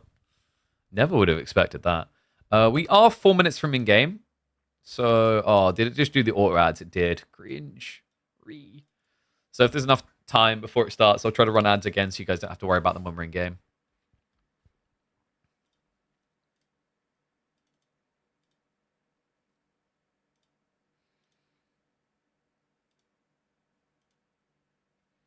Let me just check what we can do now. Actually, we can start predictions. So game 1, Chinese versus Mongols. That's really surprising. These are 2 civs that I would have expected to come out on Frisian. Mongols is specifically I would have expected on Frisian. So, like, think about their draft. Might be that Core is looking at ABBA. Probably ABBA for Frisian. And knowing that, like, B still to counter that would have... Like, what do you do there? Ottomans, Order of the Dragon? OTD maybe. Actually, no, Japanese. Yeah, you just do Japanese on Frisian. I know that B likes to do it a lot, and it works really well into Abbasids. But let's get predictions up for you guys.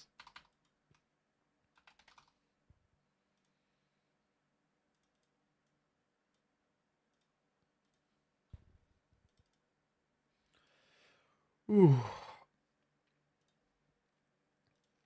You still haven't been communicated anything on Kiljardi's Kiljardi Anatan set, but like I said, like I would assume it's likely going to be the Kiljardi Anatan set happening after this one, and then presumably SAS CSO the winner of that against Beastie, and then Dooming Mirage and the winner of that against Wham will happen tomorrow. And then probably one semi-finals happening tomorrow as well. Or if it's like super late and not schedulable, it'll be like both semis into grand finals for Thursday. We try to be careful with that because obviously that can mean like 9-hour day, which is very long for certain players. So usually like the sweet balance is semi-final into grand finals for that day.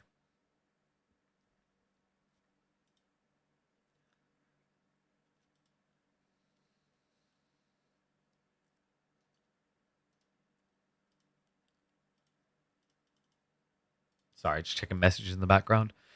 Mondays are always hectic. I just received so many updates finally on things.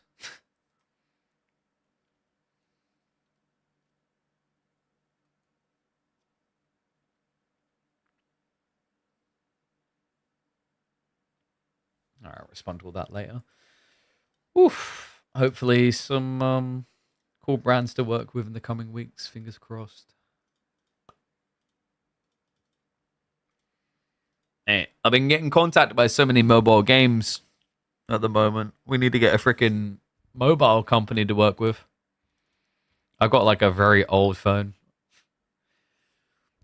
I got like, he didn't actively judge me, but I could feel that he was judging me when I phoned up my internet service provider, and he was talking about like, you know, let's see how your Wi-Fi works. And he's like, oh yeah, it seems like you're not getting the best speed on your phone, on your S9 Plus. I was like, yep, it's that old.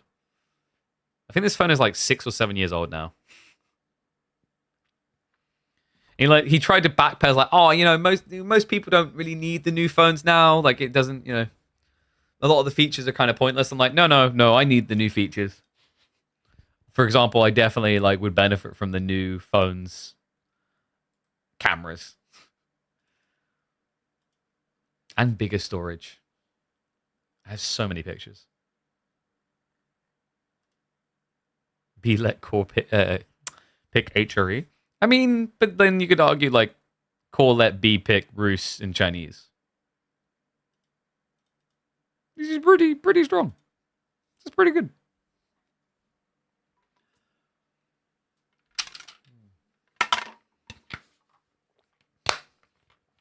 That's tasty.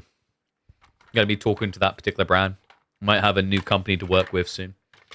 So I'll let you guys know where you can get your drink fuel.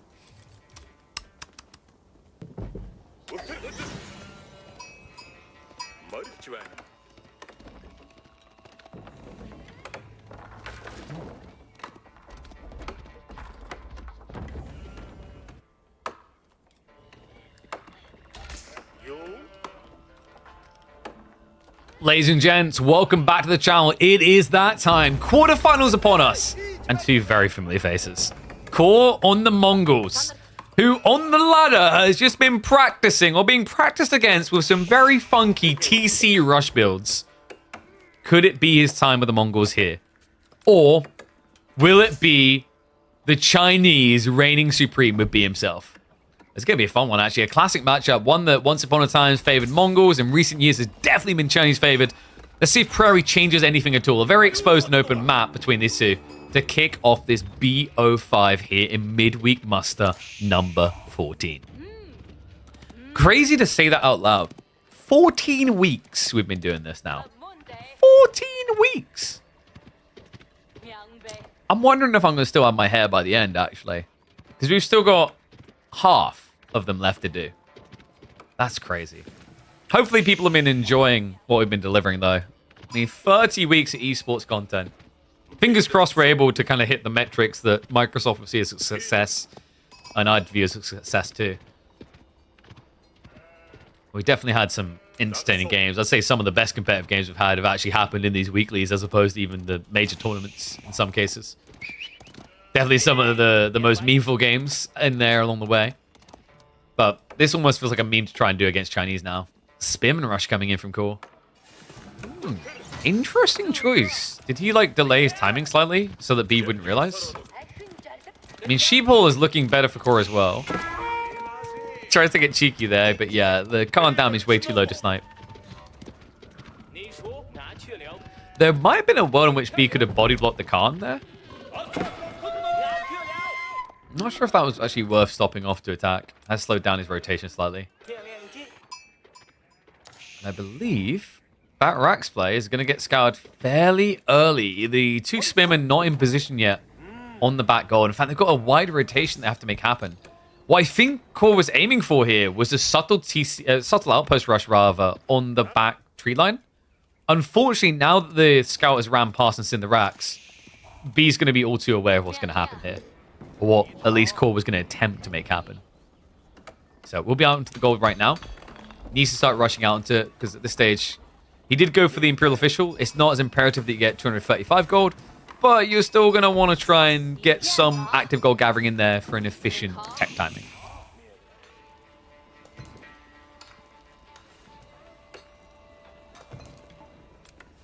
It's just the beginning of the journey. Jesus, now I'm definitely going to end up going bald from this. Cool. Oh, where was he going? Wait, but how did the village... So many questions. I mean, one, where was the spearman going? And what the hell was that pass-through on the villager? God, has to be molding at that. B, I thought we had a little bit more gold coming in than this. This is quite underwhelming, actually. Deerstone already in the way. A good start for Core. Interesting choice there, by the way. Didn't go Silver Tree, but I think the current meta is the hardest one to go Silver Tree in. Because remember, in the current meta, people actively add in stables early on because of Pro Scouts, which means they can get horsemen to counter your trade. I think that's a big part of why, like, even on a map like this, Core is not interested in going trade.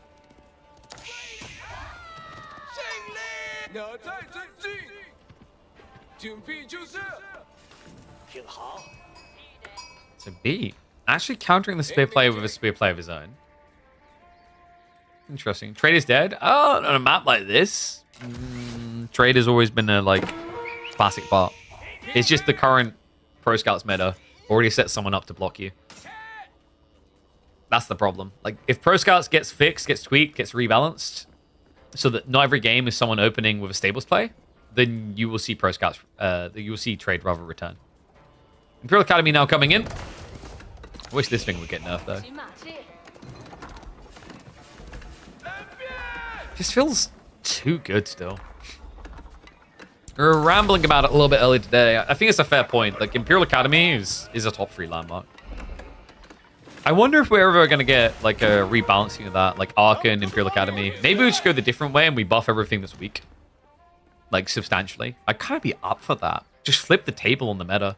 Probably not going to happen in, like, too soon of a time span, right? Like, we don't know exactly when the DLC is coming, but I imagine they'll focus DLC first and then maybe spring cleaning, or rather a spring refreshment patch afterwards for a lot of civs that are underperformed, or landmarks that underperformed. And in general, I just like the idea of these drastic changes. I know it can have like a kind of neck snapping because we're moving too fast feeling sometimes, but like I think that's always going to exist no matter what you try to do, right? People are going to have elements they'll always be unfamiliar with, because people always gravitate towards learning X, Y, or Z that they like playing, not everything in the game. Only the pro players have to worry about that.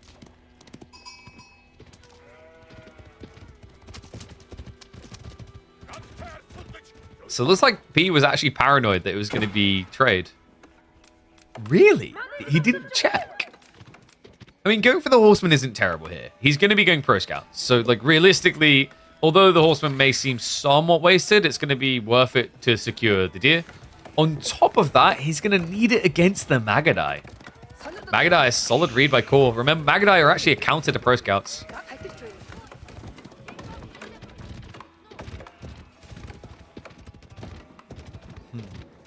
A very powerful counter at that. Just the ability to chase a running away target. Like, it just makes sense, right?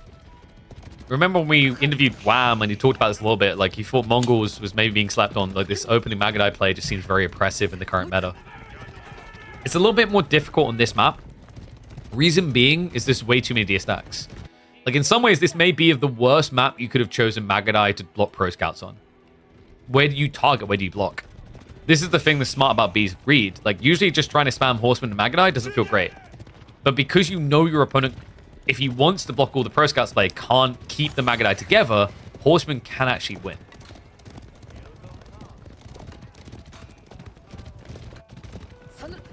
Other thing is we have to remember that Core didn't go for Silver Tree. So it has kind of left him a little bit weaker in his ability to keep pumping these. It's very pricey at 60 gold per.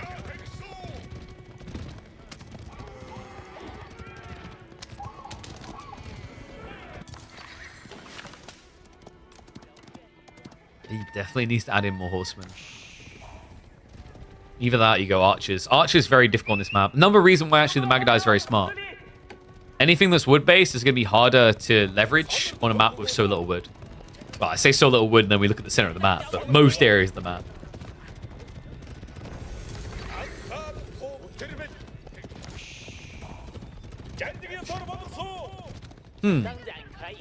Is it me, or is Core getting slightly baited? I'm glad he realized. That was getting awkward. That was well played by B. Just trying to make space so he can sneak out in other locations. Someone on the other scouts is going to get found. The Yam aura allowed him to chase down. The new speed arrow as well. That scout is also dead. Unless he drops.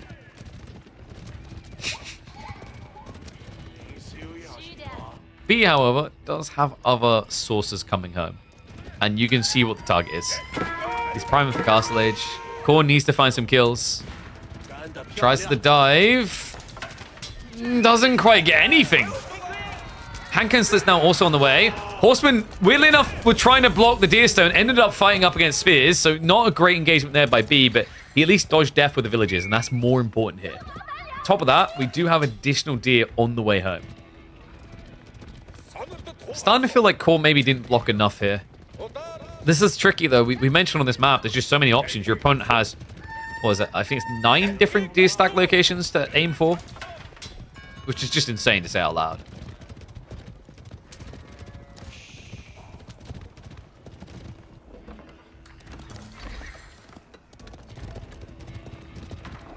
Magadai OP? I haven't won the game.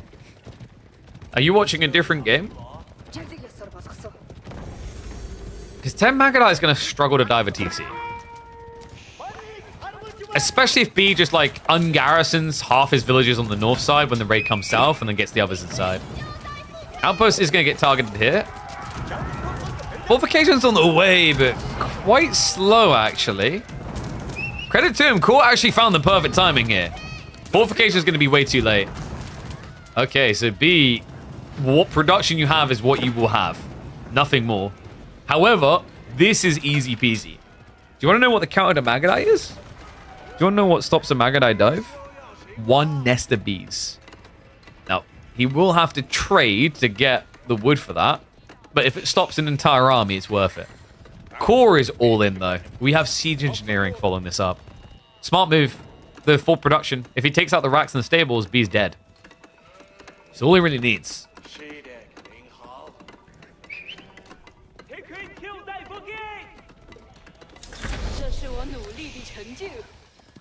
Can I just, hey, can I just, hey, do you mind if I just, excuse me? I'm concentrating, can you stop?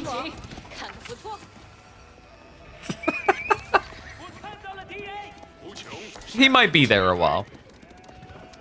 He still has so much food. 14 sheep. We do have traders now from Core. Ambitious. Has got a ball play coming in. Spearman just scout. He left it here the whole time. Are you kidding me? So he now knows when he's producing lancers that trade's happening.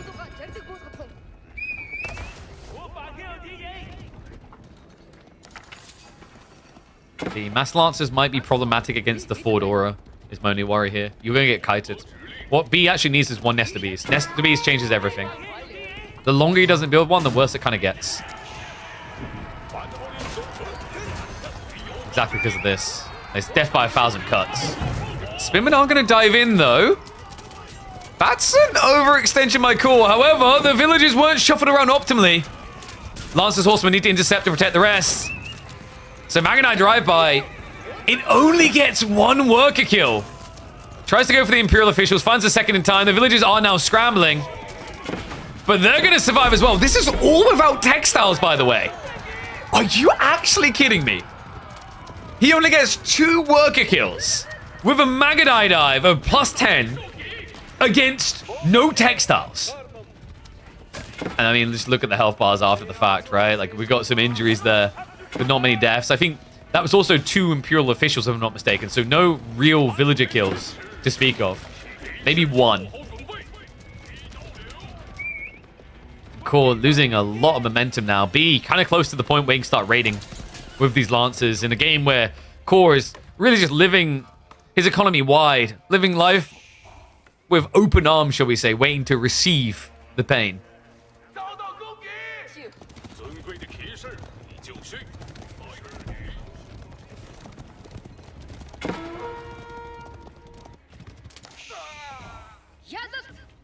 Train has at least been secured now on Core. Up to 9, actually. He's inflating quite quickly. B is being a little bit reluctant on his timing here. Finally marching out. Kind of problematic, though. This delay has allowed Core to start to reblob Magadai. Other important thing, these outposts buff him, remember. Magadai are going to move faster. Yam, the Deerstone basically means that everything is affected, right? Villagers will be able to run away. Cavalry by default already has it. So, with that in mind, you know, might be a little bit tricky to try and actually kill anything here. Like this switch up though, B going archers. It's kind of funny that we're not seeing Zhuge against Mass Magadai. One thing that does make it awkward, of course, is the Khan Hunter, giving that extra range. So, like, currently, his Magadai should be going up to, like, what, 4.5 tower range? Gunner boys.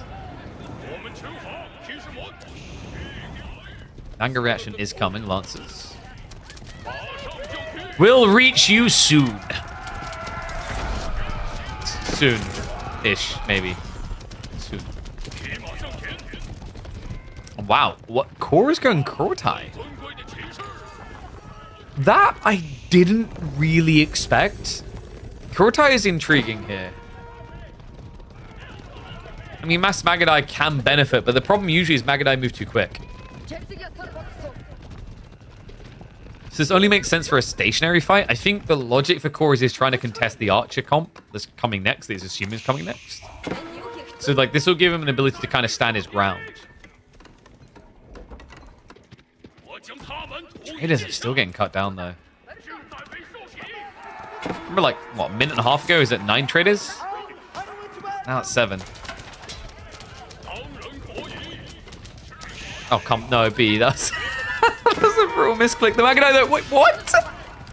Okay, both of them just kind of committing sins there.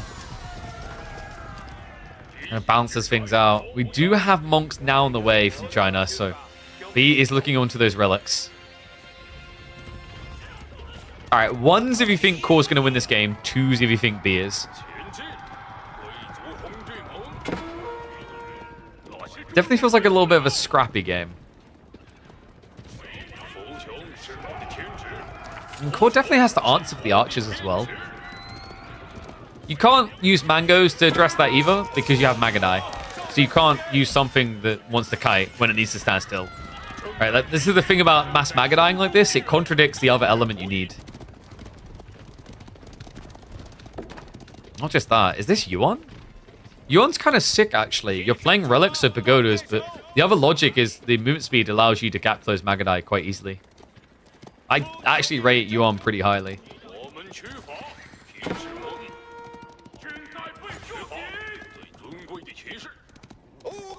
Right, sneaking in again. This is Mongols on the defense, right? Like, he hasn't attacked, really, in the last few minutes. He's been reacting in the flanks. Hasn't found a dive point into the enemy base at all.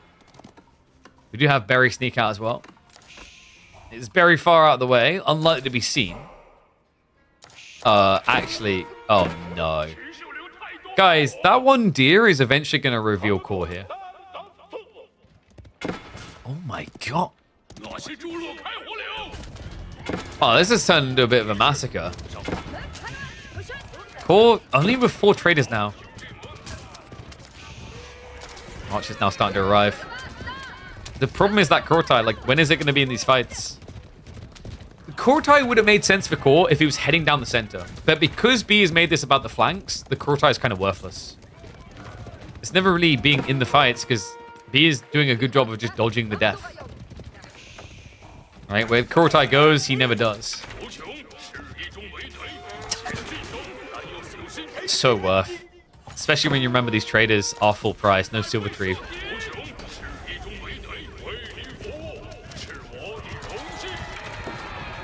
I mean, at this stage, B could very much go Yuan. It would make sense. He's floating so much surplus resource right now. It's kind of wild. Either build additional production or take the age.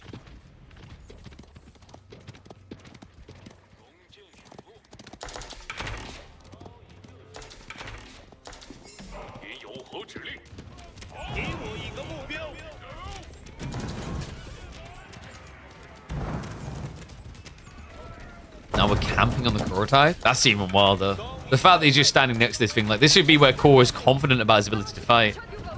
Just doesn't feel that way, with the archers just having more range still. Kind of makes you wish you went for your own archers, right? That would actually have given you the range advantage. Kind of like a mini longbow.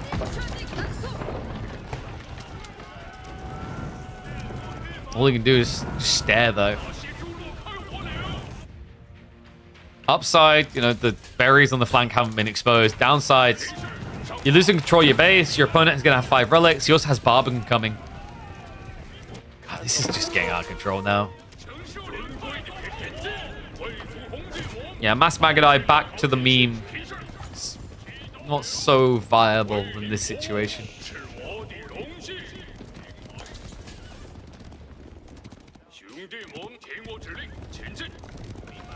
Really comes back to that dive, though. I think B just done a great job of min-maxing where he positioned his cavalry to absorb a lot of the auto Magadai fire. If it wasn't for that, it probably would have been 5-6 worker kills at least on that dive. Then you have a very different game. Then now this looks over. Okay, Keshik, sorry, Lancers are going to be diving in. If only Core had some Keshiks.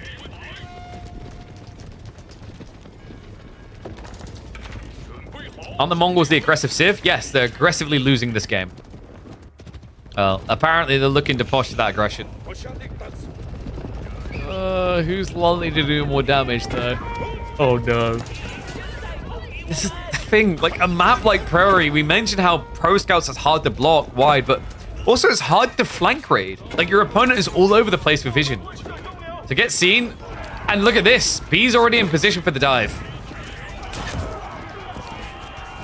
Beats Core to the punchline. It's going to force him all the way home. Sprint placement should prove to be a nuisance, but you can't fortify these bad boys. They're going to be torched down. And remember, the Kurotai is here. It's away from the current fight. Oh, look at that. Magadai are willing to fight on the wrong side. They don't have the buff. No, what? What was that? And can I refund it? Oh, God. That was less than ideal. I mean, the Magadai just rubbing up did not make that any better. It was pretty grim already. Damn, kind of crazy. I mean, like, that game, I think it has something to do with the initial dive, right? It'd be about the Magadai just getting no kills. Without revealing it that they got no kills.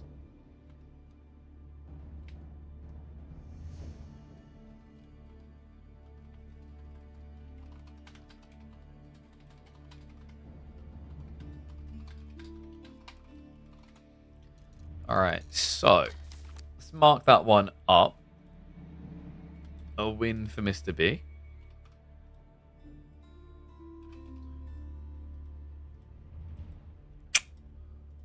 So it turns out China still does beat Mongols.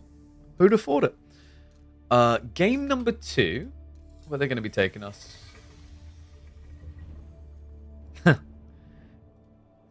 It's not going to be the Abbasid pick on Frisian, actually. Core pivoted. I like that. He went full French.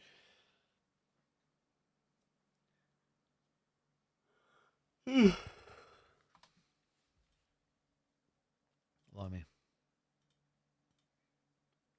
Yeah, still haven't had an update on the Anotan Kiljardi series or the SAS CSO series. So hopefully we'll have an answer about those ones before this series finishes. As I say, preferably what we want to do is we basically want to have, for a nice balance of things, we want to do another series after this, and that tomorrow leaves 1, 2, 3, 4, like 4 or 5 series to do, which is really nice. France-Japan is a fun matchup. For who? I think French is pretty decent on defensive maps. Like, this is one of them. Dark Samurai? Theoretically, with the gold veins. I don't think you do Samurai, you just do Dark Spearman. My fingers aren't even that little. Chill.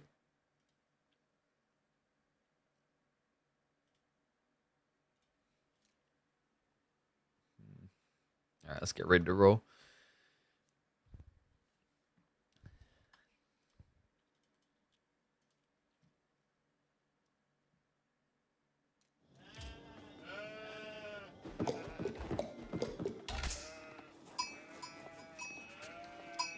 Ladies and gents, welcome back for game number 2 of our quarterfinals here between Court and B. And hello, can you? Excuse me.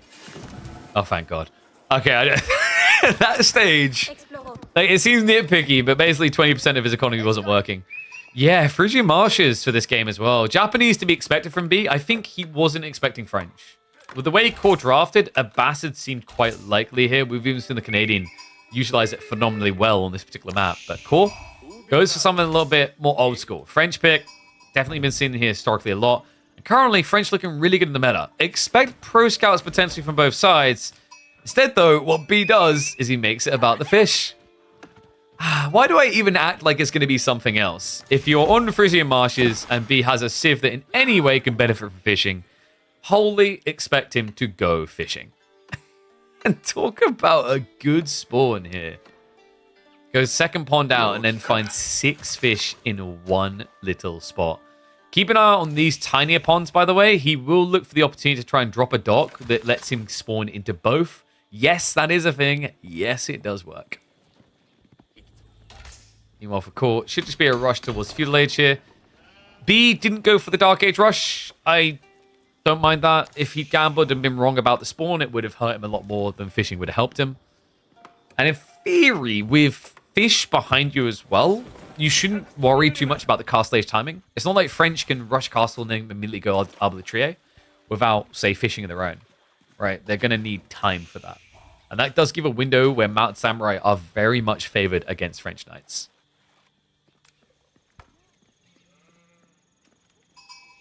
But you always make Shinobi? I mean, you should in this matchup.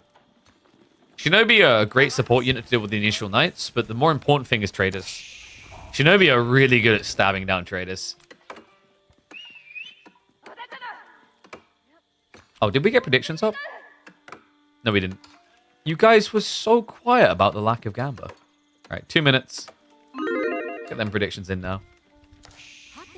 Post-game, if you're watching this later, feel free to give your predictions before the game finishes as well. I never see people do that on the YouTube videos. I'm shocked. If only there was a way to, like, offer an opportunity for people to Gamba and predict. And there was a way to prove they haven't seen the video before. I don't think YouTube has a system like that, though. And it is indeed going to be Le Croc coming out. Chamber of Commerce now on the way. 23 sheep so far. Only 16 on the other side for B. But like we said, he does have the fish. It's not the end of the world for him. We are giving up to 4 fishing boats. Remember, this did get nerfed recently. It used to be that fishing boats cost 45 wood for Japanese. Now it's 56. So a little bit painful in the timing, but still very much worth the investment.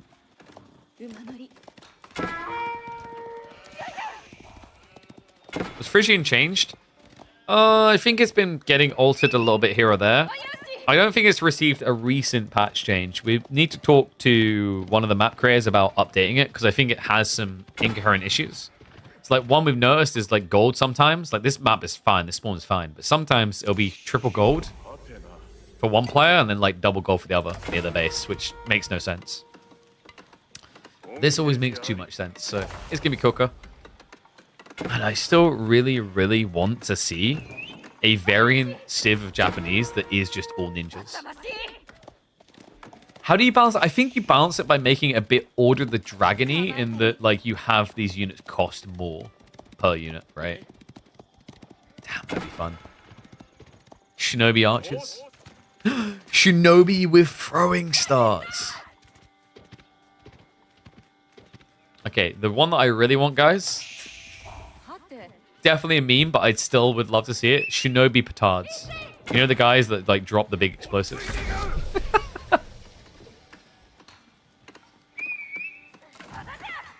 My favorite would definitely be Shinobi Cavalry. What's that? The horse just disappeared?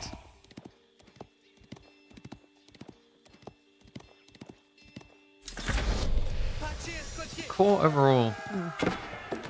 Yeah, to be expected with a double scout, right? To be in this type of position. Does he follow up with pro scouts here is the question. We know the stable's being dropped. This is to be expected for the Knights.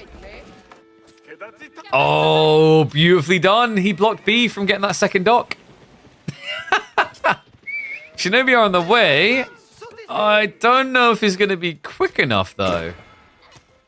No, there's too much risk with a potential Knight following this up. B, he's bringing the villager back so Shinobi's able to attack quicker.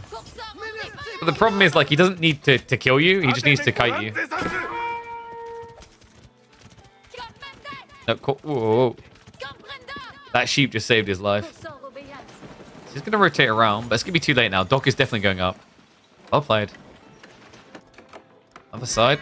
Knight's finally getting cured, but that delay is going to cost him. That's the trade-off for Chamber of Commerce, by the way. If he went for School of Cavalry, he'd already have the Knight coming.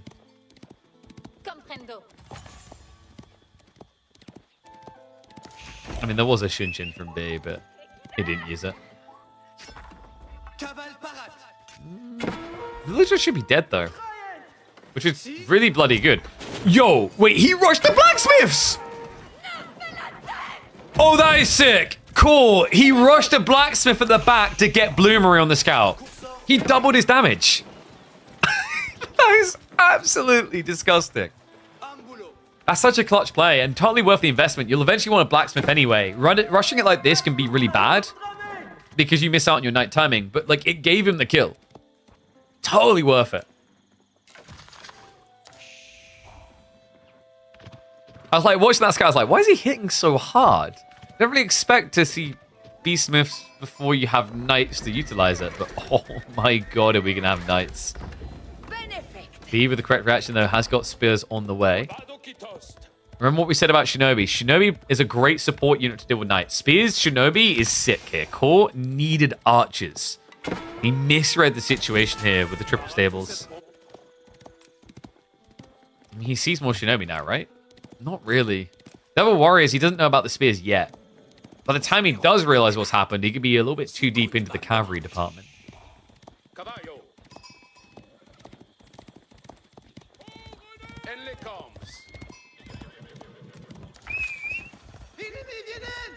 Doesn't see the full extent of Shinobi now. This should surely entice him to build archers.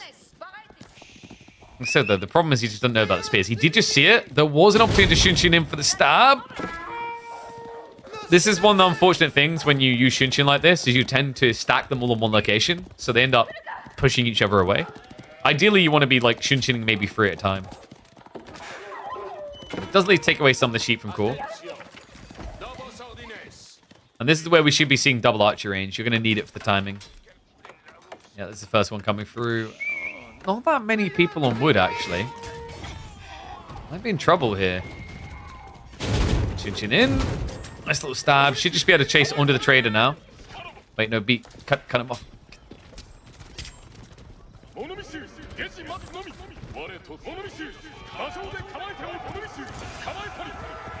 Spears. Core needs to buy some time.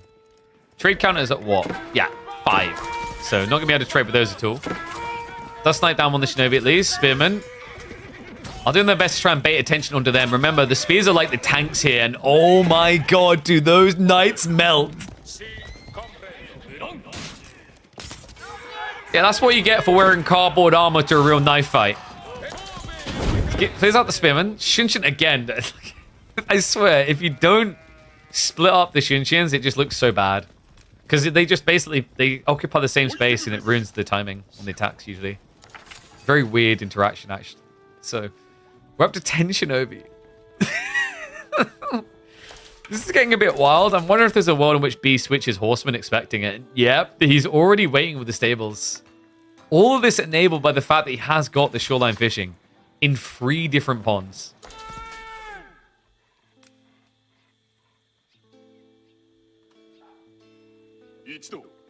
So how does Core win this? Chivalry is a good start, as long as you can peel away injured. Problem is against Spears, Shinobi, it's just such high DPS that it's very difficult to get away the injured parties. Sure, you're against melee, but especially in particular against Shinobi, because their attack speed, they can usually get that extra strike in before you pull away. You have to be cognizant of that. With Spearman, there's a bigger gap there, an extra 0.5 seconds. I believe B saw that. Remember, Shinobi actually have pretty good range on vision. Oh my god, he's almost castle age. Reminder that these units do automatically upgrade. So stats are about to get padded. And knowing B, this is gonna be the Buddhist way. Temple of Equality actually makes quite a lot of sense against Mass Knights. 50% damage reduction against a full base damage unit is ridiculous. These things are going to be hitting for 10. Even the Lance charge is only going to be 15. Another crazy fort here, guys. Aggressive Wallow with Shinobi. Because remember, the Sohai Sutra gives the 50% damage reduction, but then your own special Wallow gives a 20% damage improvement for what is already a 20 base damage unit in Feudal Age. Right, I'm going to try to get cheeky. He's able to get away with it. Love the early Yuma. Just kind of showing his intent. At this point, Core should be fully aware of what's coming next. So, Knight Shinobi.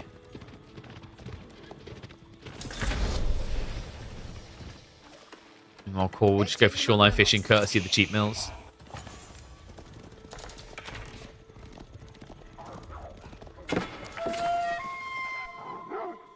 Look at that. Immediately, extra 12 HP per Shinobi. On top of that, an extra 3 damage added in for free. That's right, the low price of just aging up like you were going to anyway. Ah, yes, the art of the Shinobi. The way of the Hanzo Hattori clan. Archers. Wait, why is he got a ram back? Oh. Oh. What? I didn't even notice that one. That's so subtly on the terrain. B, he actually built a dock over here. Would have been a perfect time for an archer ship, actually. Oh, no. No, that doesn't work, surely. Core. No. No. Oh, my. They attack so fast. B just runs out the other side. Totally worth it. You know, honestly, his obsession with Japan, you'd think this guy was actually a Protoss main. Some Stalker Blinks over here. Nice peel. Just sends in one of the Shinobi to start stabbing. Oh, won't quite get the kill, though. Now Samurai now arriving. I mean, these Royal Knights can't fight this. Core just looks a little stuck now. And it's not quite a washing machine in this picture, but it does feel that bad. And the archer ship did come out. No. Shinobi are back in force again. Shunshin's in, immediately able to stab in. Some follow-up hits as well. This is just out of control.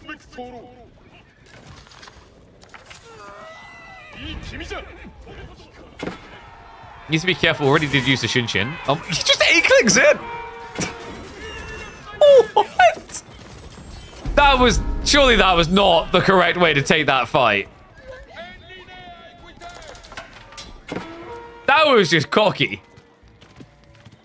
He's like, oh, if he's here, he's not stopping me gathering relics and doing everything else on the map. More Mounted Samurai on the way. We do have a spear switch up from Core, so he has to be feeling quite fortunate he's able to kill that many shinobi. Means the spearmen have a chance of actually existing in the fights. Wham is now moving across again to try and deal with the boats. We even have a demolition.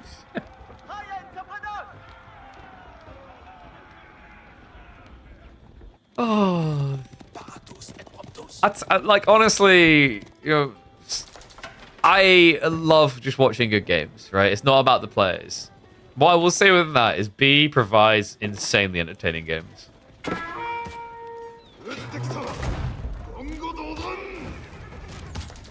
More traders being sniped. So Doc is going to get cleared up, but the shinobi are already waiting again. Please have mercy on this poor little German. What are a mercy? Demo ship. Oh, it's going to drag it back. He could bring it back in range, but not quick enough there. Knights are now going to commit hard. So he does clear it up. Trade has been re-accessed for his one trader. Just that one guy. Mad Samurai, in the meantime, are ready to dive in. Yeah, Core's trying to do something very ambitious here. Walling is super hard in Season 9. We've seen a few people try to early wall Frizzy marshes. It never ends well. Now, you can argue 50 minutes isn't that early. For a guy who's at 47 economy, it feels quite early.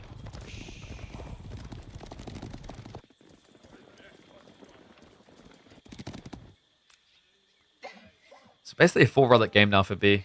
He has 1 relic left safely on his side, and then the final one is a bit too deep to get. I'm wondering, do we see the classic Mass Buddhist Monk build? Not at the moment. It's not a bad idea, though. We've seen B do it before. The reason it's really effective is monks only cost 80 gold. Honestly, feel like people always sleep on this detail. It's so easy to forget. I forgot in the past. 80 gold is insanely cheap for a unit that you can actually just use as a pseudo healer frontline type unit. 90 HP, but with so high suture, it buffs them up further, right? Only unfortunate thing that's missing is Piety. Piety would be kind of sick for this Civ. Probably a bit too good, actually.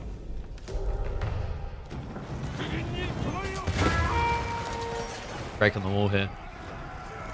Cool, you think 17 spearmen? I mean, I hear spears counter knights, but guys, it's not that simple. If you have equal count, you're going to lose, especially in age behind. He's going to leave the base for the time being, but only because the shinobi are still killing more over here.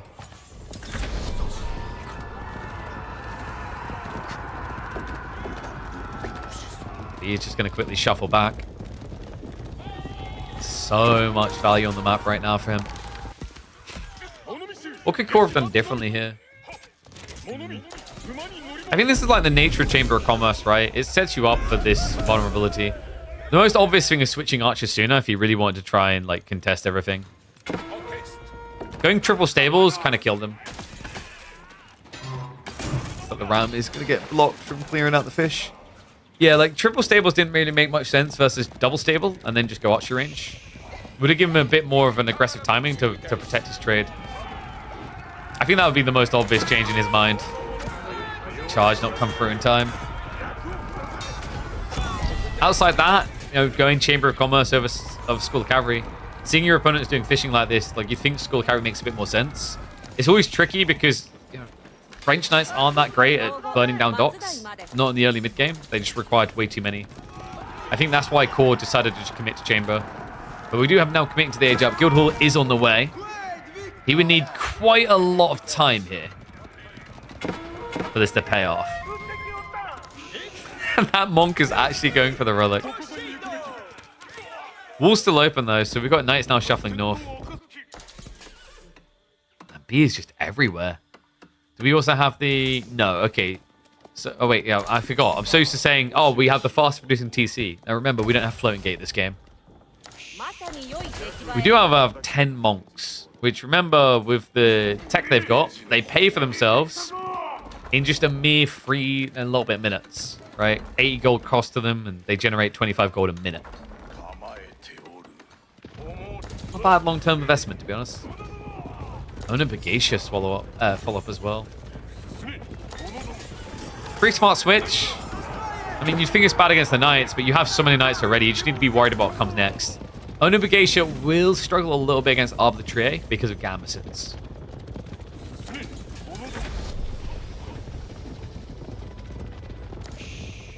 But against Spears, they wipe. Speaking of wiped, whoa. Did he pull any villages away? No, that was just a good snipe. Well played by Core. We'll get cleared up now. Raw villager count, Core's definitely ahead. It's 58 to... Okay, actually, Core's still behind. 57. So one difference between them. French, over time, do build more villages. It kind of shows you just how much he's lost over time in this game.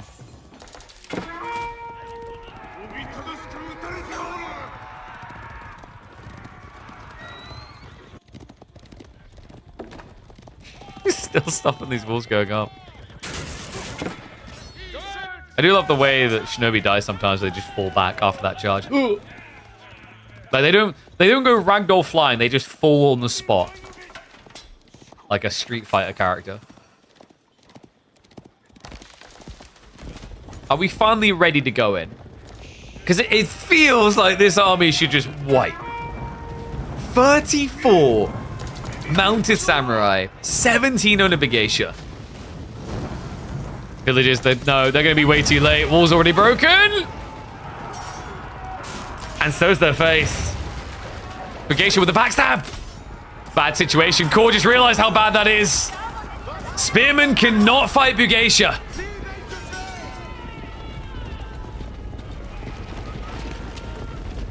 No, it's like a one-sided engagement every day of the week. Knight's now committing in. And Core, he can't even stand his ground for a second. Knights are finally coming, but A-click galore at this stage. Bugeisha aren't even being sniped because they're the secondary wave. He'll just tank his way through to a victory, and we might be speed running our way through this quarterfinals because so far, Court has been incapable of putting any sort of dent in B. Oi, oi, oi. Not looking good. I'd say like French, a much more high value pick as well out of your roster. So 2-0 lead.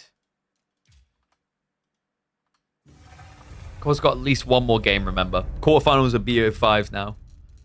So where's he going to take us? Okay, Cliffside. Byzantine's Rus is winnable for Biz.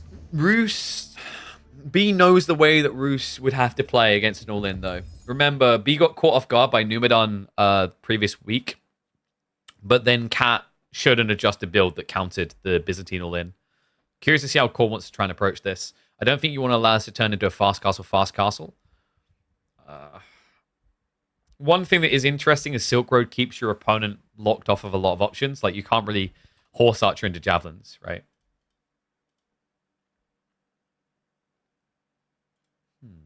Oh, let me pay out as well. I'm going to run a minute of ads now for you guys. We'll do a minute and a half, actually. First 30 seconds shouldn't have too much happening. And then we'll do predictions as well for you guys.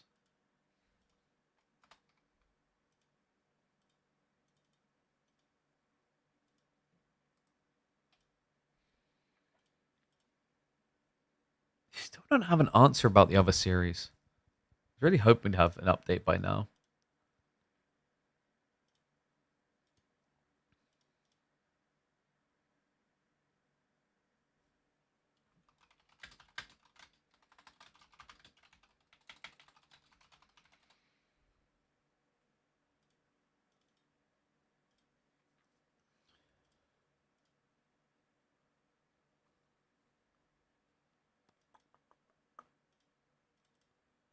All right, here we go.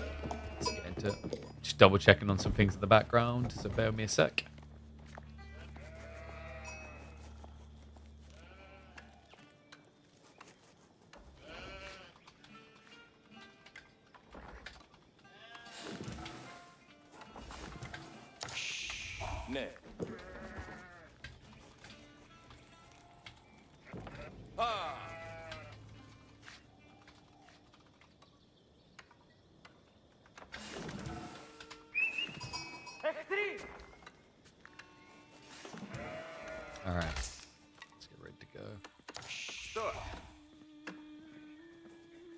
Might be Core's final game of midweek muster number 14. Ladies and gents, welcome back to our quarterfinals. B looking unstoppable so far here. Frisian Marsh is just really dominant actually in the French-Japanese matchup. Rus versus Byzantines has been his kryptonite in the past though.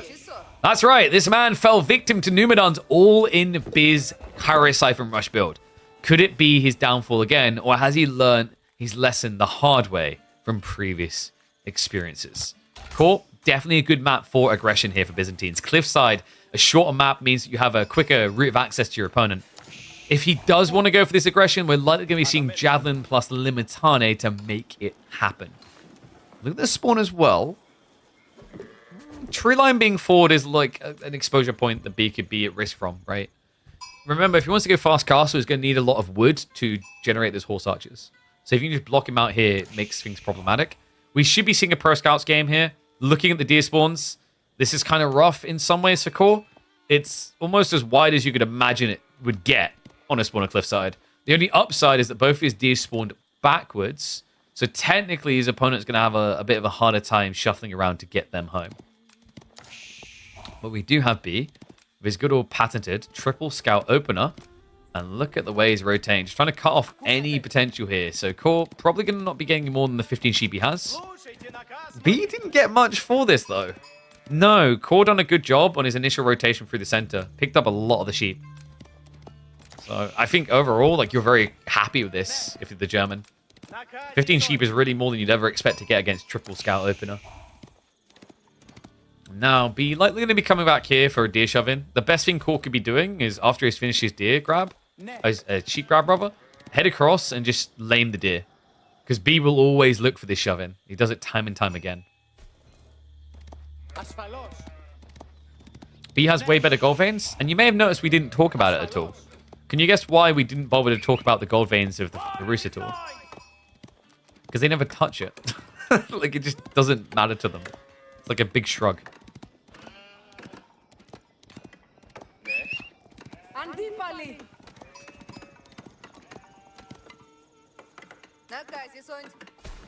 Yeah, like, what was the record? I think the most outrageous week we had was when we had transhumans. You remember the map where you start in the corner with the little river that you'd walk across? And on that map, we would frequently see like 18 to 20 minutes into the game before the vein got touched by a Rus player. Absolutely crazy. And there we go. Cornos already laming the deer. So no shove in there. B could come out here. Probably his best move remaining, actually. He's still scouring the map as if there's any sheep left.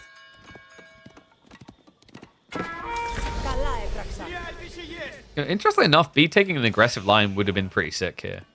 Because it's 4 berries and the gold's so close by, and then the shuffle around to the additional berries, there's so much you just deprive Core of your attack. But I don't think we're going to be seeing it in this game.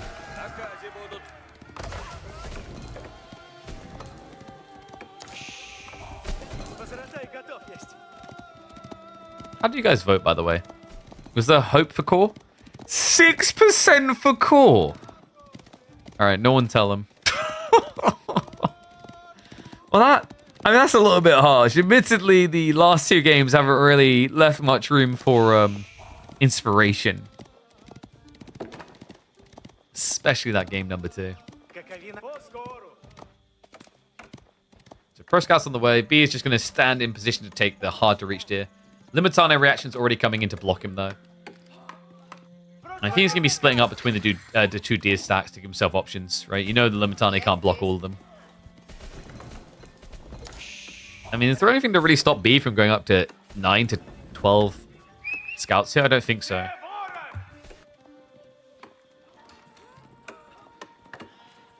Look how summoning is Core going to be that type of player that goes in for the rush? 3 on gold right now is indicative of a possibility there. Especially with 7 left on wood. Pumba shenanigans. Not all the deer did get lamed here, but it doesn't matter at this stage. Pro Scout's coming in. And yeah, he is going for the 9 scouts. So Limitane is at least going to block him here, but the other stacks are just so wide. And this is why I thought Core would take the aggressive line. In this matchup, you're almost always going for Silk Road. I could see Longbows working. Okay, for an all-in. Yeah, he's going for it as well. So Western coming. So this makes sense for just an attack now. But obviously, Javelins is really nice for when your opponent goes castle. Longbows, in theory, can beat Horse Archers. It's just not as clean. Right? You're not as tanky. Is he still trying to sneak these? Just get out of here. He's got plenty more deer coming from elsewhere. 10 deer gaming. I'm trying to think. On average, I'm pretty sure Roos build the most scouts in the Pro Scouts meta per game. Just makes sense with the double hunting cabin. There's no temptation to build a horseman because you don't want to build stables anyway. So you just kind of stick to the beaten path.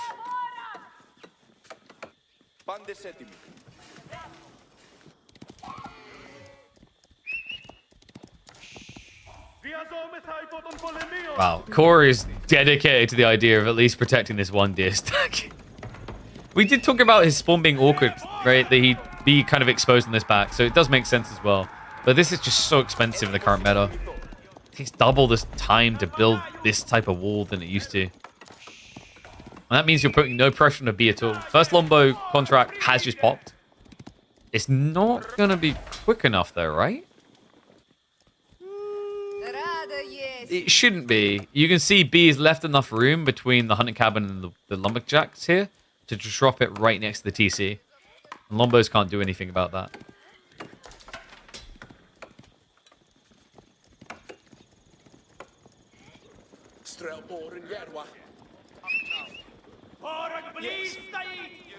So there you go, high trade house. Get your numbers in, folks.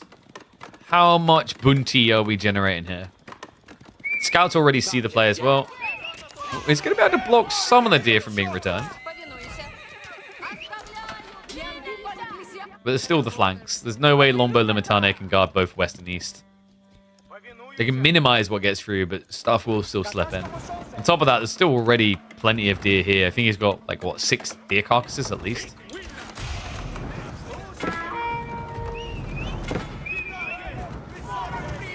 Those are getting a little bit annoying. Remember what we said, though? Like, it shouldn't be possible to stop B-tacking.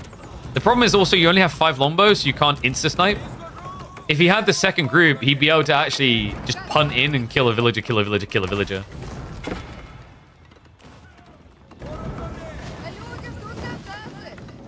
Yeah, he fully aware.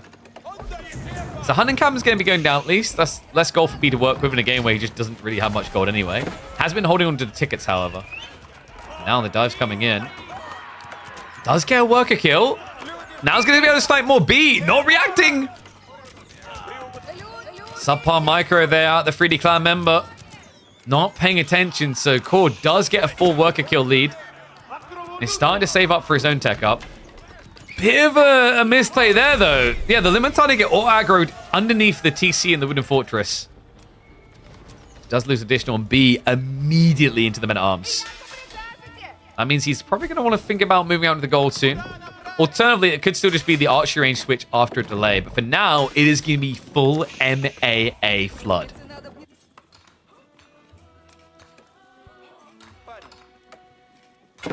High trade house number. What are we going to be generating? Looks like it's going to be, what, 146 or 147 there. Decent amount of gold. That's enough for men-at-arms spam. Crazy the difference that the bounty system makes for Roos. To be able to be 10 minutes in the game, being castle age, be going triple racks men-at-arms spam, and somehow not need to touch a gold vein. Yeah, 147. Golden Horn Town now on the way for court. I mean, this could be pretty sick for immediate Landsknecht to play. Landsknecht would counter out mass men-at-armsing. Wonder if Core is conscious of that. Doesn't really have insane amounts of olive oil, so it would be like a 1 or 2 trick move. You might just see more value in just keeping Lombos. Because obviously Lombos won't die as easily as Landsknecht will in the fights. Good choice to wall here. If he has enough time. He doesn't quite see up the hill. However, you might see this when it's half built. Yeah, he just got a tip off. The quick wall attempt core isn't going to be fast enough. Nope. That's a gap. That's as ugly as a gap as someone missing that front tooth. Breaks it all down. Chases it away. A good idea by Core. Doesn't come to fruition, though. One problem for B here. Doesn't have Blacksmith. No undermesh. Only just got queued up. Has, however, got Monks on the way. So Relic's now on the menu. Core now in Castle. Immediately queues up the crossbows. B is going to want to switch. He invested pretty heavily. Like, triple racks is kind of overkill, considering he didn't have the flood timing. You go Kata? I prefer the crossbow idea. The map is so short, like, mobility isn't as important as winning the ramp fight. Ramp is king on Cliffside is what you'll learn very quickly. I don't see the longbows in. Substantial DPS booster there. Yeah, this is pretty wasteful, the men-at-arms. And we still just have more being queued up behind this. Now, Limitane are going to get cleared. In theory, this opens the way for B to go Knights. But with crossbows already in the menu, it's not going to feel great.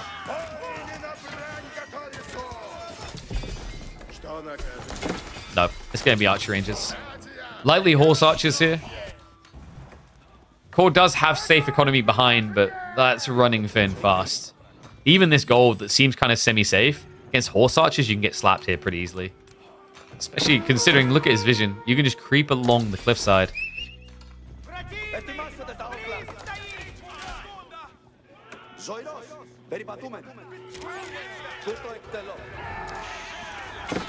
Have a beam 3D, a cat in 3D, just get a pigeon in 3D. Ha ha ha. That's cute. Don't know if they can afford me. I also don't speak Russian.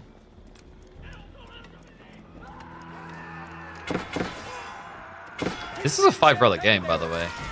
That was the hardest relic remaining to reach. You already snatched the north side. Oh boy. Unless Core can just camp here. Only real hope. That was an interesting Wallalow. Way to draw attention to yourself. He's going to die there. The men-at-arms are going to clean up, though. He has bought a little bit of time to try and get the wall up, but I don't think it's going to be quick enough if B just dives for it. Horse Archer is also coming. Such a weird wall. Yep, wall once again denied. Horse Archer spam beginning. Now, Core, he does have Lombos on the way. But remember, he's now limited. He doesn't have many groves. What the hell is this Limitane doing?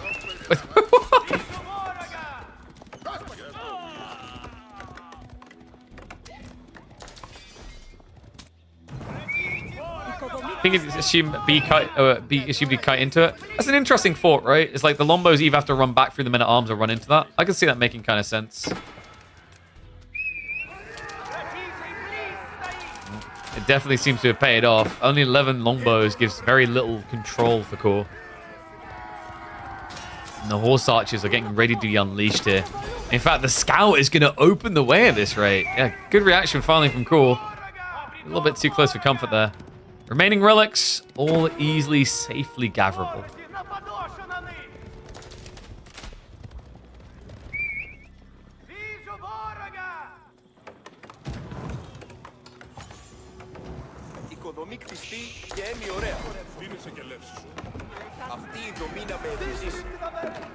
So what's Core's way out of this awkward position? I think just more Lombos at the core of it. Lombos Rangian makes a lot of sense here. The alternative is you go what, like crossbow Limitane, if you want to be a bit cheaper about it. Wise men-at-arms and horse archers are good comp. Horse archers can raid after the fact. The men-at-arms are just there to kind of like meat shield the entire fight. Like, why would you go crossbows against Lombos? Why would you go archers against crossbow Lombos? Horse archers have the mobility to gap close to hit that back line, but they also then can break off and raid. For now, it just makes a lot of sense. Like, his economy is just perceivably so much better in his eyes than Core's. He doesn't have to worry about the individual unit being best trading against X or Y. Because obviously the DPS in these is deceptive with the slow attack speed. Then again, I'd argue in the current meta, with the nerf that crossbows just received, horse archers are technically better crossbowman. Wait, yeah, what?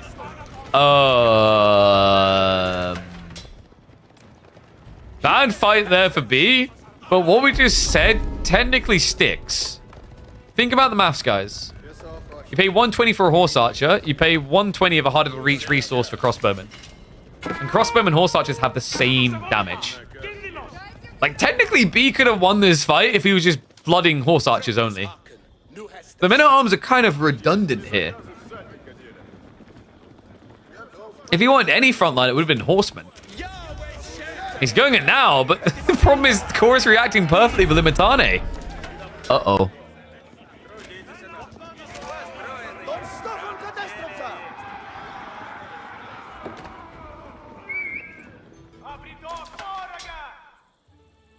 So, to maybe defend B's actions on why he's building men-at-arms, I think in his eyes, he has to do something with the gold. He's got 165 gold from the High Trade House, another 27 from the Hunting Cabin. And then he's got pretty lofty 400 passive gold from relics, not to mention sacred sites. He is drowning in gold and has nothing to do with it right now. There are some things remaining he could have aimed for, though, such as maybe melee techs to try and get a bit of extra va-va-voom out of the MAA.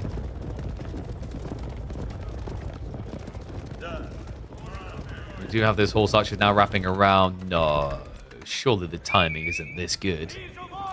He even sneaks out for the ball. The ball's on this lad.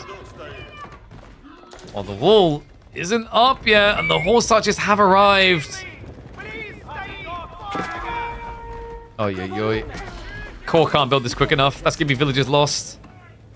And he's not in position to react quick enough either. Nice peel off, sends a few of the horse archers round.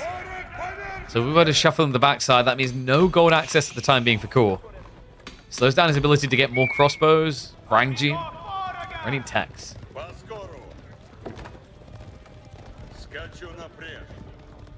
So at this stage is B. All you have to do is leave a few horse archers here, which is what he's doing. Send the rest home.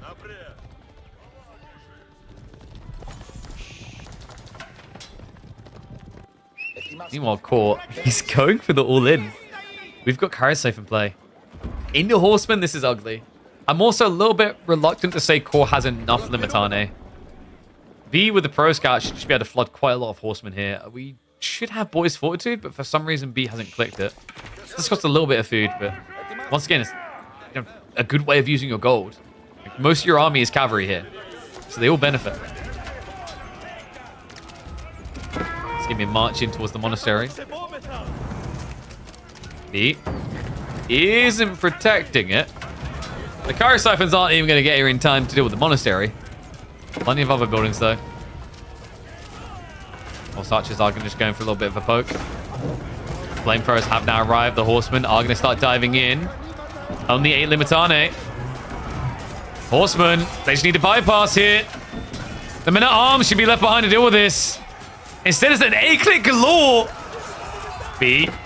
Horse archers are clearing that backside. And the Limitane count, there's still 8 of them alive here. But the Saint's Blessing just came in. The Wallow's going to force him away. In fact, it forces focus fire onto the Warrior Monk, so the horse archers go unhindered. He's doing this intentionally to waste the longbow's time. And it does exactly what it needs. It pushes him away. Cool. Yes, he does snipe out the Warrior Monks. Yes, he stops any Wallow threats.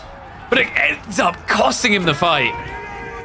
And now he's left with a true budget comp here. Mass Limitane, Lombos. Nothing to contest the men-at-arms. B intentionally sorts out the crossbows in that fight to get this outcome. That was a sick read as well.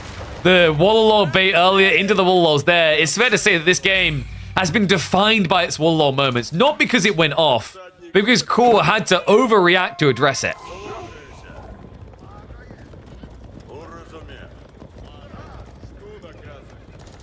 You feel you could have had a ram when he was aging up there? Quite possibly. You would have had to have been fast, and there would have been a reaction. Like, B wouldn't have necessarily been dead. I think, technically, you had a very early timing here with the Lombos on the wood that could have starved him entirely if he had a scout around here. He wouldn't have had the wood to really do anything. So, yeah, I think there was a window. We've actually seen Cat do that particular build against B and beat him. We've also seen the adjustment to that build, which is you build archers and knights, and then Byzantines die. But it would have been your time for sure. I think you just let this drag a bit too deep. In fairness, the men-at-arms trades weren't good for B. But once he realized that, like, you've been building too many crossbows, horse archers are just better. I can't believe that crossbows got nerfed, but horse archers were forgotten about. It's actually wild. Let's dive in, though. Should be clean in house. Cool, just trying to hold on, but the men-at-arms are too tanky. It is a 3-0 domination for 3D Clans B. GG's, Mr. Core. Yeah, so like if you check the previous Midweek Musters Core, there's a really good game between Numan and B that shows you how you can punish with the Byzantine all-in. But there's also a really good game as well the next week between Cat... Actually, I think it's the same week, next round, between Cat and Numan that shows like how Roos can contest the Byzantine all-in. Yeah, like, I don't know, man. I'm kind of looking at that, and I'm kind of crazy shocked that that horse archers didn't get nerfed alongside crossbows. Like, horse archers are just better crossbows now, right? Against general units, anyway. They have the same attack speed. They have higher base damage. They cost an easier-to-reach resource. It's pretty crazy. 9-hour day after 5 hours sleep? Oof, rough. I mean, I can kind of get on board with those type of pains, considering, like, dad alert. We don't get it easy. So I'm just checking in. We might have another set coming up. Let me load the latest results in. I think we haven't heard from SAS and CSO. That's one of the ones we're waiting to, like, confirm. Because if SAS and CSO are available now, then we can probably do Beastie after that. But if they're not available now, then that series of events is likely going to be tomorrow. Doom versus Myriad will definitely be tomorrow. Anatan versus Kiljardi, we're trying to see if we can get them for a reasonable time. Might be a bit challenging, though. But let me at least update the core B series. So B, first person to make it through the semifinals.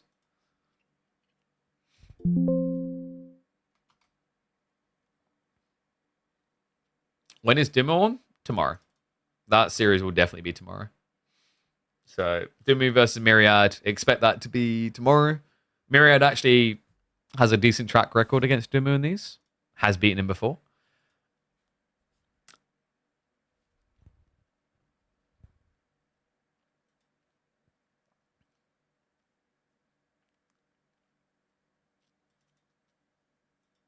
Kind of like an Expo that deals bonus +4 damage instead of +10. Yeah. I mean, that's if they're the Saint's Blessing. The Saint's Blessing isn't guaranteed, though. Like, they're meant to be a generalist unit, not a counter unit, right? So that's meant to be the trade-off. Is like, if you're against heavily armored units, crossbows are better. But if you're against in general units, now there's not an argument for it. Horse archers are better. Right? Before it used to be, oh man, crossbow can do the same base damage. Like, you know, if you're not playing wide, then just go crossbows. But now I think you just go horse archers every time. It's kind of wild. So, like, the only way your opponent can counter that play is they're forced into men-at-arms that get kited anyway. So let me check for SAS and CSO. Is CSO online? No. What time is it in China? I'm really suspecting that series doesn't get played until hyper late in the day, or like doesn't get played until tomorrow. Because China is like midnight now, right? Yeah, it's 1 a.m. in China. I did say that I think SAS and CSO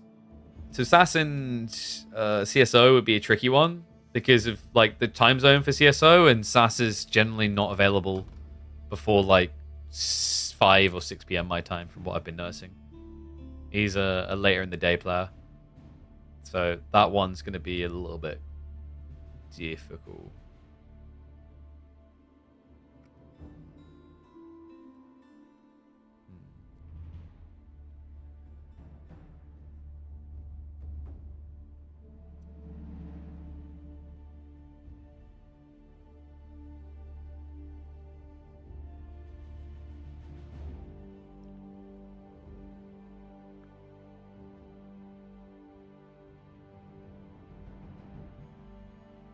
One sec.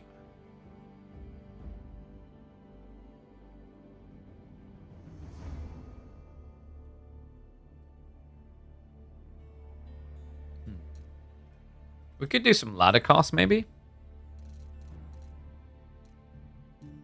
Trying to think. Or we just, like, start to wind down. It's been... wait, has it really been 5 hours already? Because if Anatan Kiljardi happens, it's going to be late.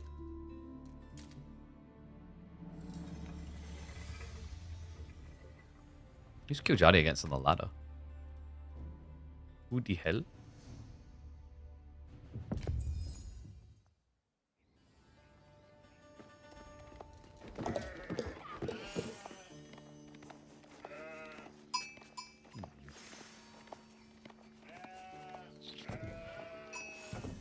Who is this? See if it's actually a tight matchup. HRE Mirror. Oh, this is ranked 23rd. Is this cool? I think this might be cool.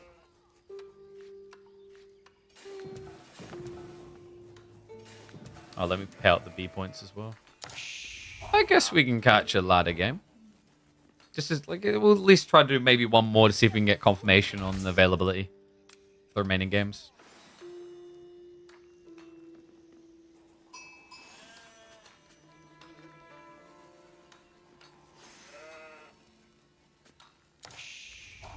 Reiki.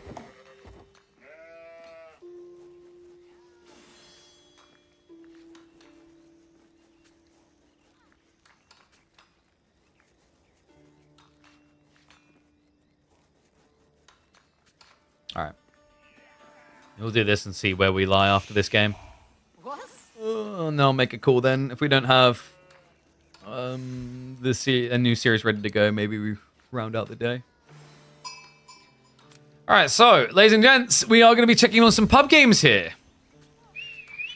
Actually, start the recording. Probably a good idea, just in case. Might be a banger. Ladies and gents, I cannot believe I'm doing this, but welcome back to the channel for an HRE Mirror. God, I never get to cast these. These are a sworn rarity. I never get to see mirrors because tournament play doesn't allow for it, right? So I thought it'd be kind of interesting to mix things up. Cliffside the map. Kiljardi versus what I presume is Core? I think it's Core or Krakody here. This is a ranked 23rd account. Wait, is this maybe... Is it Ravane? Because I know Ravane likes to play with an account name kind of like this, right? Middle Eastern player. So it might actually be Ravane. That would also make sense for HRE. This guy is historically a mass spearman spamming boy. He's obsessed with it. Interesting. Like, I kind of like this because I'm not really sure exactly how the matchup's going to go. It's different when you watch, for example, Byzantines versus Chinese, etc. Like, yeah, you're going to do X, he's going to do Y. I have a feeling this is going to be duo pro scouts. Just makes a lot of sense. HRE, one of the best pro scouting civs in the current meta, and it's a good map for it with Cliffside. Spawns are very balanced as well. Like, I actually got to give it to it. The initial golds, maybe not so much, but the food sources like the boar, the deer, equally situated across the map. Tree line's a little bit different. Gold's definitely, I think, the biggest detractor from a balanced spawn here is like purple getting double back tight, whereas Kiljardi got like one forward, one retracted. Could come into the picture a bit later. Like, in theory, if purple wanted to rush Kiljardi, he could block his timing for a fast castle type build, but Kiljardi couldn't really do the same with back gold.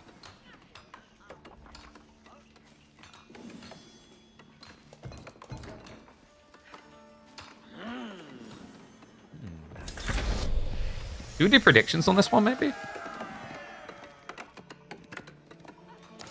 Let's do predictions. We'll go by colors so there's no confusion, because I'm not going to try to type that out. I don't even know what that means. I'm assuming that means something. I just don't speak the language, or rather read the language.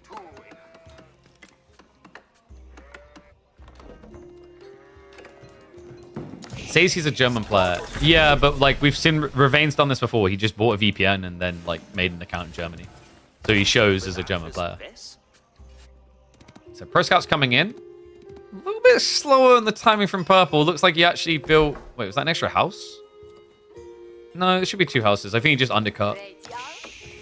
Wait, this isn't Pro Scouts at all. This is Fast Castle. Wait, is this Burgrave? I mean, Ravane, if this is Ravane, he does Burgrave all the time. He's obsessed with it. It would be kind of bonkers to see if this can crack Pro Scouts, now that I think about it. It does have a, like, vomit troops out timing to it.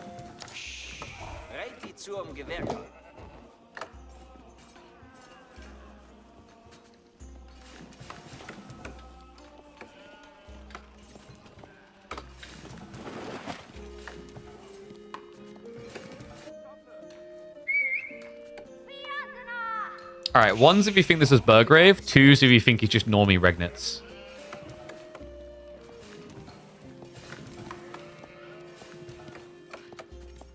Because I guarantee if this is Burgrave, this is Ravane. We've seen these builds. If you guys remember, like I think we first came across him doing these type of things on, there was a Gorge game. I want to say it was like Delhi. Actually, like, yeah, he done Delhi mass spears as well. You know how some people have been warning you that spears are the most OP unit in the game? Like, this guy takes it to the extreme, time and time again. So these shenanigans underway. Kiljardi's timing is, of course, going to be worse. That's expected here. He's already adding in spears of his own. Horseman as well. So full commitment of the resources, actually. There's a lot of red bars coming in. He's even setting up the farms already.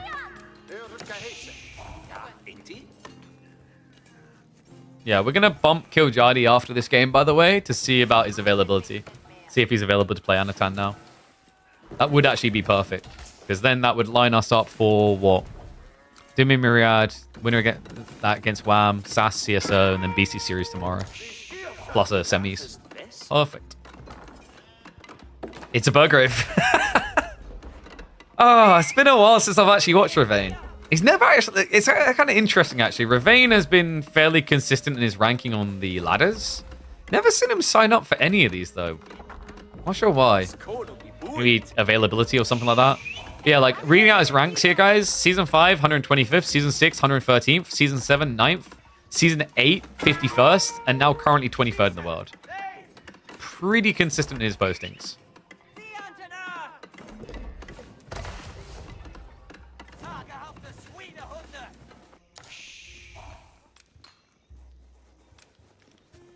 Meanwhile, Kiljardi, this is going to feel like a lag effect right now. I think he can counter Burgrave, though. Because of Pro Scouts, he has more food. So a counter Burgrave play is kind of sick here. Your opponent's going to initially have to surge over you with the men-at-arms, but you can react quite quickly as well. If he goes Regnitz, he might just be dead.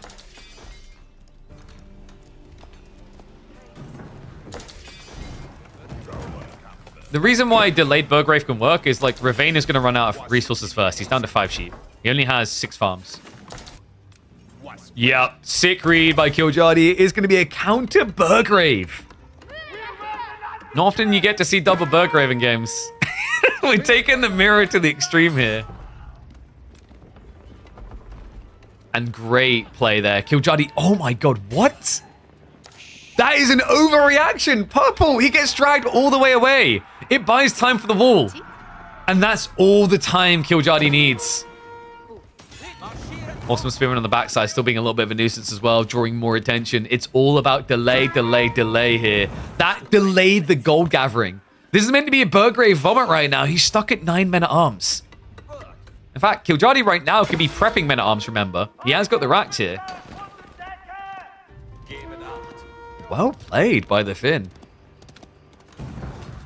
And oh no, the repair.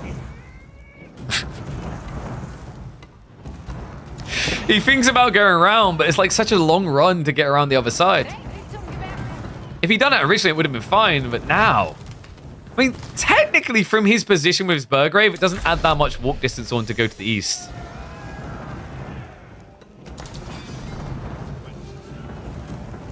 Not just the Burgrave, guys. He's adding in Lancers. Makes sense. You know, the Knights here aren't counted. Your opponent hasn't gone Spears at all. So wall's going to break. Kiljardi will look to shuffle away. Knights are upgraded. Heavily outnumbered right now. It's going to be a true test of how good they are going to be with the Pro Scouts behind them. If you can actually get enough food to leverage that anyway. One big mistake maybe from Purple here. Or rather forced error because you can gather the gold for a time. No blacksmith, no undermesh. The TC is going to add a lot of damage in. And the Landsknecht! What a sick read! He needs to focus fire that down. Does get through one of them. Can't get through the second though. What a great detail from Kiljardi. I don't think this is breaking in quick enough. He did target down the injured Landsknecht again. It is just meta arms on meta arms. Kiljardi is out of gold. He needs to rush out to the south side. Wait, no, that might be enough time. Has he got him? There's still a Lancer in play.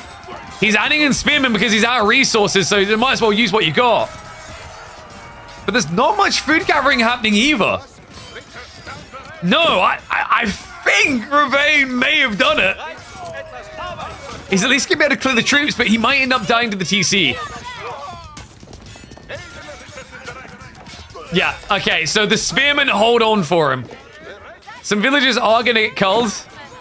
It's like one worker kill so far. Actually pretty respectable. And now we have a problem for Ravane. He's out of sheep. He's not playing deer. His farm count is only 12. Kiljardi can easily stick more than that on food. In fact, right now, yeah, Ravane is gathering the berries just to try and make up the deficit. Half of his food income is coming from an inferior source. Meanwhile, Arc and Buff are all here. More Landsknecht are getting added in. I think he's weathered the storm. That was sick. The Landsknecht was really smart. I mean, Ravane done a great job of target firing them down. They still had a reasonable impact. It's kind of crazy, though, because the trade-off is, like, it drained his gold quicker. If he could go back, I don't know if Kiljardi would have got that Landsknecht. Because basically, just adding 2 Landsknecht meant 10 less men-at-arms. Admittedly, he might have just felt that food was his bigger issue. He's just being cheeky here. I would call that worth. And at this stage, we could be seeing heavy maces coming in next for Kiljardi. He does have the resources necessary.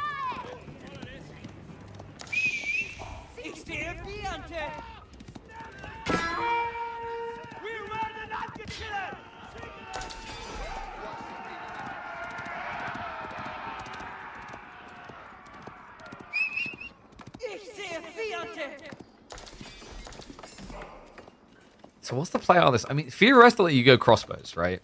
If you want to get good trades now, like crossbows makes more sense. Because you're the food cap player. You could argue if he can somehow keep this up, turn it into good melee trades, then like what Ravane has waiting for him is a situation where Kiljardi will run out of deer eventually. And when that happens, he hasn't got any farms. We should be quite a long way away from that detail, though. Considering, like, what? All but 1 deer stack is going to be taken.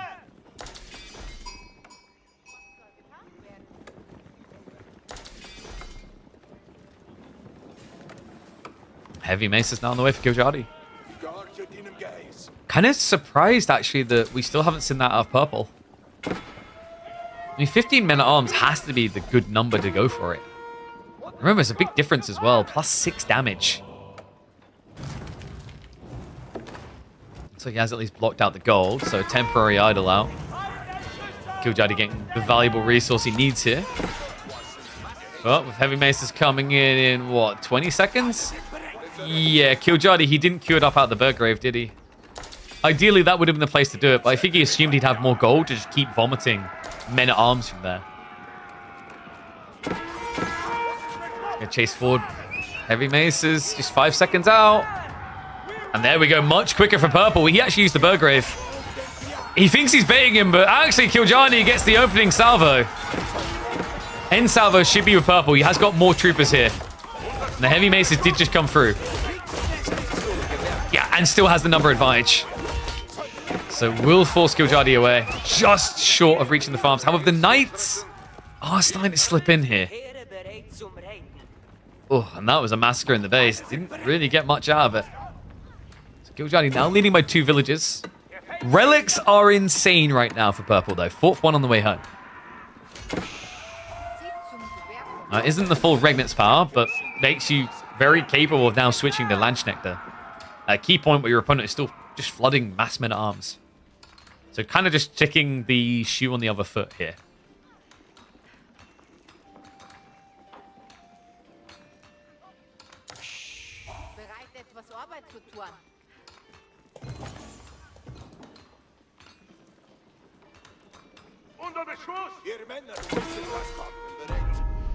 Wir ziehen hin, Dorfmann.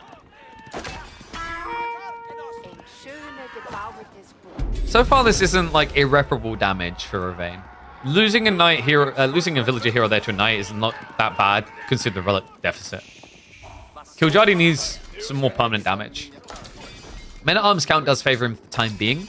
Love this read to just go into the two-handed. So two-handed plus heavy maces. We don't have the two-handed tech yet for Kiljardi. So slight damage differential in favor of purple. Unfortunately, the walls. Oh god. You sent a boy to do a man's job. Yeah, that's a very lofty wall to try and attempt to build here. As long as the Landsknechte don't touch, should be fine.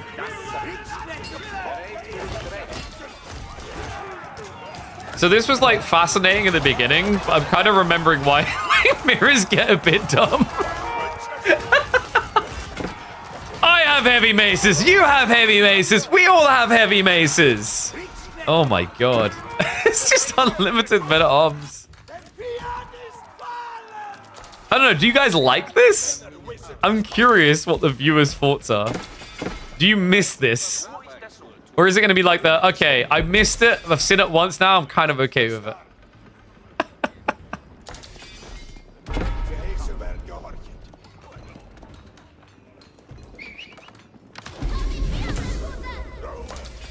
I'm pretty sure the person who loses is the one who goes Imperial first. You know? You do not miss it? Yeah, because it linearizes the experience. I feel like transitions are a magnitude harder in mirrors than they are in, like, unique matchups. Because in this situation, if one of them went crossbows, which is what Kiljardi is doing, like, he's basically weakening himself in the next fight initially. Unless purple doesn't do anything. Because now purple's going to have more men-at-arms and more Landsknechte to break the fight. It's very weird the way that dynamic works.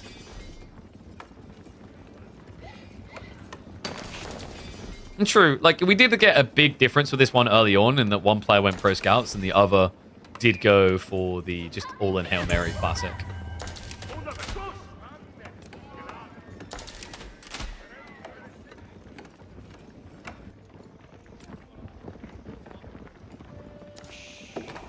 Landsknekes are definitely awkward sometimes. You're not wrong about the squishiness of them. You kind of have to use them as like a pseudo secondary line. Like, it's impossible because of where they usually stand. But in a weird way, you kind of have to skirt and look for the gaps in the fights. It's just, if you really want to do that, it's so micro-intensive. And for all that micro-effort, if your opponent's paying any attention, they'll just snipe you down still. It does feel weird a lot of the time. Sometimes I wonder if Landsknechte would make more sense if they actually had pure damage. But the problem with that is, like, I think it actually would make them OP. Like, imagine if you just bypass 8 melee armor. It's kind of nuts. It's like when we watch siege weapons be used to snipe unintended units.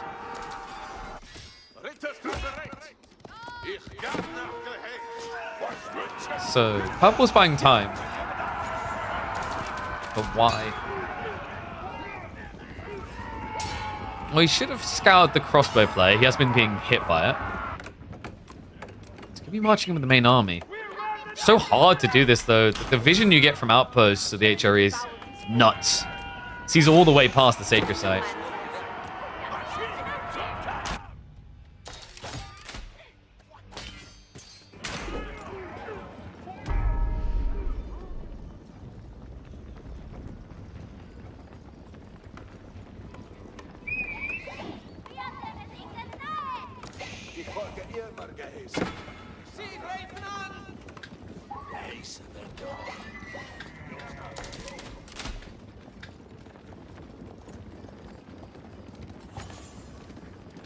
Alright, I'm trying to negotiate this out now, because apparently, I'm going to call him on it. Kiljardi said he's not available until, like, later. And I'm not sure Anno is available there, but Kiljardi's literally sitting here right now playing pub games. Can't make this up. I don't know if it's because he's planning to go off for dinner after this or something. Maybe. Hello. Farming area in trouble. It's now an 11 villager lead. This is really adding up. A little bit of trickle damage. I think, like, purple, the idea of what he's trying to do with flank rotations is good. Kiljardi's just in a position where as long as he mirrors and blocks the play, he's favored here. Crossbows do need to step away.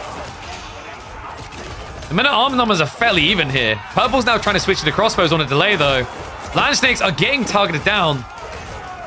I think that's the break point. Crossbows are still overkilling a little bit, but the tail end of this fight is just going to be dominated by Kiljardi's ranged. Just needs to keep pressuring. Does bait him back in range of his own crossbows. Land Snakes are all gone. Line formation definitely not being Kiljardi's best friend here, but his economy is, and behind this, oh my god. He's up to 25 farms. It is 28 right now for purple, but fair to say, like, the food issue of switching off of pro scouts is gone.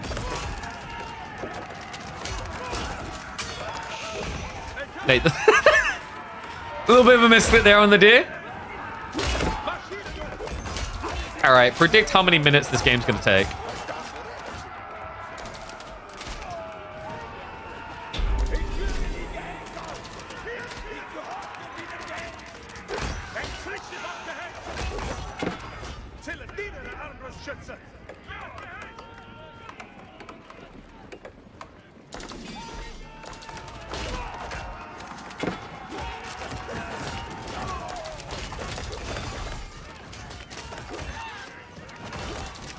H3 mirror is silly. I mean, couldn't you argue all mirrors are silly? Maybe the most interesting one would be Juji.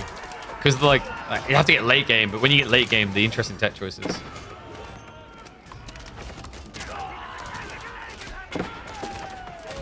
Okay, his front line is being exhausted, though. They are even on crossbow count, so, like, it's definitely not over yet, but the eco lead is building. It's 2 more worker kills since we last assessed that. Walls are going up, but that's an expensive investment as well in a game where your opponent isn't flank raiding. Like, there's an argument that... I get why Ravane has done it. He done it because of the Night Raids earlier, but the Night Raids already done their intended damage. So at this stage, you're just kind of weakening your front push by building these walls. Kiljardi just keeps slivering kills. That front tree line is really the undoing of Ravane here. English mirrors the silliest. Isn't Abbasid mirror the silliest? Because they both just build more TCs. And then I build more TCs than you, and you build more TCs than me, and then I maybe build more TCs than you. And then when you think I'm done building TCs, I add 1 more TC in the corner where you don't see, and I get cool.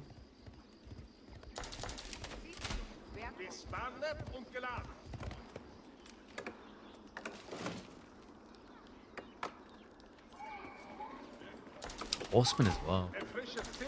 Kind of sick timing, actually. Like, look at what Purple's done. He's just full crossbows. This is the type of fight that kills you. Because it's Horseman that can then raid as well. He does need to wait with the hand, though. He's only revealing 2. That's going to buy time for a Spearman reaction. Especially with Burgrave. Does move on the farms again, though. Horseman. Take a little bit of a stab at it. Okay, but that's good news for Purple, right? He now knows what he's up against. He can counter. Adds in more men-at-arms, though. Wait, does he not believe this is real? Is this like a fake out? Wait, he's like, oh, it's just 2 horsemen to force me to build spears. No, no, no. No, it's more than that. Oh, man, and they're already finding impact. The crossbows just can't get away. Lance Nectar are going to step up. But wasting a lot of time on 2 horsemen means they get insta-sniped down. Crossbow count is actually favoring Purple right now. Good target fire. He's pretty much just committing his crossbows into the horsemen, ignoring them. So it will eventually come back to bite him, but he's trying to get the expo count of Kiljardi down first. Kiljardi, like, wait, what? Are we just adding in everything? We've got Archer switch up now. He's forcing the narrative. This is really creative play, what Kiljardi's doing. Definitely something you should pay attention to. It's like just forcing his opponent to pivot, pivot, pivot.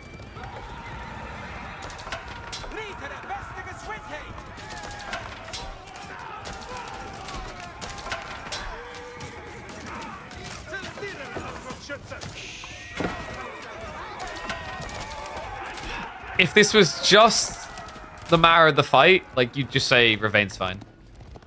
It's more than that. It's a 15 worker deficit now.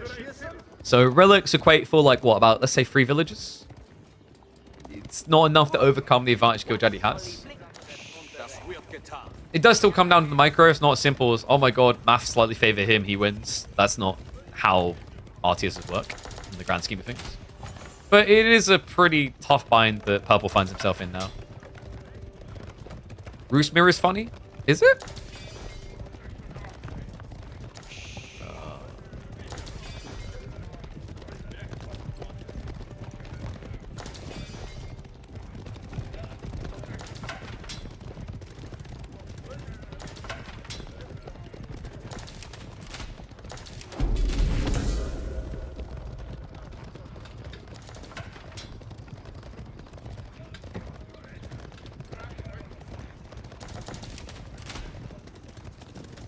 This happens when you have 0 towers, as HRE. That's a fair point, actually. He never built a single tower, actually, at all. Which, considering how good your... Sorry, this one tower here. Considering how good your relics are in towers is a little bit surprising. Like, it's not just the vision, actually. Having 2 Springald towers on the front line would have made him very hard to dive. The Horseman now shuffling in.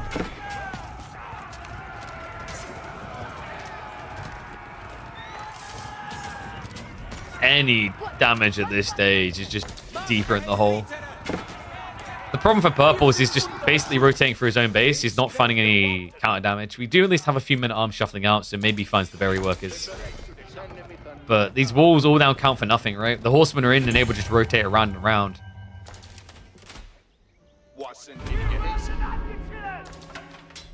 True, there is one relic that has just been ignored. Let me guess. Nope. Nope. The classic cliffside relics. There's always one that is just right out there on the edge.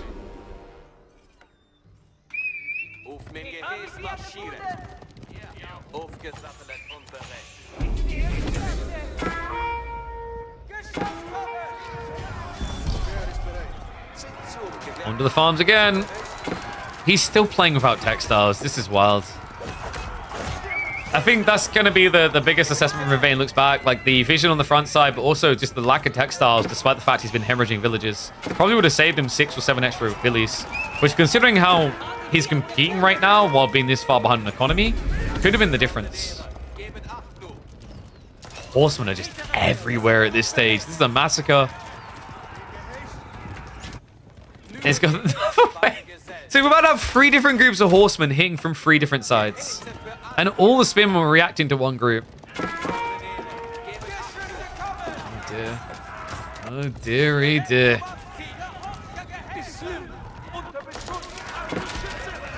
Kiljardi does need to be a little bit careful of overextension. He's using a disposable comp, not a fighty comp. What that means is he's just looking to punt units away to get eco kills. He's not looking to punt an army into a just as good army and win.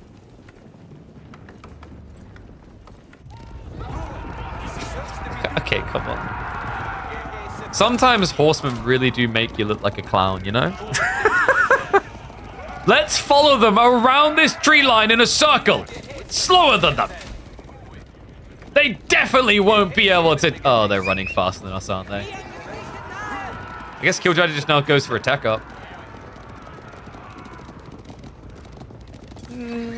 Yeah, I think he can kind of skirt around the idea while still scaling to 200 pop. He should reach that 200 pop sooner as well. Farm count is sitting at what? 55? He hasn't been harassed once on his farms. 45 for Purple. This would have been the perfect time to keep chasing. Unfortunately, guess who's back? Back again. Don't tell any friends. They're all dead. That was your friend. That was your friend. They're all gone. Oh my god, and he's coming back in again. At least it looks like Purple did read it correctly. Doesn't get baited by it. I'm impressed, actually, that Ravane is still in this. Like, when you think about the mass involved, he should lose this game, right? But we have to remember that crossbows don't just directly counter spearmen as well as they did. That -1 damage really did add up. However, a lot of the spearmen are still guarding the back of the base, so an overextension there. Crossbows will get chased back. Honestly, when you're able to play horsemen like this, it's the most obnoxious thing in the game. Just think about the destroyed value. Like Kiljardi has lost so much meat on the ponies, but it just doesn't matter. Because there's always a new wave vomiting behind, and oh my, oh my. Will this be enough to break in is the question. Horsemen are going to get cleared up. But the archer count now looks like it should favor Kiljardi. Horseman race continue. This is getting ridiculous. In a mirror, the fact that this isn't over is wild.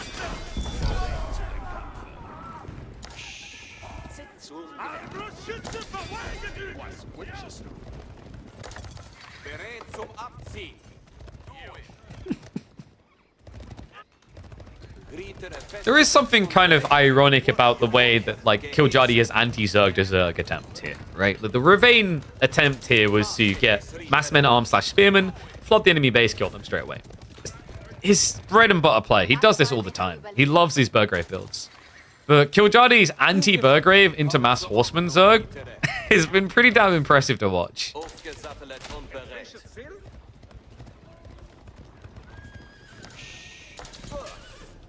After that fight, though, you can see the burn-off.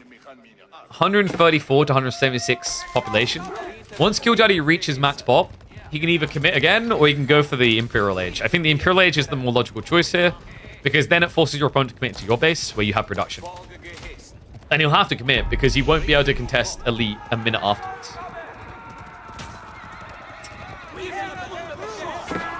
Oh god, he's coming in again.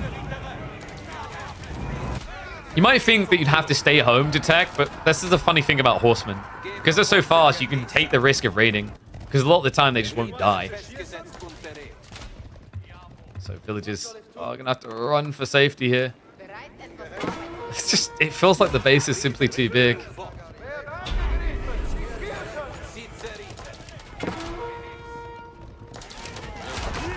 I wonder if just a handful of knights would have been worth it for purple here. This is the thing, like, when your opponent has so much more economy than you, he has so much more he can lose compared to you. Now this feels like a big L in the fight. Horseman Mosh Pit is kind of getting a bit out of control now. He's also A-clicking into them instead of into the backline. That's now a 20 crossbow advantage for Kiljardi. Spearman will clean up the Horseman first, but end of the day, a wrapping like this is what you need for the chef's kiss moment. Kiljardi. It took a while, but the anti-Burgrave build and the mass horseman will deliver him the win. Whew. Crazy game. So, yeah, just confirmed. The lads don't have availability right now. So, I guess we'll get ready to end the stream. It's been 5.5 hours. So what that means, guys, is tomorrow we'll have Anatan Kiljardi. We'll have the Dimmu Myriad set. We'll have the winner of that against Wham. We'll have SAS CSO, Beastie versus the winner of that as well. And then likely we'll be looking to get a semi-finals in also. So that's 1, 2, 3, 4, 5, 6. 6 sets. Has my math failed me there? Nope. We're good. So, when is BC playing? Sometime tomorrow, I guess. I don't think his set's going to be today at this rate. I imagine it'll be too late for him, but it should be fine for him to play his quarterfinals tomorrow, and then maybe it'll be either, like, like if he wins and goes to the semifinals, it'll be either his semifinals or it'll be Anno, Kiljardi, Wham, and whoever else as the option. Our goal, remember, with Thursdays, we always aim to keep one semifinals back for there on the day with the grand finals, so we get potentially 12 games. So actually, the stream has a bit of length to it. But that'll be it for me, guys. What we're going to do tomorrow, I should be live at about midday my time. So keep an eye out around, it'll be 12 p.m. UK to 1 p.m. UK. I'll keep an eye on the schedule so we have live series, because now we need live series to make sense of it. So we'll go live with the first one will be the goal. And then we'll look to carry through and cast the rest of them in prep. So this week, we're on course basically to cover every single set of games. Not bad. Not bad at all. What I'm going to do now, though, we're going to get ready to raid through to someone. So, YouTube, I'm going to end it there. Thank you for watching. Do join me tomorrow when KPM continues.